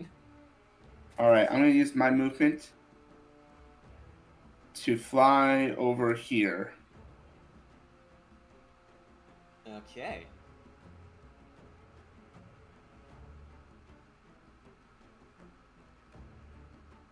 I believe that's the end of your turn then, Mimi. Yep. Okay, Suko. You're up. All right. Well, Zuko's gonna do the thing she does, which is Hex which doesn't cost a spell slot because it's one of the ones coming from Fey Touched. And then she's just gonna... She doesn't want to touch it. It's a mimic. She doesn't want to touch it. Yeah, no, it's gross and slimy. Yeah, so she's just going to back up with the tonfas raised, and then just clap the tonfas together to fire out 2 raging blasts at it. Ooh, okay. Go ahead and make a ranged spell attack. It's 2 shots. That's not amazing. That's a 14 and a 15. Hey, if they meet, they beat. Go ahead and roll damage. Alright. Now each of these hitting, because they're a separate attack, they each trigger Hex. Alright. That's 9 necrotic and 14 radiant. Okay. Suko. How do you want to do this? First shot knocks the mouth open a bit, and the second shot goes straight through the back of through its mouth. Okay, so, it, shrieks, in agony for a second before, exploding into, several piles of wood, splinters, and organic material, and also spews out, your, loot. Yay! Yeah, that wasn't so bad. I have the bag of holding open, just in case. Okay, let's go collect the spoils, guys. All right. The cat is no longer invisible, by the way. Yeah. All right. Winfrey is free to She's join just the rest of you. she's just chilling over there. She's fine. All right. She's just chilling. So important things to know, because we have quite a few things to collect here. You found not only 1,300 GP, 500 GP gemstones, a vial containing an oil of sharpness, 2 spell scrolls for Mask Cure Wounds and Revivify, a unicorn horn, which is vital for a side quest particular to you, Kira, and a stone of good luck. I am just casually collecting the gold. And all right, everyone. We love luck stones. Yeah. I guess I was very lucky about. Stone of good luck. Let me go ahead and link you these items, guys. Before we get to the big one, the big one. So we got the Stone of Good Luck. The Stone of Good Luck, aka Luckstone, is insane. I love it. Like, it's such a mild thing, but it affects everything. Mm-hmm. We've also got an Oil of Sharpness. 2 spell scrolls of Mask Cure Wounds and Revivify, so that's easy enough. 500 GP gemstones. We can say they're all... for the fun of it, let's just say they're all aquamarines. Kara picks up the unicorn horn and, like, examines it. Unicorn horn.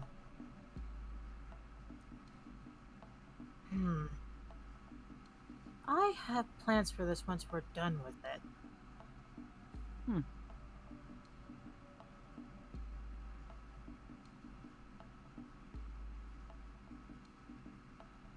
And Those are the big one for... Give me one more tiny thing.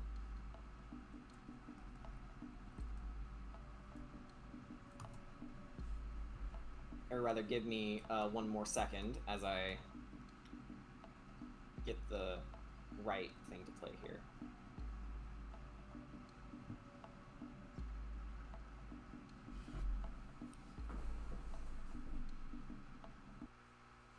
Mimi. Yes. you notice the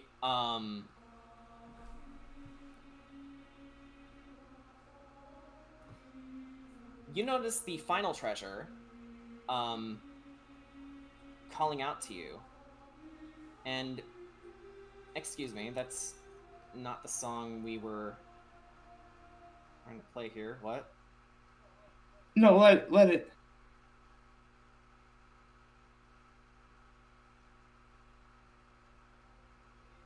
There we go. Or you know what? That's fine. I don't know what it's doing, but so calling out to you, you hear a voice in your mind, Mimi. Sister Mimikyu. Your heart is as pure as the light of the moon I inhabit. You have suffered much, but here you remain. Yeah, I'm trying. It's not letting me. It's weird. Yeah. Also, I see the GIF. Suko, I hate.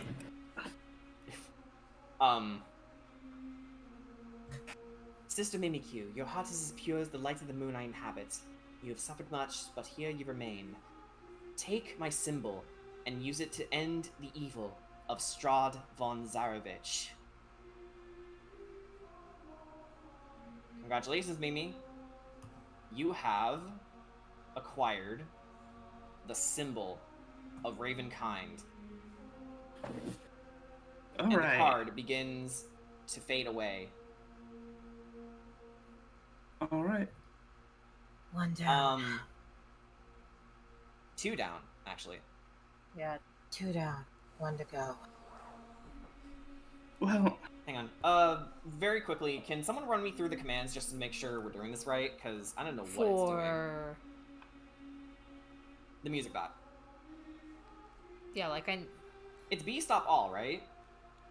I think that just stops the music. If you want to clear the playlist, it's B clear all. Be clear all. Okay, that's what I've been doing. Yeah, wrong.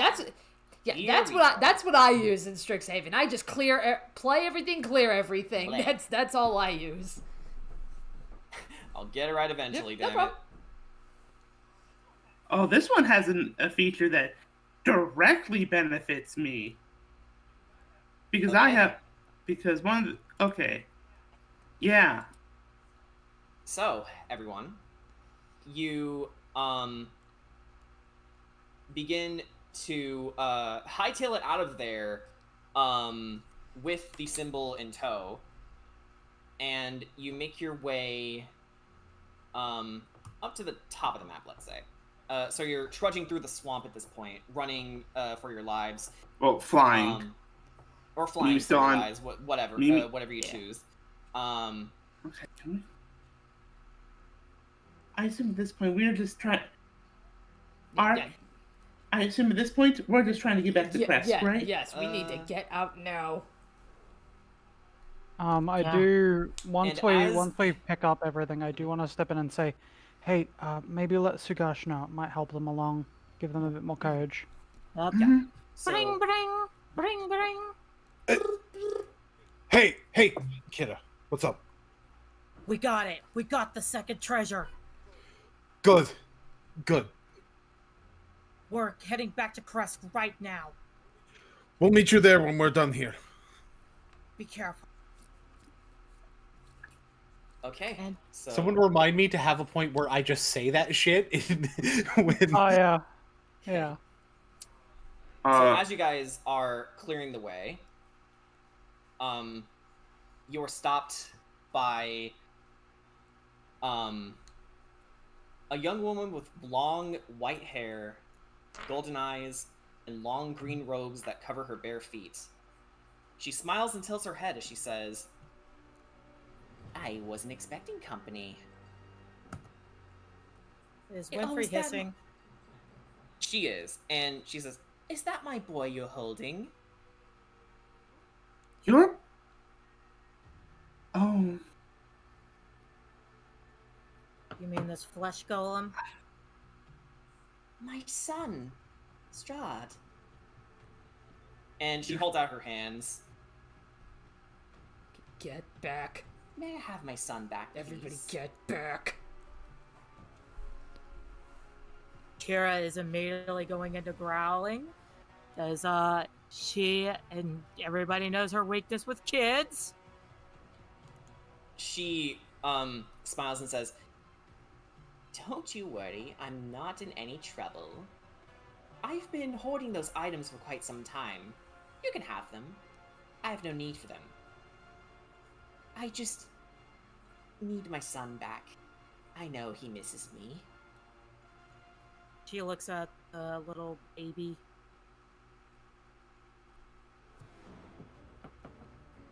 Does it reach out to her, or...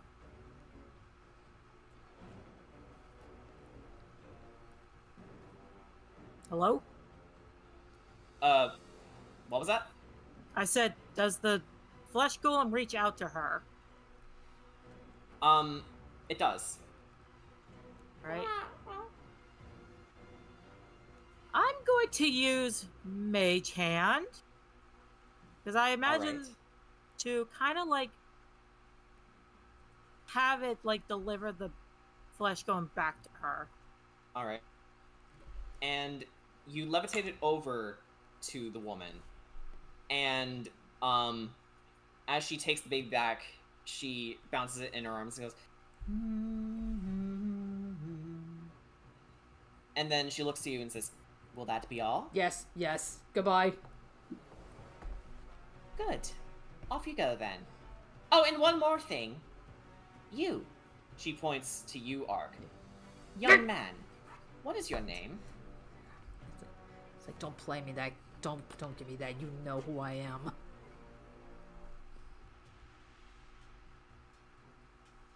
Sirach. Yeah. It warms Baba Lysaga's heart that you remember her. Do it. You're the one who caused all this. Out of character, I fucking Whatever do knew you it. mean, child? You were the one who brought him here. And allowed corruption into his heart. I freed him from his mortal chains. Do you not understand? What did it cost you to bring him?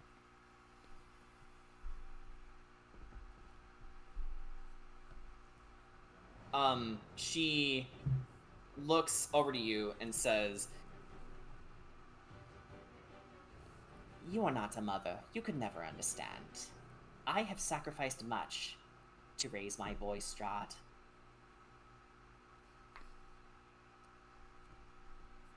Was it? And by the time he's finished with you, this land will be ours." Tell me, what was the deal? With Vampire? Yes.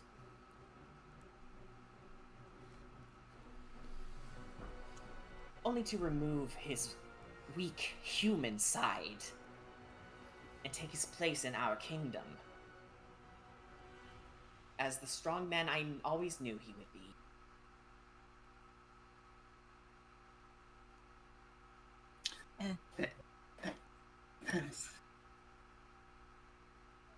And what did he want in return? Or what? Because I'm sure that there was a 2-2 for the off for such a deal. You would be correct. A vessel. Freedom. Subjugation over his people.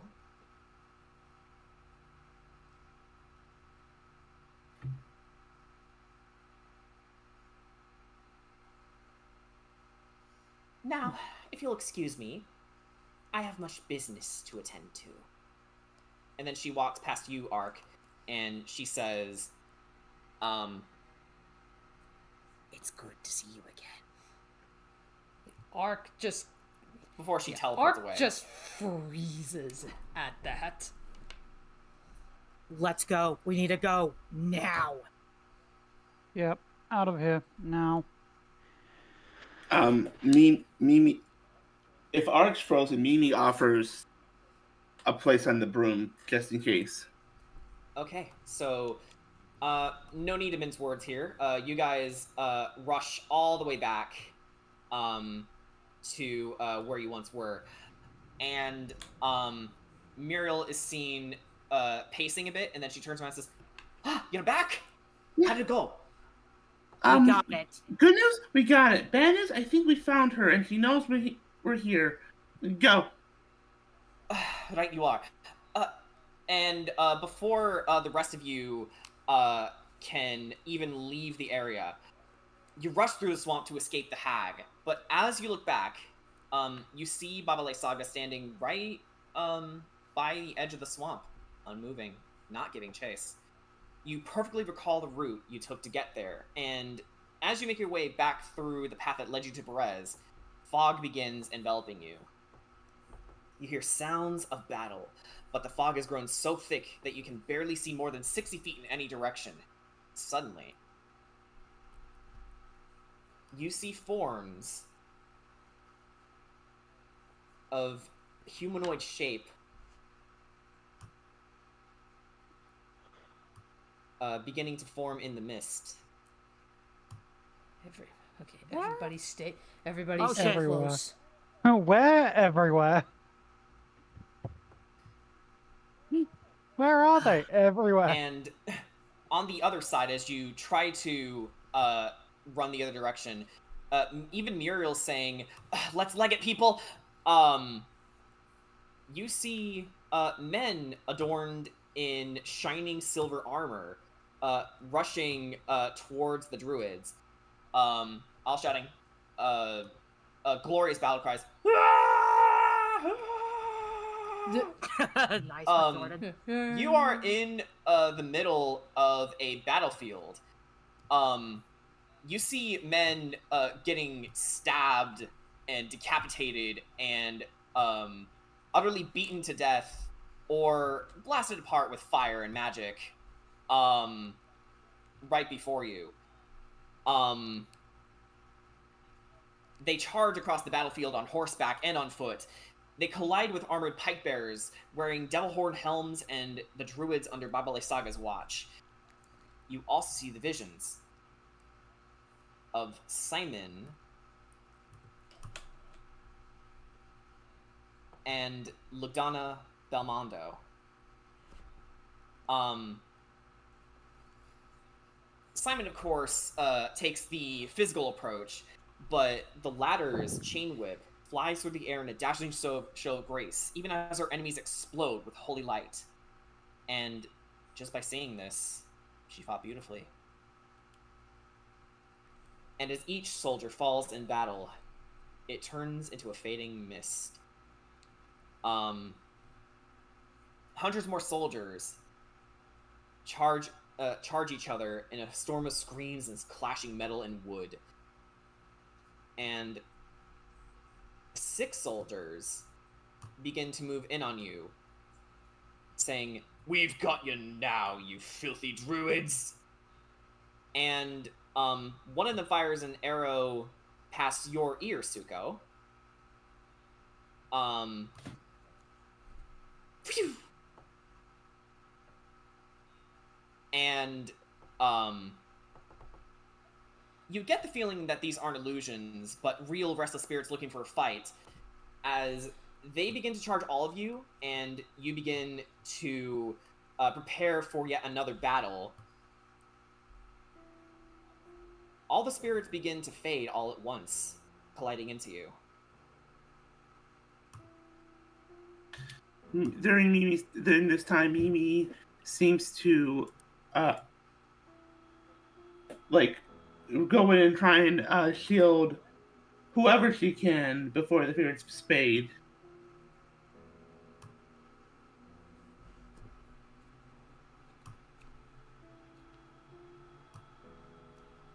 And as you realize nothing is happening, and you all recover from the sight, you hear a growl just behind you all. And flying overhead roaring Oh, fuck! thunderously, and seconds later, a huge dragon made of silver mist glides overhead, dispersing enemy soldiers with each flap of its mighty wings. Its long, reptilian tail slices through the air above you as the dragon carves a swath through the fog, affording you a fleeting glimpse of a dark mansion overlooking the valley as it goes to devour you all and simply disappears. Did I happen to recognize that dragon? From everything that you've been hearing in Barovia and correlating with your own land's history, these were the mercenaries granted by the Silver Order of Argynvost. And that would have been... And Muriel confirms your suspicions, saying, that was the great silver dragon Argynvost. Yes. That was incredible. I know where your mates are.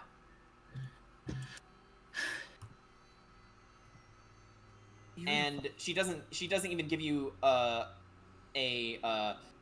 chance to respond as she transforms into a raven form and flies off. I need to go back and go get my horses. As if on cue,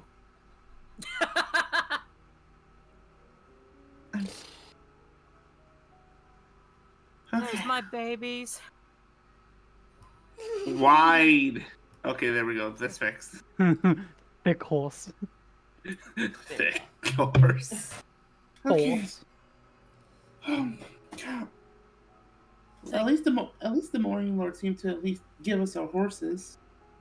Oh, thank Bahamut, they're okay. and as you take a moment to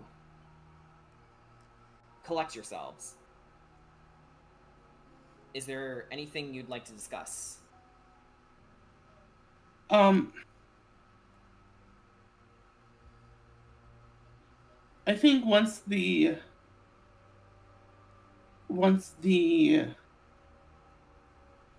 anxiety of it all goes down, and as the horses start to move, I guess Mimi decides, especially because she saw how Suko, she decided to ask Suko something about earlier. Mm-hmm. I didn't get the chance to ask about this, but you had a history of Anastasia? Yeah. I was around back when she was younger, back when she was with the Eagles. Yeah. She was a bright spark back then, but I thought she was done for. Turns out your magic's more powerful than I thought. I really thought she was dead. That armor. Well, no. He just was buried. Yeah. Very, very fortified, but not. It definitely seemed like a prison that she was in. One where she truly had no say, where the Anna you knew had no say in the matter. And in her place was someone pretending to be her. Yeah. Facsimile created by Strahd. I guess this is 2 for 2 now, I guess, in a weird kind of way. If it wasn't for you and your group, I wouldn't be any better than I was before. The whole coming to terms with reality as it actually is. Okay. Thanks again.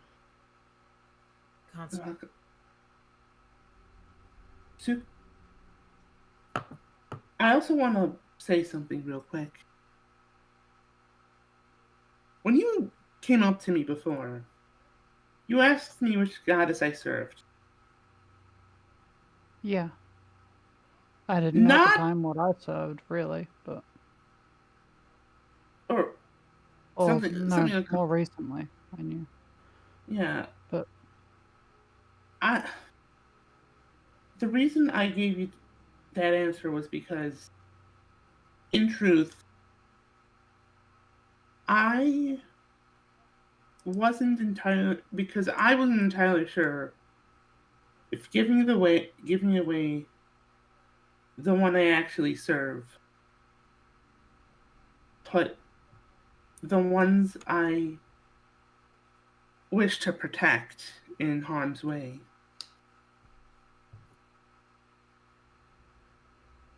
But I guess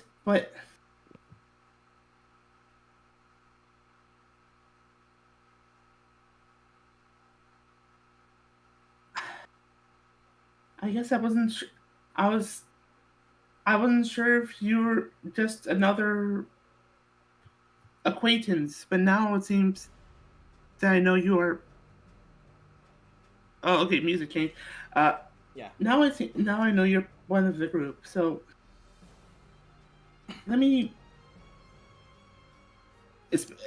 I like to know that Mimi's hood is all off, so she just there's no need to take her off. Hi, my name is Mimi. We can have talks on the way here. We are going now. Yeah. All right, and as you race Charge off jolts. to Argenvost, we come over to how the other side of the party is doing. You all come to, and I already dropped your tokens, guys. It's them! Right, now it's our turn to be muted. Time to fade into the background. Oh. Alright, so, Sugash, Corey, Ricky, and Kedrad. As you all come to... I was muted. Damn. I imagine Sugash waking up last, and then the phone rings, and the first conversation happens. Mm-hmm. And everyone can wake up as this is happening. But Corey, you also see the forms of Scar and Sunder coming to.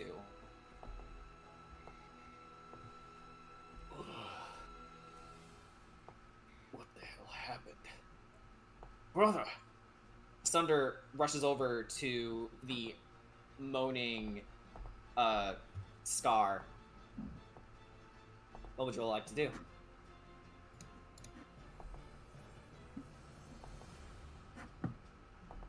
Are they, like, obviously injured, or...? Well, Scar is. Yep. His leg is still missing. Oh, yeah, right. And as you approach him, Scar holds up his holy symbol in preparation for what you might be doing with him, and says, "Whatever you plan to do, leave my brother out of this."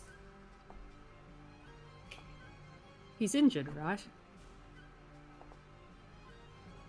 Allow me to help. Given pause, he looks at his brother and says, "Fuck it. It's not like we have much options anyway." Are you still hurt, by the way? What was that? Sugash is asking Sunder if he's still hurt. He says, "Ugh, I'll survive." And you see blood clearly still gushing from his guts. Yeah. In that case, could I do a radiant blast, like, on both of them? The healing edition? can. Then I'll do that. I'll just, like, direct one one to one and one to the other. Ah, They both look in Sorry. amazement as they're filled with healing energy. sorry about Ricky. He can get kind of overzealous.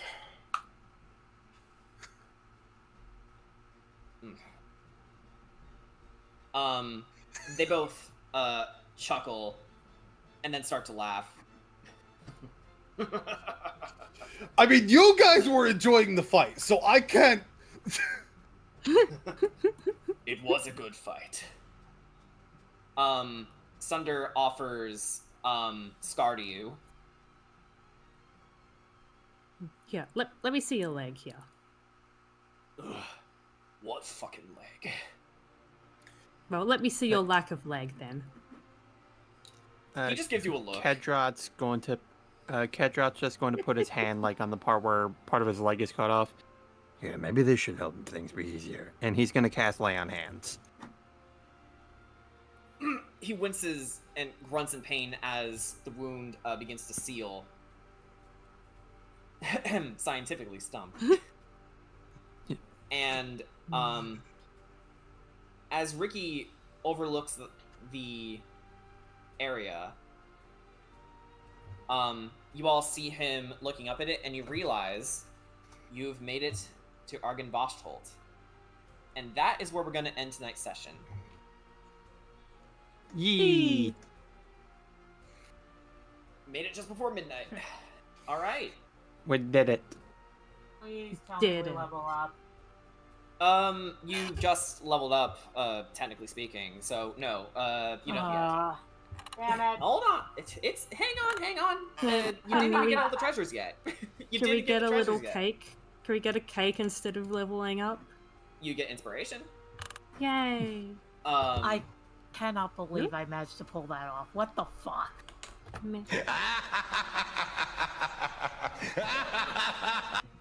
Thanks, Vincent. Yeah, I was I was a little sad that we weren't able to use it, but you know, at the very least, we did at the end of the thing. Okay, so But you know who did get to use it? Fucking Hoopa. Hold on. Before we do that, before we curse Hoopa's unholy name, so what's going on after 2 weeks? Danny? Next session of Strixhaven. And that following Saturday, specifically on April 6th, is... That will be WrestleMania! I mean, Ravage Trail of Dragons. Yeah. Is it actually WrestleMania then? Yes, it's night one Oh, of wow. WrestleMania. Yeah. So, Curse of Strahd, session 27 will return at a later point in time, but thank you all so much for tuning into the session, if you have. Thank you again to Applebard for giving me permission to use your Mother Night Lullaby. And thanks to everyone here for playing awesome. Like, you guys did amazing. Like, yeah, see? That was, I don't know about you guys, but that was a fun combat. Yeah. Totally. Probably We the also most didn't, fun like- we've had this entire series. There was also very few Yee. times, like, I need to commend everyone, including the DM, with that was one of the best combats in terms of people just knowing what the characters would do. So, like, being ready to take your turn almost immediately. There was, like, very rare little bits where people were like, I don't know, I could do this. But most people were like, I'm just going to do this. Or, hey, I've got a bonus action left. I'm going to do this. People were really on it today, and it was really good. Yeah, and you absolved Anastasia. Yee. So let's make a note of that and important things to note. Yeah, Absolution, 1 of 2. And To help Kira, remind me, you did could you make amazing it- today. I love what you did with vampire goats, and also with the roleplay. So do not sell yourself short. You did perfect. Yeah, in fact, Hey, Jordan, if PM. you check the art chat real quick, I think 3 people have something to say about the new, about the new Anastasia. Fire. 4. Oh, 5. Now 5 people. Garsh. Fire. Yeah, like, I didn't expect Anna to turn out this cute, but she did. Also, check your DMs. Yeah. Yeah. Okay. Can we just talk? Is Wait, hold Suko on. and Anastasia like a thing? Are they? I don't. Maybe. Like, while I'd like that, I don't know if that's necessarily a thing, and I don't want to push it if it's uncomfortable. We don't know. We don't know. I think it would be a cute idea, worth exploring. Maybe later. Because Lord knows Curse of Strahd needs more more romances. And I mean, also, romance like, is here, but listen, what that ends up meaning is that Suko had yet another major reason to be fucking depressed at the start of this game. yeah. Beans, look what I posted. Scar.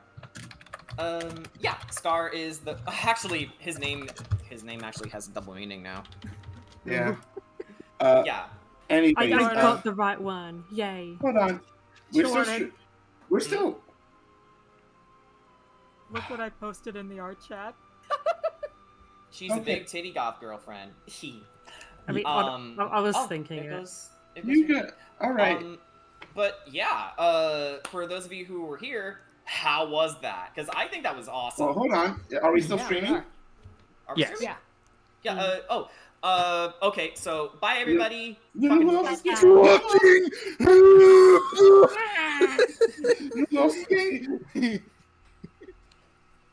Fucking All this football. So our